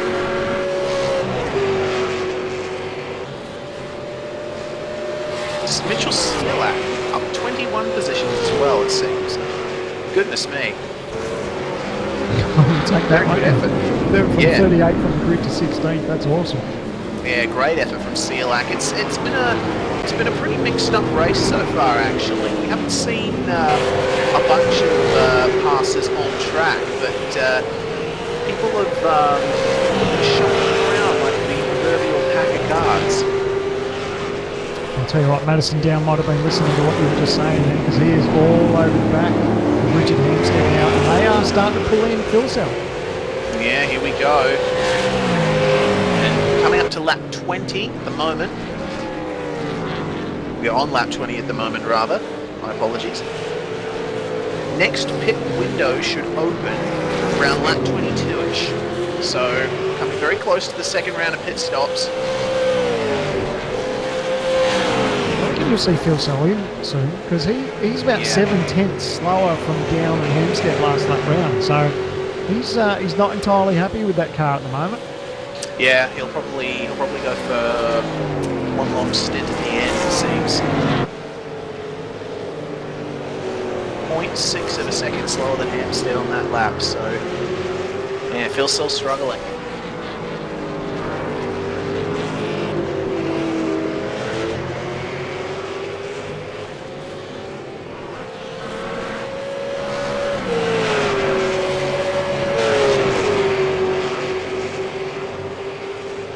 Gap being 1.8 seconds now, so if Phil Sell doesn't jump in soon and get some fresh rubber, he's quickly going to fall into the clutches of these guys. Yeah, it's interesting. I sort of didn't expect this from Phil Sell, to be honest. It looks like he's just, he's not entirely happy with that car, and he hasn't got traffic obviously, and now he's just starting to get the pressure from behind. He knows that Hampstead and Down will start to close that margin on him. You can see that, and his splits will be telling him that. So, don't know that. I'd love to know what's going on with that car. He just locked on the right front wheel coming into the hairpin. But yeah, it's definitely not something we're used to seeing from Phil Sell. And well, we all have our off days, don't we? Not wrong there. Phil Sell taking quite a bit of the curb there at the top of the hill, and he'll be seeing down at Hampstead.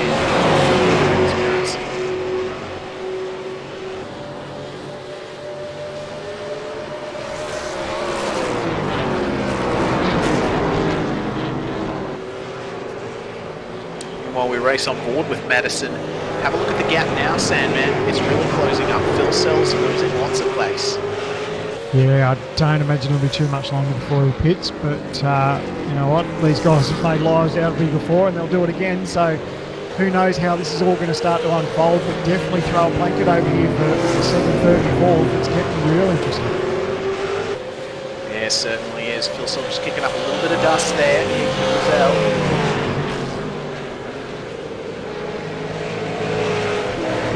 Phil Sell just a little bit of a slide there mid-corner.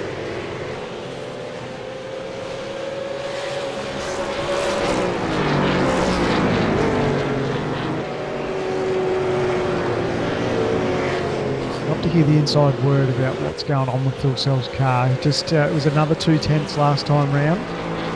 Just looks like it's just a little bit wiggly on the brakes. Yeah, I think you might have to follow your advice and try a pressure change, Sam. Yeah, I just don't know.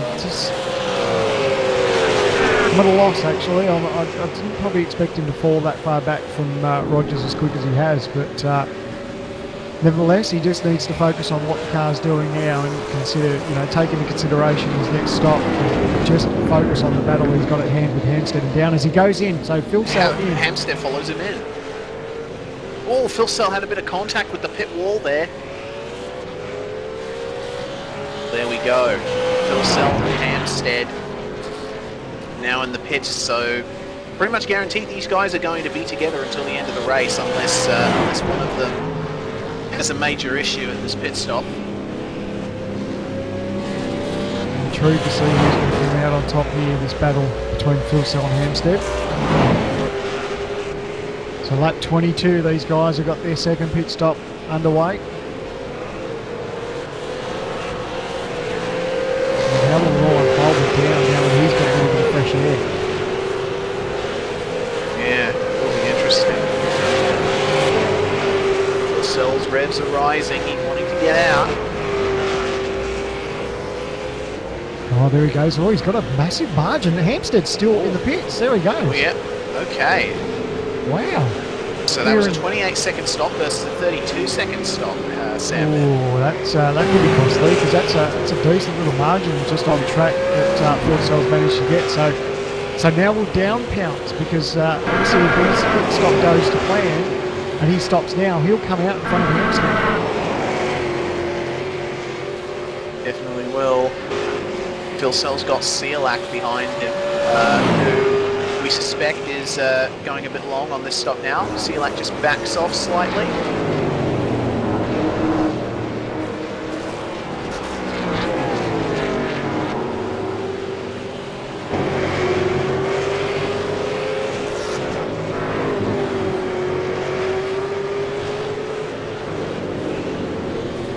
There's Madison down now, just coming out of Paul Frere curve now.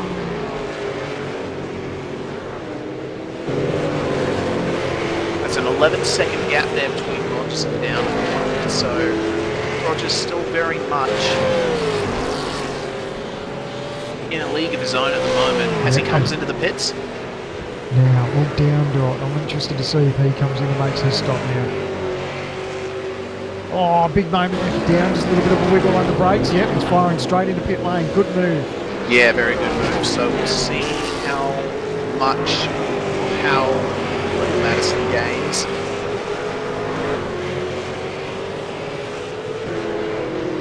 As they trundle. Sorry, mate. I was going to say, depending on the length of Down's pit stop, he should come out in front of Hampstead, because I think that caught us a little bit by surprise, the difference between Philsell and Hampstead stops. Yeah. So here we go. Down is now in his stop. Rogers is well to his car.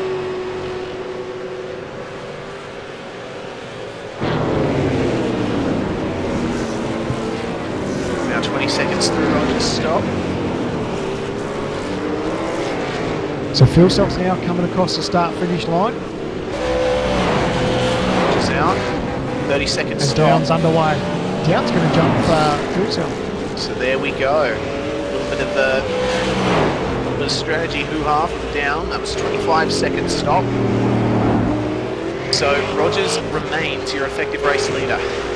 That's an awesome game from Madison Down. He went from fourth on the racetrack to second on track now. So yeah, nice little game. Yeah, very good stuff. That was that's now a 5-second gap between Down and Rogers, it seems. Wow, so he'd almost half that, because that was about 10 or 11 seconds going into the stop. So if it's at about 5 seconds, that's a massive game. Makes me wonder what's going on there as far as how much fuel he's taking. Yeah, that's going to be interesting to see. Well, he'll have to have put in enough fuel to get to the end of the race, because this is the last stop. Yeah, that's unreal how that's all played out.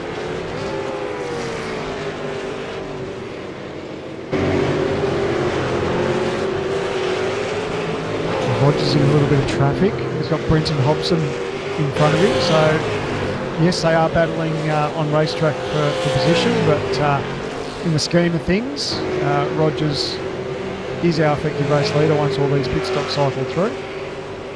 Indeed. Look at how much pace Rogers has on those fresh tyres. He's going to go for the middle here. Oh! Hobson want to make it easy for him though. Goodness me.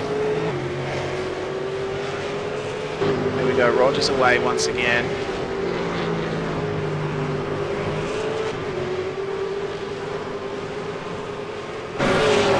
Good to see these guys cross the line actually, just to Rogers is starting to fight back. Looking back at Rogers there, but when these guys cross the start-finish line, we have a good indication of the splits and the times between these guys, because the front couple have now sorted their pit stops out, and the rest of the field will start to do that. We see Brenton Hobson he pits, Corey Preston will be pitting, Kurt Stenberg's going to be pitting, so that opens up a clear racetrack for Madison Down. It definitely does, and opened it up for even Greg Gold as well, who is just behind them. Greg Gold and Philsell getting close together. These guys have been together before, earlier on in this race. Interesting to see how it goes to the finish. So it's good that Ethan's got the position over Hampstead, because they just need to think about up front, where's Down as far as where they are. They've only got they've got them all in sight. So it's good to see that Philsell is still within sight of Madison Down. Of course, even Rick Golt's there, and they're not too further back as Richard Hampstead. Yeah, Richard Hampstead not too far back at all, as we see Kurt Stenberg has just come out of the pits. Hobson just ahead of him. These guys are very close.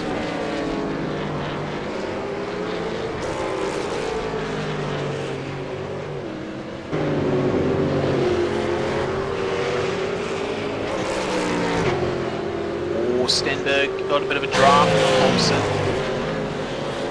He's going to to try and move. No, he's not. He's going to just back out of it.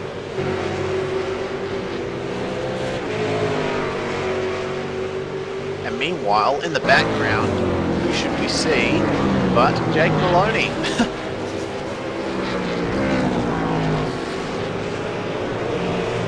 As we say it each and every week, it's good when you're starting to close up on a battle. You want to see the two cars that you're trying to chase down. You want to see them mixing it up, because the more they battle and the more they fight, a little bit of side-by-side action, it slows them up and brings you right into the fold. And that's what Jake would be wanting to see. Certainly would. Meanwhile, the gap between Grid Gold and Hampstead is staying relatively consistent.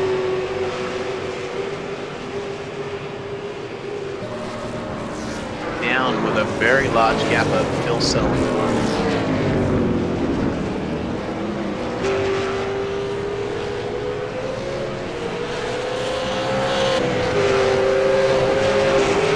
You see it when they cross the line. It's only down to 2 seconds now, Phil Sell, so starting to close in on down. Yeah, all down with a slide at the exit of La Source as we've got Sutton and Kelly in the pits. Or Sutton and Healy, rather, sorry.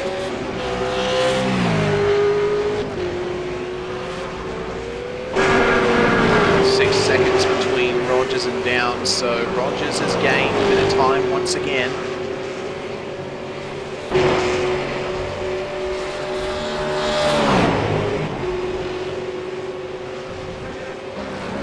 Rogers was 0.6 of a lap faster, 0.6 of a second faster, sorry, on that lap. So, business as usual for Rogers, it seems. Yeah, all the work has paid off at the moment. He can just pretty much just hit his marks and not worry too much about what's going on. And of course, it'll start to work in his favour if Grid Gold and Phil Sell and Down all start battling each other, because they'll slow themselves down. But he really has been in a league of his own. He's doing it quite easy, and he'll start to reap the rewards now. Certainly will. Taking a look again at the gap between Down, Phil Sell and Grid Gold. Seems to be sort of mediating. Phil Sell and Grid Gold catching up to Down ever so slightly every single lap. 20.7 for Down, 20.6 for Phil Sell, 20.6 for Gold, and 20.6 for Hampstead. So nothing in it between these four.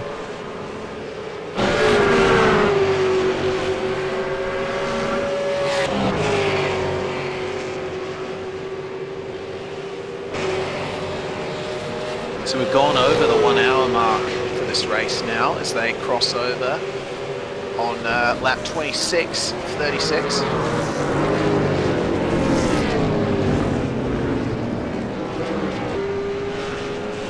Sean Kelly's in the pits now. So that gives the race lead back to Rogers.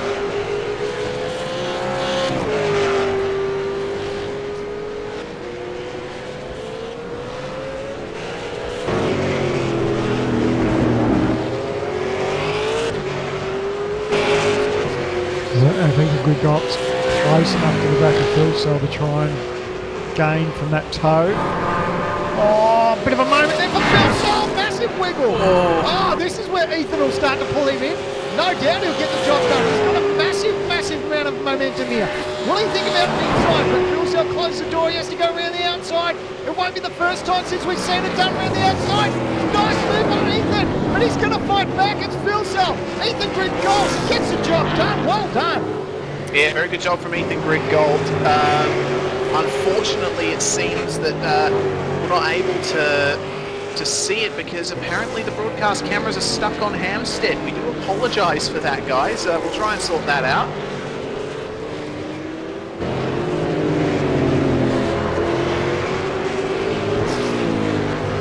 Just a massive moment of Phil Sell just had a wiggle just as he started to go rouge, and yeah, that momentum and that part of the racetrack, Ethan Grid Gold just pounced and got the job done. It was a great move. Yeah, very good job there from Ethan Grid Gold. So that gives him effective third in this race so far.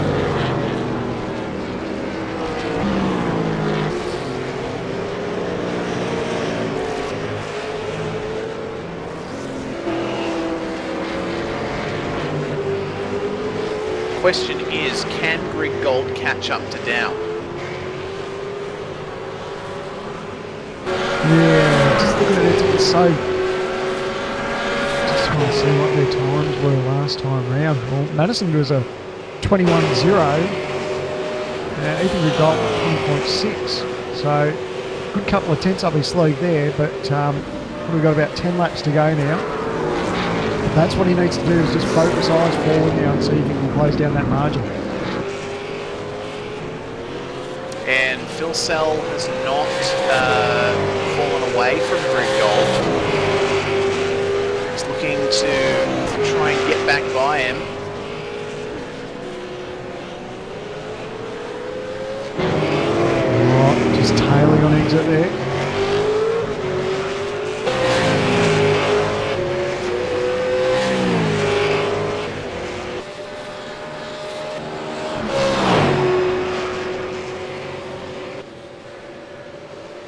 We're getting word that camera issues should now be fixed. Once again, we do apologise for that, guys.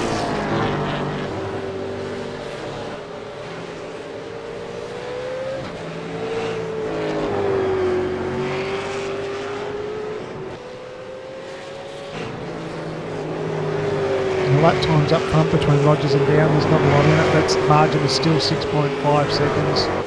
But Ethan Griggolt, 8.9 seconds now back from the leader. Jared Philsell, 9.1 seconds. And Richard Hampstead in 5th. He's a good 12 seconds back from our race leader, Josh Rogers.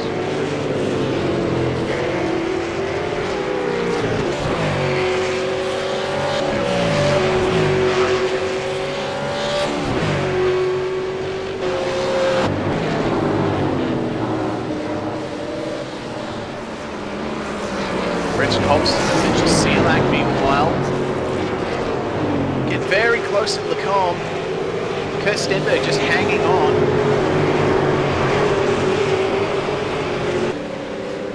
Oh boy, here we go. Sealack and Hobson.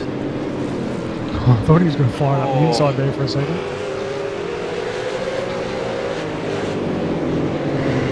Got a very nice battle going here. Hobson runs a little bit wide on the exit. Sealack with the slide.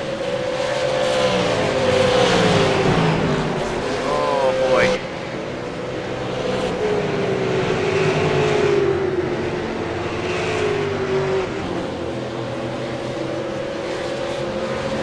That's bringing Stenberg into the action too. Yeah, it definitely is.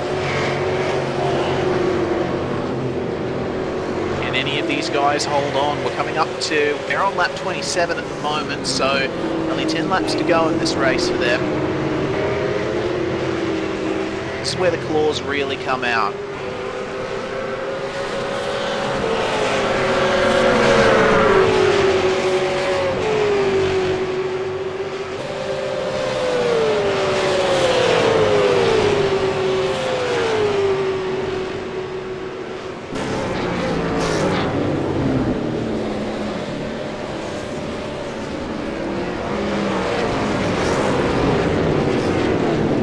Very close to the bus stop chicane.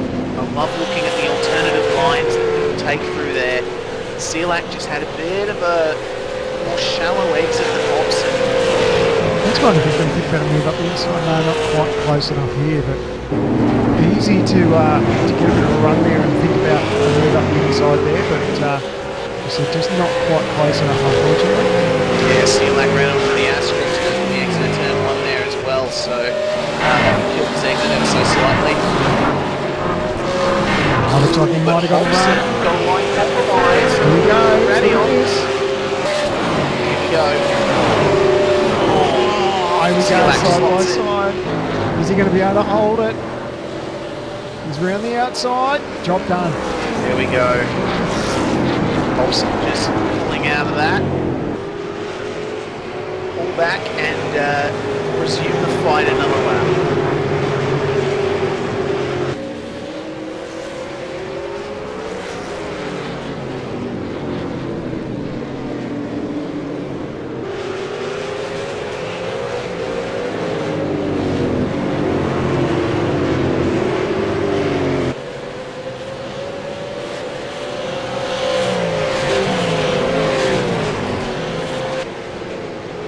afraid the race has sort of turned out the way we thought it may have, as far as Josh Rogers just dominating the field at the moment. He leads as he starts lap 29. He's got 6.9 seconds last time round over Madison Down in second. Ethan Gould will round out your podium, but not too far behind him is Jared Filsell. He hasn't given up the fight for that last step on the podium, so they're going to have to start thinking about these laps dwindling away, but I just don't know that Filsell's got enough to chase down Ethan Gould. Yeah, I've noticed the gap between them is increasing now. I think Filsell's car is just not good in these race conditions. His tyre life just isn't what it needs to be. Meanwhile, Gould is closing the gap on Madison Down. Looking forward to see where this battle goes in the last few laps of the race. Still got 2 seconds to close in, providing everything sort of goes right. He's going to have his work cut out for him. It's a decent margin of pulling, but that's all he needs to do every lap. He just says a couple more tenths up his sleeve each lap and start chipping away. And of course, if he can start to distract Madison Down, who, if he gets him to start looking in his mirrors, that could work in his advantage. Certainly could.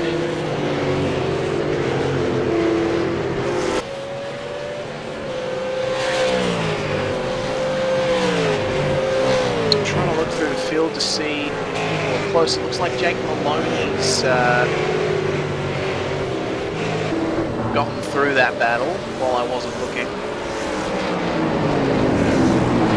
Maloney's managed to claw his way all the way back up to 12th.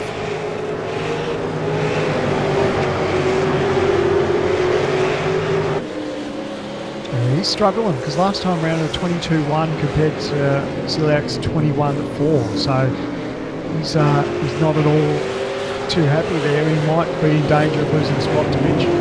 Yeah. We'll have to just sit tight and see where that goes.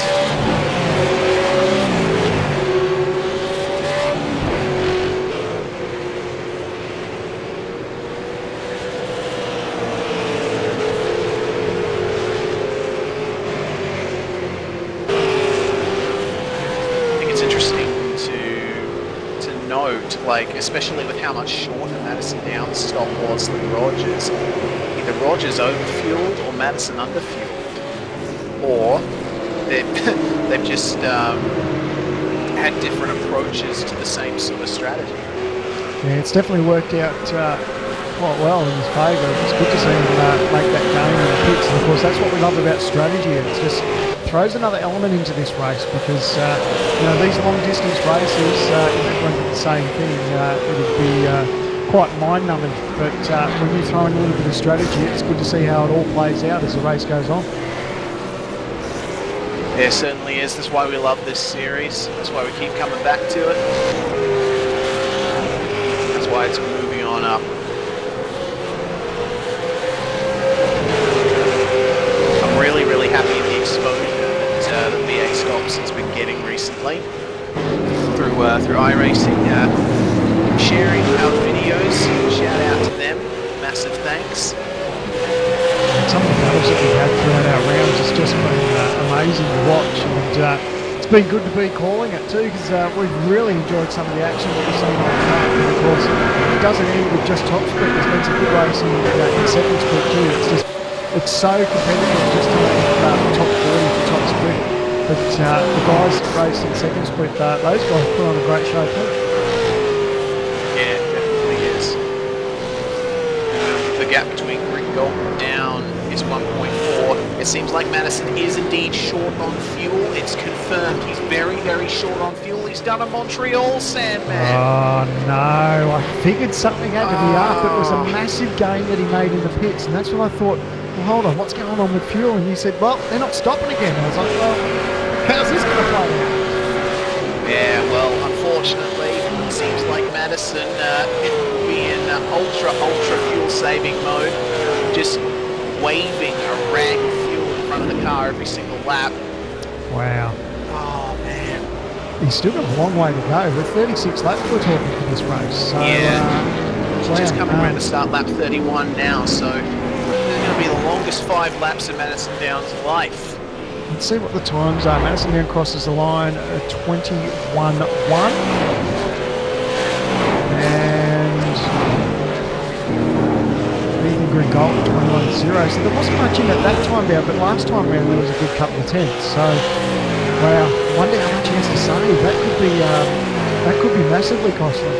Yeah, that could be incredibly costly for Madison Down once again. Just keep thinking back to Montreal when he had that ultra short stop and ended up losing the win to Jared Philsell with only a few metres to go to the line. This time it won't be for the victory, but it'll be interesting to see where it goes, as you can physically see Greg Galt getting closer. Well, unfortunately, as quick as Rogers has been tonight, second place here is almost a win for these guys, because no one's been in that ballpark. Unfortunately, Rogers has done it very easily, but yeah, Ethan will just be looking forward. He knows he's starting to close that margin in on down, and mate, as these laps go on, it's going to get incredibly tight. Oh, it certainly is. The battle to watch coming towards the end of the race, as will, I believe, Jake Maloney, Mitchell Sealack and Brenton Hobson. Sealack's been bouncing around. He was hounding the back of Maloney before, but looks like he's just compromised his exit up the top of the hill at the start of the lap, and he's starting to fall back into the clutches of Hobson. But now Maloney seems to be struggling again as well. These guys are very close to him.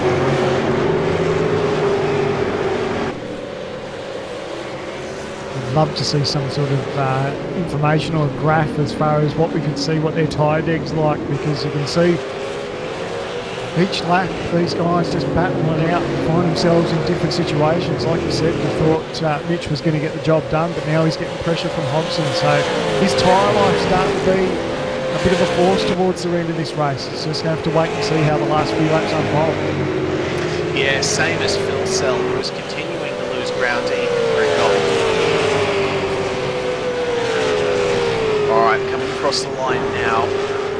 Between Philsell and Greg Gold, it's 1.5. Madison Downs' last lap was a 2 minute 20.99. Greg Gold a 2:21.0. So down again with a fast lap. Oh, interesting. How much is he saving? Is he saving? What's he doing? We know he's short on fuel. Oh goodness. Gives a 1.7 between these guys now. Looks like, yeah, Greg Gold's lost a bit of ground to Down.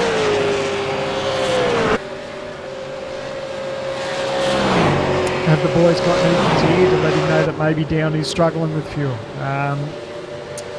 Don't know. It's one of those unknowns whether he's just saving. But tell you what, if it's that close for fuel for Down, we could be looking at Phil Sell grabbing a spot on the podium.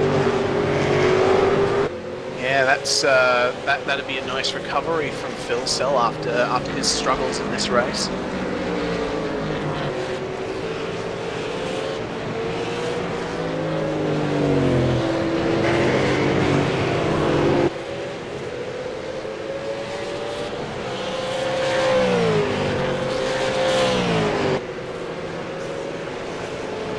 Keep listening just to see if I can hear Down, whether he's trying to save fuel and clutch it. There's points at the racetrack where it's easy just to pop the clutch and just let it roll before you break in zones, but it doesn't sound like he's doing that just yet, so it makes me wonder just how close he is on fuel. Yeah, as I'm looking at Maloney and Sealack, they're back together again.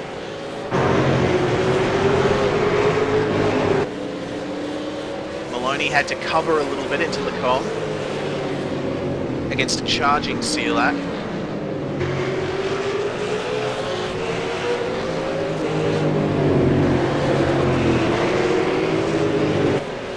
Oh man, Sealack with the slide, goodness me. Don't push too hard, mate. It's so easy to get sucked in.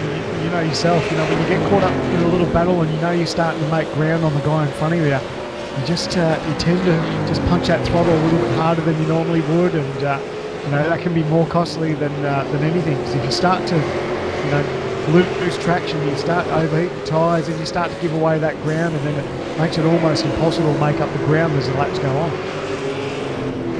Yeah, it certainly does. Oh, Corey Preston. Michael Schreier, meanwhile, engaged in quite a battle. Preston, it seems, with the healthier car, as Schreier seems to be missing a panel.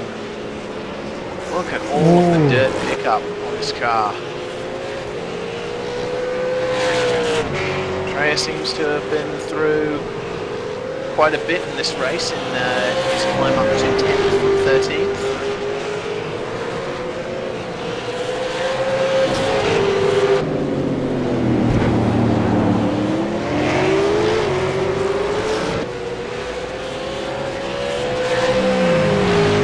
So lap 33 of 36.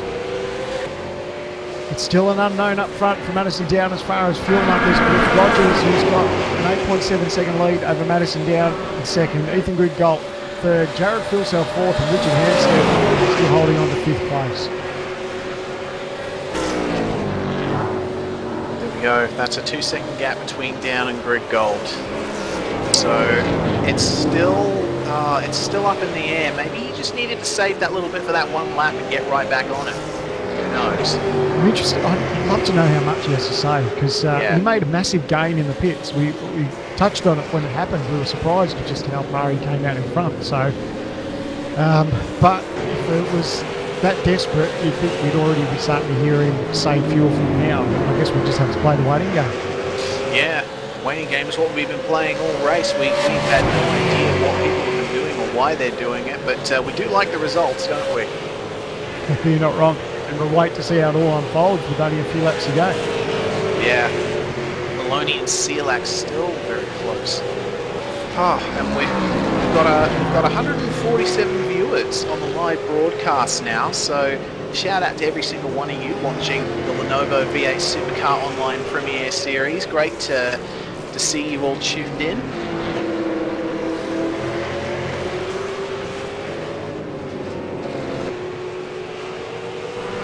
Again, just a fractionally margin over Down Ethan Goodgold. Down just a little bit quicker again that last lap round.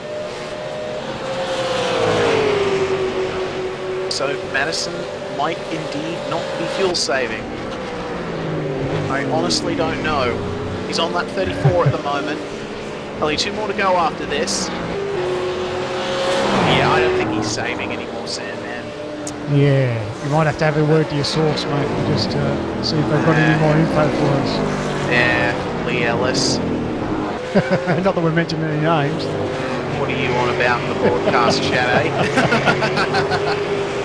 So, if Madison Down is indeed not fuel saving, then how did he manage to stop for such a short time compared to Rogers? I'm really confused about that.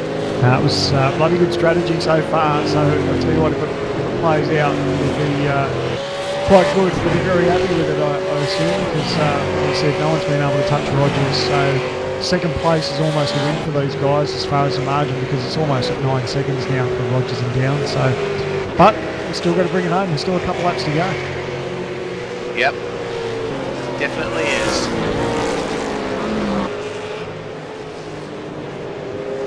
Meanwhile, it seems Preston's gone past Schreier. I think that may have been seen on the broadcast, but I missed it. So it's Corey Preston in the top 10 now.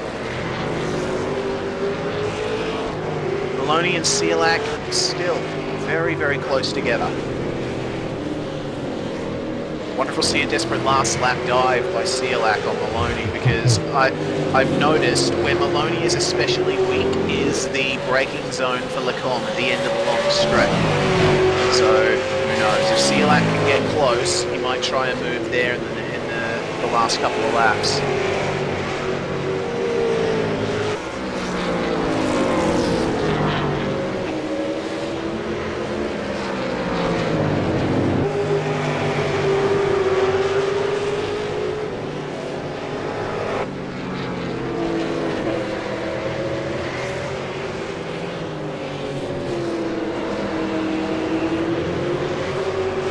So 2 laps to go. I think Rogers has definitely got this in the bag. He's still opening up that margin.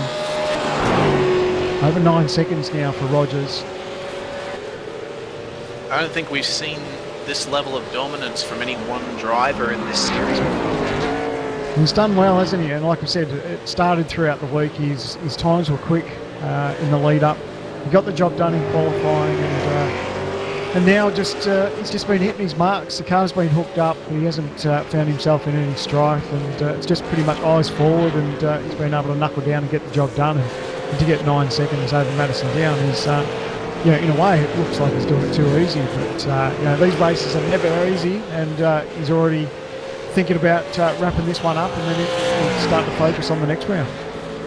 Yeah, he's in the hardest car to drive on iRacing at the moment, so yeah, to be able to operate at this level is definitely not easy at all. He's put in a lot of work to be able to get to where he is, so he's reaping the benefits.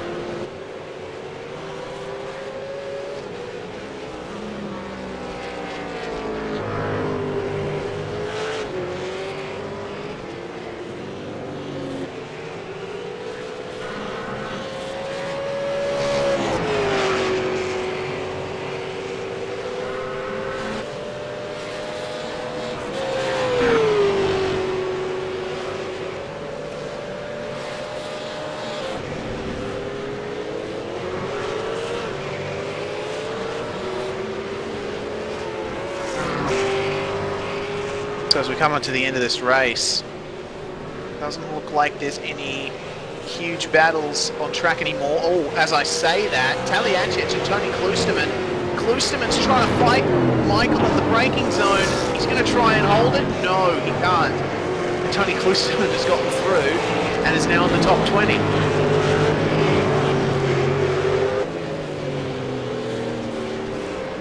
Nice job from Klusterman.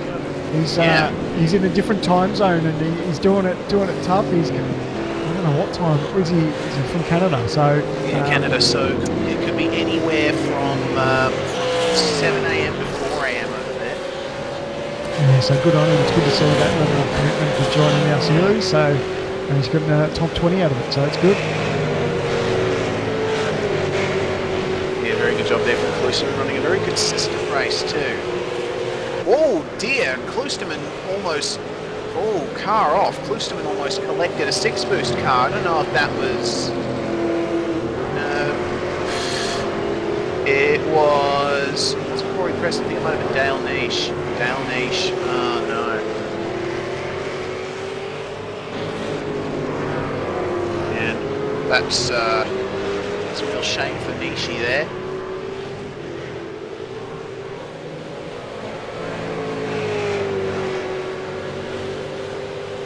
So we're riding on board with Josh Rogers now as he comes through the Fanier chicane for the last time.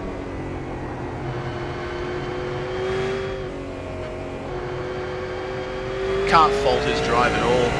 I haven't got anything more to say than really fantastic job from Rogers. It's been win after win after win in the last few races, and he doesn't show, he's not showing any signs of stopping, is he? No, he's definitely been pacey throughout the whole weekend. You asked me at the top of the broadcast who I'd pick, and I picked Rogers, but I honestly didn't think that he'd have it this easy. He's been in control from the start. He's done a great job. He's hit all his marks, and he's about to take the checker, so great job. Yeah, fantastic job from Josh Rogers.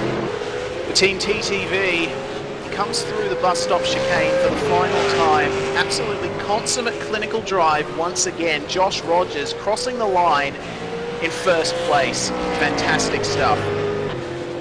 Madison Down is just behind him. He's going to cross the line to finish in second place. Ethan Briggold to finish third. Fantastic job from him. That was a nearly 10-second gap between Rogers and Down there. Phil Sell in fourth. Hampstead's going to cross the line in fifth. Yeah, it was almost a clinic there for Rogers, wasn't it? But he's, well, what can you say? Like you said, he didn't put a foot wrong all night, and yeah, to be at almost a 10-second margin at the end of this race has just shown his dominance throughout the night. And yeah, now I guess the guys have got to try and figure out a way around him and get the job done, because he's obviously got pace. He's got momentum on his side, and everyone needs to do their homework for the next round to try and stop him. Yeah, it's going to be quite an interesting season, if this keeps up, we might see yet another new champion if Rogers can keep this form up. But of course, can't go too much out on a limb and say too much. This is the V8 Supercar Online Premier Series, and as we've seen in the past, just about anything can happen. So go and roll on Oran Park, and we'll see what happens. Not wrong. A good points day for our championship leader, Madison Down 2 in the Ultimate Karting Sydney Commodore. Of course, he didn't get the win today, but brings home a second place, and we saw him back as far as 4th, maybe 5th in the race throughout the night. So to come home with a P2, that's almost a win as far as the dominance that Rogers has had over the field this weekend. Yeah, it definitely is. Fantastic strategy call from Down as well to be able to get that kind of jump in the pit stops. And yeah, I do believe that we may have been messed around with in terms of the fuel thing, but what's done is done, and it was still a very good drive from Down. Ethan Griggold, a fantastic drive as well. He's had good luck at this track in the past, and third definitely shows his talent. Yeah, not wrong. It's been great. This racetrack doesn't let us down. It's an awesome racetrack to be at, and it's good that it's part of our calendar. And of course, like I said, now we look forward to Oran Park, and I can't wait for that one. That one really does turn it on for action. It most definitely does. Well, I do believe, as everyone seems to have crossed the line, it's time to run through the results. Well, P1, once again, Joshua Rogers, 9.7 seconds ahead of Madison Down, ahead of Ethan Griggold. What a gap. Jared Filsell 4th, Richard Hampstead in 5th. Kane Cougar-Meir was able to finish 6th. Sam Sutton in 7th. Sean Kelly finishes where he started in 8th place. Michael Healy unfortunately fell back to finish 9th, and Corey Preston managed to recover to finish in the top 10. As you were going through that top 10, Madison Down ran out of fuel coming home. So he was close, but he had enough to get home. So there you go. Yeah, well, wonderful stuff. So then we got Michael Schreier in 11th, Jake Maloney in 12th, Mitch Sliout in 13th, Brenton Hobson in 14th, Michael Cracknell 15th, Kirk Stenbert in 16th, Wayne Burke in 17th. You can see a lot of these guys still rolling around to try and make it home. Luke Harvey in 18th, Tony Klusterman in 19th. That battle we saw between Klusterman and Taliancic, perhaps. That was a good little battle between those two for 19th and 20th. Feel free to correct us if we're wrong, guys. Adam Zeitinger in 21st place. 22nd place, Dale Niche, after that very unfortunate spin in the dying stages of the race. 23rd was Michael Ford. 24th, Heath Brennan. And Will Dodd finishing in 25th place. For a lap down in 26th place, Paul Gorrell, Daniel Ackland, after that very unfortunate incident earlier in the race with Sanjin Delalich, I believe, also a lap down in 27th place. And then we get to the retirements, unfortunately. Richard Aylward, John Latham and Forzan El Nabi, all after very good showings in this race, unfortunately retired. And just to finish off the rest of our retirements, through the field, Craig Jones, Matthew Stratford, Mitch Abril, Sanjay Lark, Ian Ford, Christian Hilton and Jake Blackhall round out your field for round 6 here at Spa. Wonderful stuff. Well, what a really good race that was. Not as, out and out, cars passing everywhere as it was the last couple of rounds, but still a very interesting race in terms of strategy, and we're able to see Josh Rogers' meteoric rise to the top of the championship continue. Yeah, he's done very well. He earned that win tonight. There's no doubt about that. Very strong race car throughout the whole night, and it was good to see the strategy play out too. With Down, he made up some great positions there. It'd be good to talk to him about just how close he was. Of course, we said he did run out of fuel at the end, but obviously had enough to come home, and it was a great job. Yeah, it definitely was. Well, we got drivers filing in for interviews. I think the first guy we might bring in is Mr. Jared Filsell.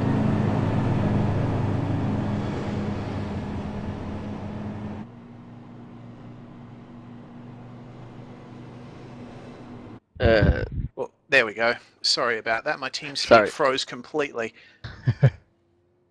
So, Jared, fantastic result for you once again, but you seem to be struggling with your car a little bit. Yeah, mate, I'm a bit under the weather at the moment, so I'll take a fourth. Well, how was the tyre life on that car? We did see, especially towards the end of the stint, that you were struggling quite a bit for grip. Yeah, not too great. I think the first 5 laps were good, but then it just went off a cliff, so we'll have to go back to the drawing board with that setup, I think. Obviously not too much of a bad points day though to still come home just missing out on a podium spot there. So, and it's tricky too when you're not feeling the best. But Breon Oran Park, eh? Yeah, I got a cracking headache right now, so I'll have to go take some Advil and sit back on the couch and watch MotoGP or something. All right then, Jared. Well, we won't keep you too long. Congratulations once again on that 4th place, and I guess we'll see you at Oran Park. Yeah, sweet guys. Can't wait for the new car. I'm sure we can't either. That was Jared Filsell there. 4th place finisher. We're going to now bring in our race winner who's just popped in. Josh Rogers. Just absolute masterclass once again, mate. Coming home nearly 10 seconds ahead of P2. How did you do it? Well, I guess it all really just started out with keeping my cool at the start. I knew Jared had that fresh tyre pace. It was just a matter of trying to manage the gap, and ended up starting to pull it out. So I just thought, okay, I'll go as hard as I can, and then the strategy played out in our hands, I think. But yeah, look, mostly it was just trying to keep the consistency there and not make too many mistakes. You're right about that, mate. We touched on that. Reese asked me at the start of the race who I was going for. I backed you to come home with a win, but to be honest, I don't think I expected you to come home so strong. It was a great race. You didn't put a foot wrong for the night, and to come home with a 10-second margin just shows how good that car was tonight. Yeah, look, the car was awesome. Thanks to Latham for making the car as good as it was. But yeah, fuel for that last stop especially. I'll just bring this up. It was really, really interesting because we were having to figure it out on the run, and I don't know. I was a bit nervous about it, so I put a little bit extra in, probably a little bit too much. But oh well, you can never have too much fuel. Mate, you did the right thing. You had enough of a margin up your sleeve, so you can afford to take that little bit extra fuel on board. So great drive tonight, mate. Well done. Yeah, cheers. Just shout out to all the boys at TTL. They do a good job. Hammer, Vale, Latham, all those boys have done an awesome job. Also, huge thanks to our main sponsor, Hyper Stimulator. They do an awesome job of taking care of us. And if anybody's interested in rigs or anything sim related, then go over there, check out their website, and they've got some cool stuff. Fantastic stuff. Well, congratulations once again on the win, Josh, and we'll see you at Oran Park. Thanks, boys. Joshua Rogers, your race winner. We're going to bring in now 2nd place finisher, Madison Down. Madison, that final pit stop had us a little scared because we thought for a second that you short fueled. Yeah, I was pretty close, boys. It was I knew I had to get the jump on Ethan. I knew Ethan's stop was going to be pretty short, and I also knew it was going to be pretty close there with Jared in the exit. So the differing strategies and fuel drop that we had after the first stop meant I tried to take as little as possible. In the end, I had about 1.7 in reserve, but it was I was fuel saving all through the middle stint behind Richard in the draft, and then also the drive very, very smooth with the throttle in the last stint. Didn't have to lift off early. I was just having to make sure I didn't paddle the throttle or stab the throttle too hard anywhere. But yeah, got to say, massive congrats to Josh Rogers tonight. He absolutely caned us. We never even got a look at him. He disappeared out of sight within about 5 laps, I think. So congrats to him. We were talking in the broadcast, as much as it's been frustrating, you haven't been able to get a W in a little while. Tonight, for a P2, I guess it'd almost feel like a win as far as how dominant Rogers was. Yeah, it's funny. I was actually going to come on here and say that myself. I couldn't see Rogers most of the night, and it felt like the 4 of us behind him were actually fighting for the win because Rogers was just in a completely other league. So weird one. I actually feel like I've won the race, but I haven't, of course. So shows you how dominant Rogers was. And at the end there, with obviously monitoring the fuel and the lap speed and tyres, and then also having Ethan matching me lap for lap in the about 2 seconds back, it felt massive pressure. Basically, felt huge pressure in that last stint. So no, it was quite an enjoyable race. Although it wasn't the spectacular battles we saw at Road Atlanta and Sebring, it was definitely an interesting one in terms of how the strategies played out. Yeah, well, congratulations nevertheless on your second place, and yeah, it was a bit of an up and down race. Next round at Oran Park, I do believe it is still on this build of iRacing before we go to the new car, but we're going back to the split sprint format. Oran Park, obviously a track that you know very well, both in sim and in real life. What are your projections for that round? Yeah, local track for me. It's only 10 minutes down the road. Well, was 10 minutes down the road. And yeah, spent a lot of time there as a kid and, you know, watching the racing. And I really enjoy the track. Track's got a lot of character. Generally, I'm pretty quick there, but unfortunately, it's not really a track I've won many races at. I think I won 1 or 2 V8 races, but with the amount I've actually done there, that's not a great deal. So we'll have to see how we go. I think on the form that I've had recently, I don't think we're going to be that great there. Our car hasn't been that great on bumpy tracks. So yeah, we'll have to see how we go. But just before I head off, massive thanks tonight to Lee Ellis. He spotted for me and he did a fantastic job. Got me out in clean air after that first stop, so that was really good. And also big thanks to Ultimate Karting Sydney. It was pretty cool to see those guys with a Toyota 86 on track in real life. Looked pretty similar to my car, so thanks to the support from them guys. Yeah, fantastic stuff from Ultimate Karting Sydney there, and from Andrew Osaya, who does the paints for a lot of the teams in this field, and got called up to do the paint job on that Toyota 86 in real life. So thank you very much once again, Madison, and we'll see you at Oran Park. Thanks, guys. Catch up. Cheers, mate. Well, that was Madison Down, a second place finisher. We're now going to bring in our third place finisher for SDC Motorsports, Ethan Grigg Galt. Congratulations on finishing third, and Spa has smiled on you once again. Yeah, it has. It's awesome to finally get a really good result, and after a nice run there, after having a terrible run in the past few races with pretty much hitting the wall at Road Atlanta. So yeah, awesome racing here, great strategy from Marty, and couldn't be happier with it. Mate, you did well. You qualified fifth, and you were in the thick of it for most of the night. It was good, and to come home with a podium must feel pretty good. Yeah. It's absolutely awesome to actually have pace on the lead guys. Is a pretty great feeling. But yeah, I still need to find a bit more in qualifying because I'm always good in the race. But it's just a congrats to Josh. He's been machining it lately. He's a fucking freak, so he deserves all he's getting. Oh, sorry. That's no problem. But yeah, Ethan, congratulations once again on your third place. I guess with the form you've been having lately, we're going to Oran Park for the next round, back to a short sprint format.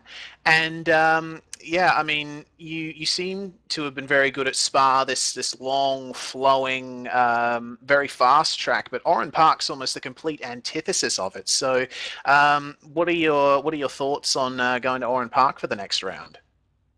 In the last season of Scops, I had a pretty good run at Oran Park there. I think I got a couple of top 10s there, but I'm pretty sure Oran Park's right in the middle of week 13, therefore we got the new build of the car. So I reckon everybody's going to be hardcore racing to try and get their head around the setup there, but unfortunately I'm going to miss the round due to family commitments, so it's just another drop round I'll get to lose, so it sucks really.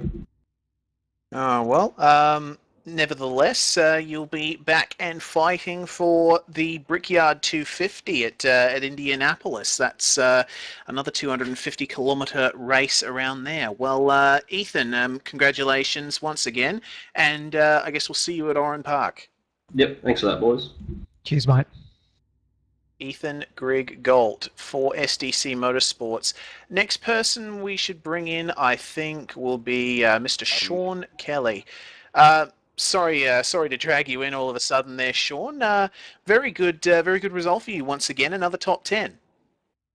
Yeah, yes, right. I'll take it. I used to top fives from last year, but the competition keeps on raising, and I love Spa, and I was determined to do some laps ahead of time. But as per usual, no practice before Saturday night pre-qual. So just didn't get my head around the track quite enough to get the track position for qualifying, and I got better as the race went on. Came together with Ian at Blanchimont. Unfortunately, felt like a racing incident in the car. We'll have to go back and have a look. But it's the first time we've come together probably in 4 years of racing. So it's a shame. And then tweaked my steering wheel on the pit wall. So from there, I was just in no man's land and just managing the car and bringing it home with minimum incidents, which I managed to do. So yeah, I'll take it. You were pretty much Mr. Consistency, mate. You started 8th and brought it home in 8th, and you had yourself some pretty good battles on track throughout the night. So, you can walk away with a job done. Like you said, it would be nice to get in the top 5, but the level of pace that everyone sort of brought to the table in 2016 is phenomenal. It sure is. I don't think there's too much in setup. Certainly not much in setup and qualifying. You normally rely on tyre grip. So it sort of just shows who's got the track tuned into the head. And I've just got to put the work in and get back into those top 5s, hopefully, and make sure our strategies are right. But shout out to Healy. He done an awesome job, and he was managing fuel in the last stint, and it was good racing with him. And all 3 of us at TTR came home with no incident penalties. So not a bad night. Yeah, I'd also like to thank you, Sean, for all the efforts that you put in for all the stuff pre-race event and all that, mate. So thank you very much for all your help and assistance you give to me and everyone else in V8SCOPS. Too easy. I've been racing Spring for a while and love seeing all new guys come up and get up there, and we're just trying to provide an awesome platform for existing regulars, newcomers, and any new real life karters or such and such. You want to use the series as a tool, and it's just good fun. And I've got to thank Hybrid Racing Simulations also. Cheers to Stilsy, and cheers to you guys. Always put on a wicked broadcast, and much appreciated. Makes it a lot of fun, and really, I don't know, just helps us push hard and keep the respect up on track. So Brilliant stuff, Sean. Well, thank you very much for those kind words, and thank you once again for all the stuff you do. And congratulations on another consistent top 10, and I guess we'll see you in a couple weeks' time at the bumpy Oran Park. Sure will. See you guys. All right, that was Sean Kelly for Trans-Tasman Racing after finishing in 8th place. Now, for our final driver interview of the night, we've got the last guy to finish in the top 10 after a bit of a recovery drive, Corey Preston for 6 Boost Racing. Corey, another up and down race for you? Not really. I mean, I did have a spin, but yeah. Kind of, maybe, sort of. It was, I qualified, I ended up 9th on the grid, so, and Sam was behind me. I always knew that Sam was going to make his way through the field, so, I tried to keep him at bay as long as I could, but, in the end, he was always going to supersede me and get ahead of me and then start focusing on the cars in front, so I ended up letting him go and try to sit in behind him, which worked for about a lap or two, and then I just couldn't keep up, so I focused on just settling into a rhythm, and had a little bit of a spin and a little bit of a moment up the top of the circuit. I think it was coming out of Lacombe, where I was talking to Bones about fuel numbers and half-mindedly gassed it up for no reason. That was a bit of a shock and a half to me, but it woke me up.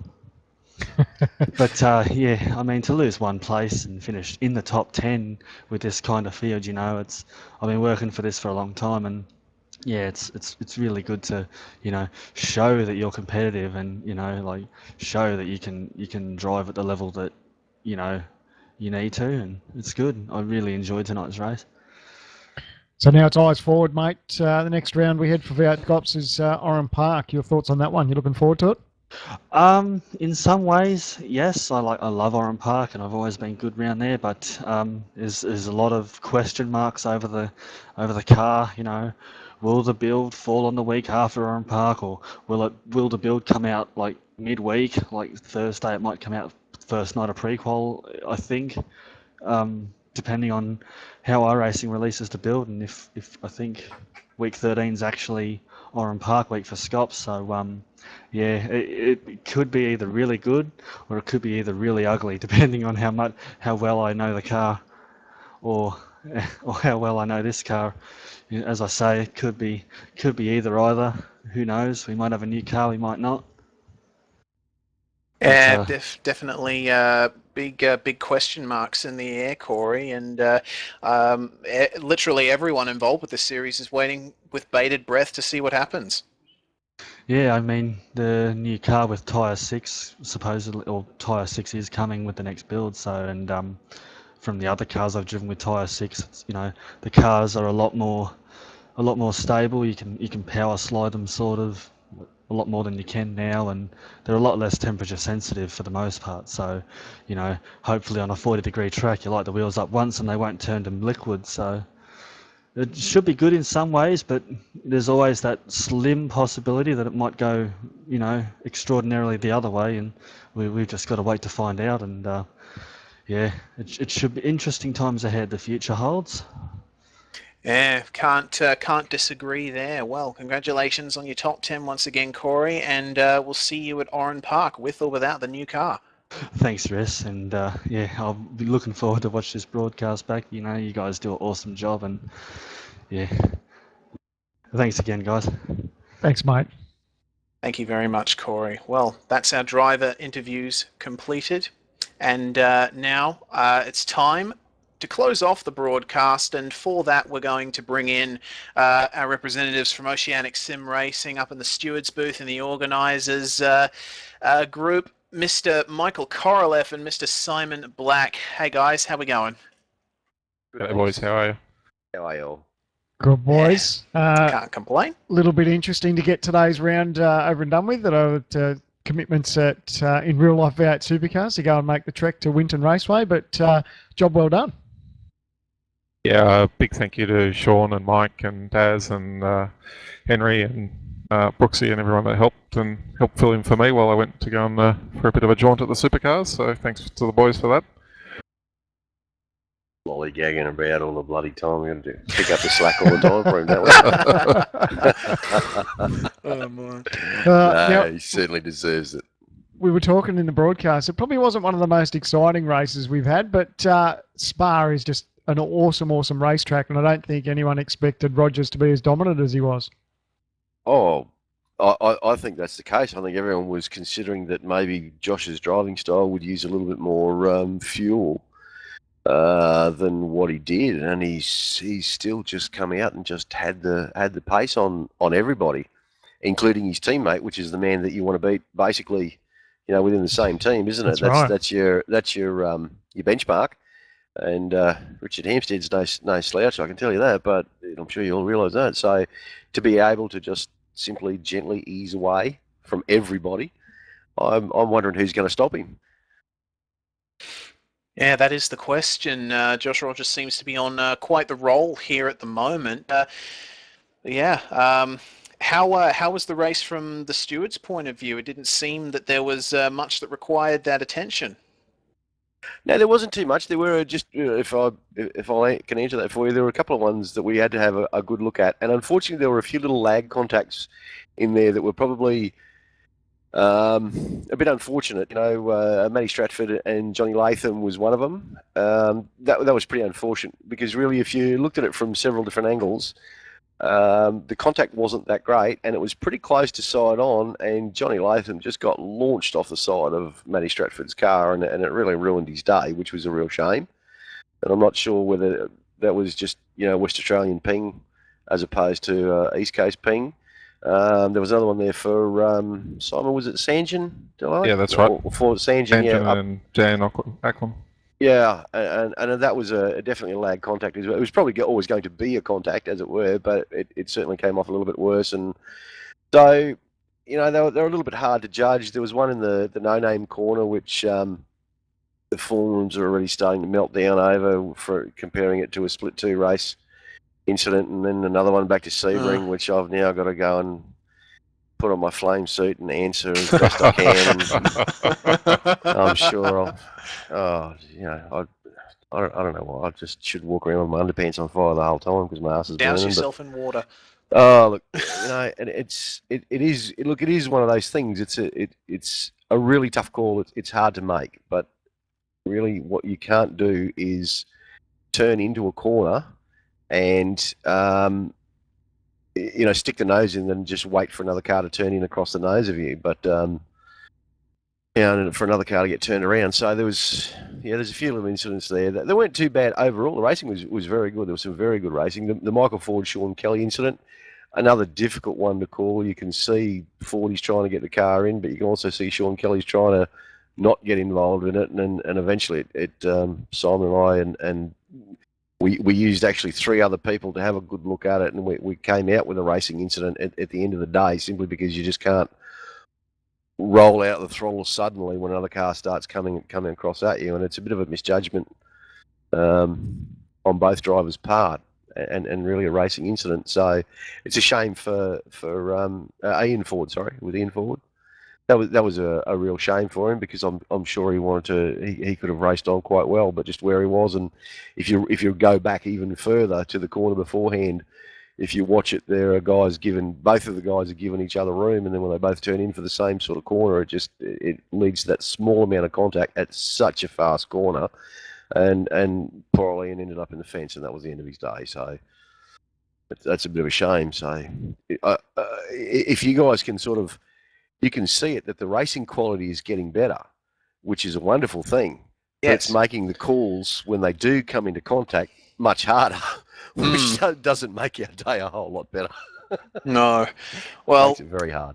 Well, there is a positive in that, and that is that the racing and the kind of racing that the drivers are doing is getting better race after race after race. So, looking forward to next round, I suppose. Oran Park, we're back to the split sprint format that we saw at Sonoma. What are your thoughts going ahead to that round? It's a track that's almost a complete opposite of Spa.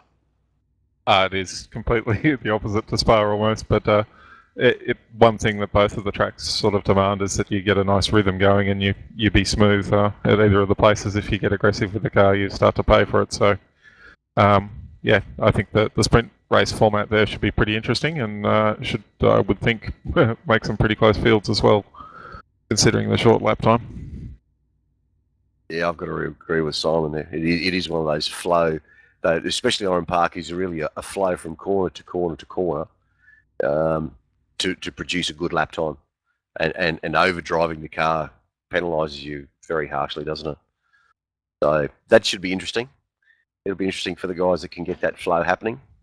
Yep. And then, of course, we throw a spanner into the works with the possible new release of the change of the car too. So that'll certainly spice this championship up. Yeah, well, if we go a whole different beast, that'll be interesting. It'll be, well, hopefully new tyres and a bit of a tune-up in the physics department, and I believe sounds as well, so should be exciting. We'll see who can get down to the nuts and bolts of it and get the setup that works out there fast enough, so that should be interesting. Not wrong. Yeah. You should be in there, shouldn't you, Sandy? Didn't I see you bloody taking the checkered flag earlier in the evening? Look, I got a bit lucky there. I think some dramas there in the pits for Joe, but look, I tell you what, it was so much fun. This racetrack is awesome to drive. To be honest, the car was terrible in the first half of the race until I made a pit stop and I made a tyre pressure adjustment, and I couldn't believe how much better the car was when I made that adjustment. So that was good fun. It was good to get behind the wheel and do some laps around this racetrack, but.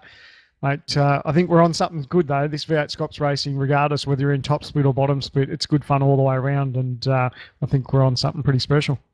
Oh, absolutely. I've got to agree with you there, and it's if you watch the top 5-6 guys tonight in split one, you would have thought you know, in a lot of races, you would think that, oh yeah, okay, these guys are going to all close up and they're going to run down. But you had guys like Ethan Galt in there, and he was able through the right strategy to get himself in there, and he held his own perfectly. And remember, we were talking about that last week, that we get these guys that just happen to get themselves into that right position with the setup where this is a track that's great, and they're up there mixing it with those guys that are always at the front, and it just adds another dimension to it all the time. It moves them around the championship, but you can see, I mean, anybody that can hang on to Madison or not get run down by Jared, that's a great drive, isn't it? Really, You're doing something right. That's at the top of their game, and those guys are up there and mixing in different weeks. Different guys are able to step up with just the right setup that's sweet for them, and mix it with the fellas that are at the front the whole time, which is, again, it's great to see. It's great racing. And those fellas, even though, yes, it wasn't a door-to-door wheel-banging type affair right at the end, they were all going absolutely flat out to maintain that gap, trying to catch the guys in front, because there's no way I know any of those fellas like running second, third, fourth or fifth.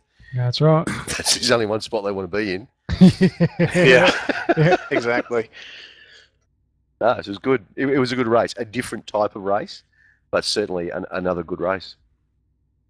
Yeah, and I feel that's the perfect note to end this on. Well, Oran Park coming up soon, possibility of a new car, and it's really one of the first real shake-up points of the season where we can actually see, if the car comes out, who might. Absolutely. Well, I'm certainly looking forward to it. I'm sure you guys are too, and I'm sure everyone out there is looking forward to it too. Reminder that once again, we do have our own promo code for iRacing. You can get 3 months for $5 by entering the promo code PRV8SCOPS. So that's that, and I guess that's the time to wrap up this broadcast. You've been watching the 2016 Lenovo V8 Supercar Online Premier Series. This was round 6, the Belgian 250. Special thanks to Lenovo and to Formula V Australia coming in for their support of this series. Your winner for this race by 9.7 seconds was Joshua Rogers.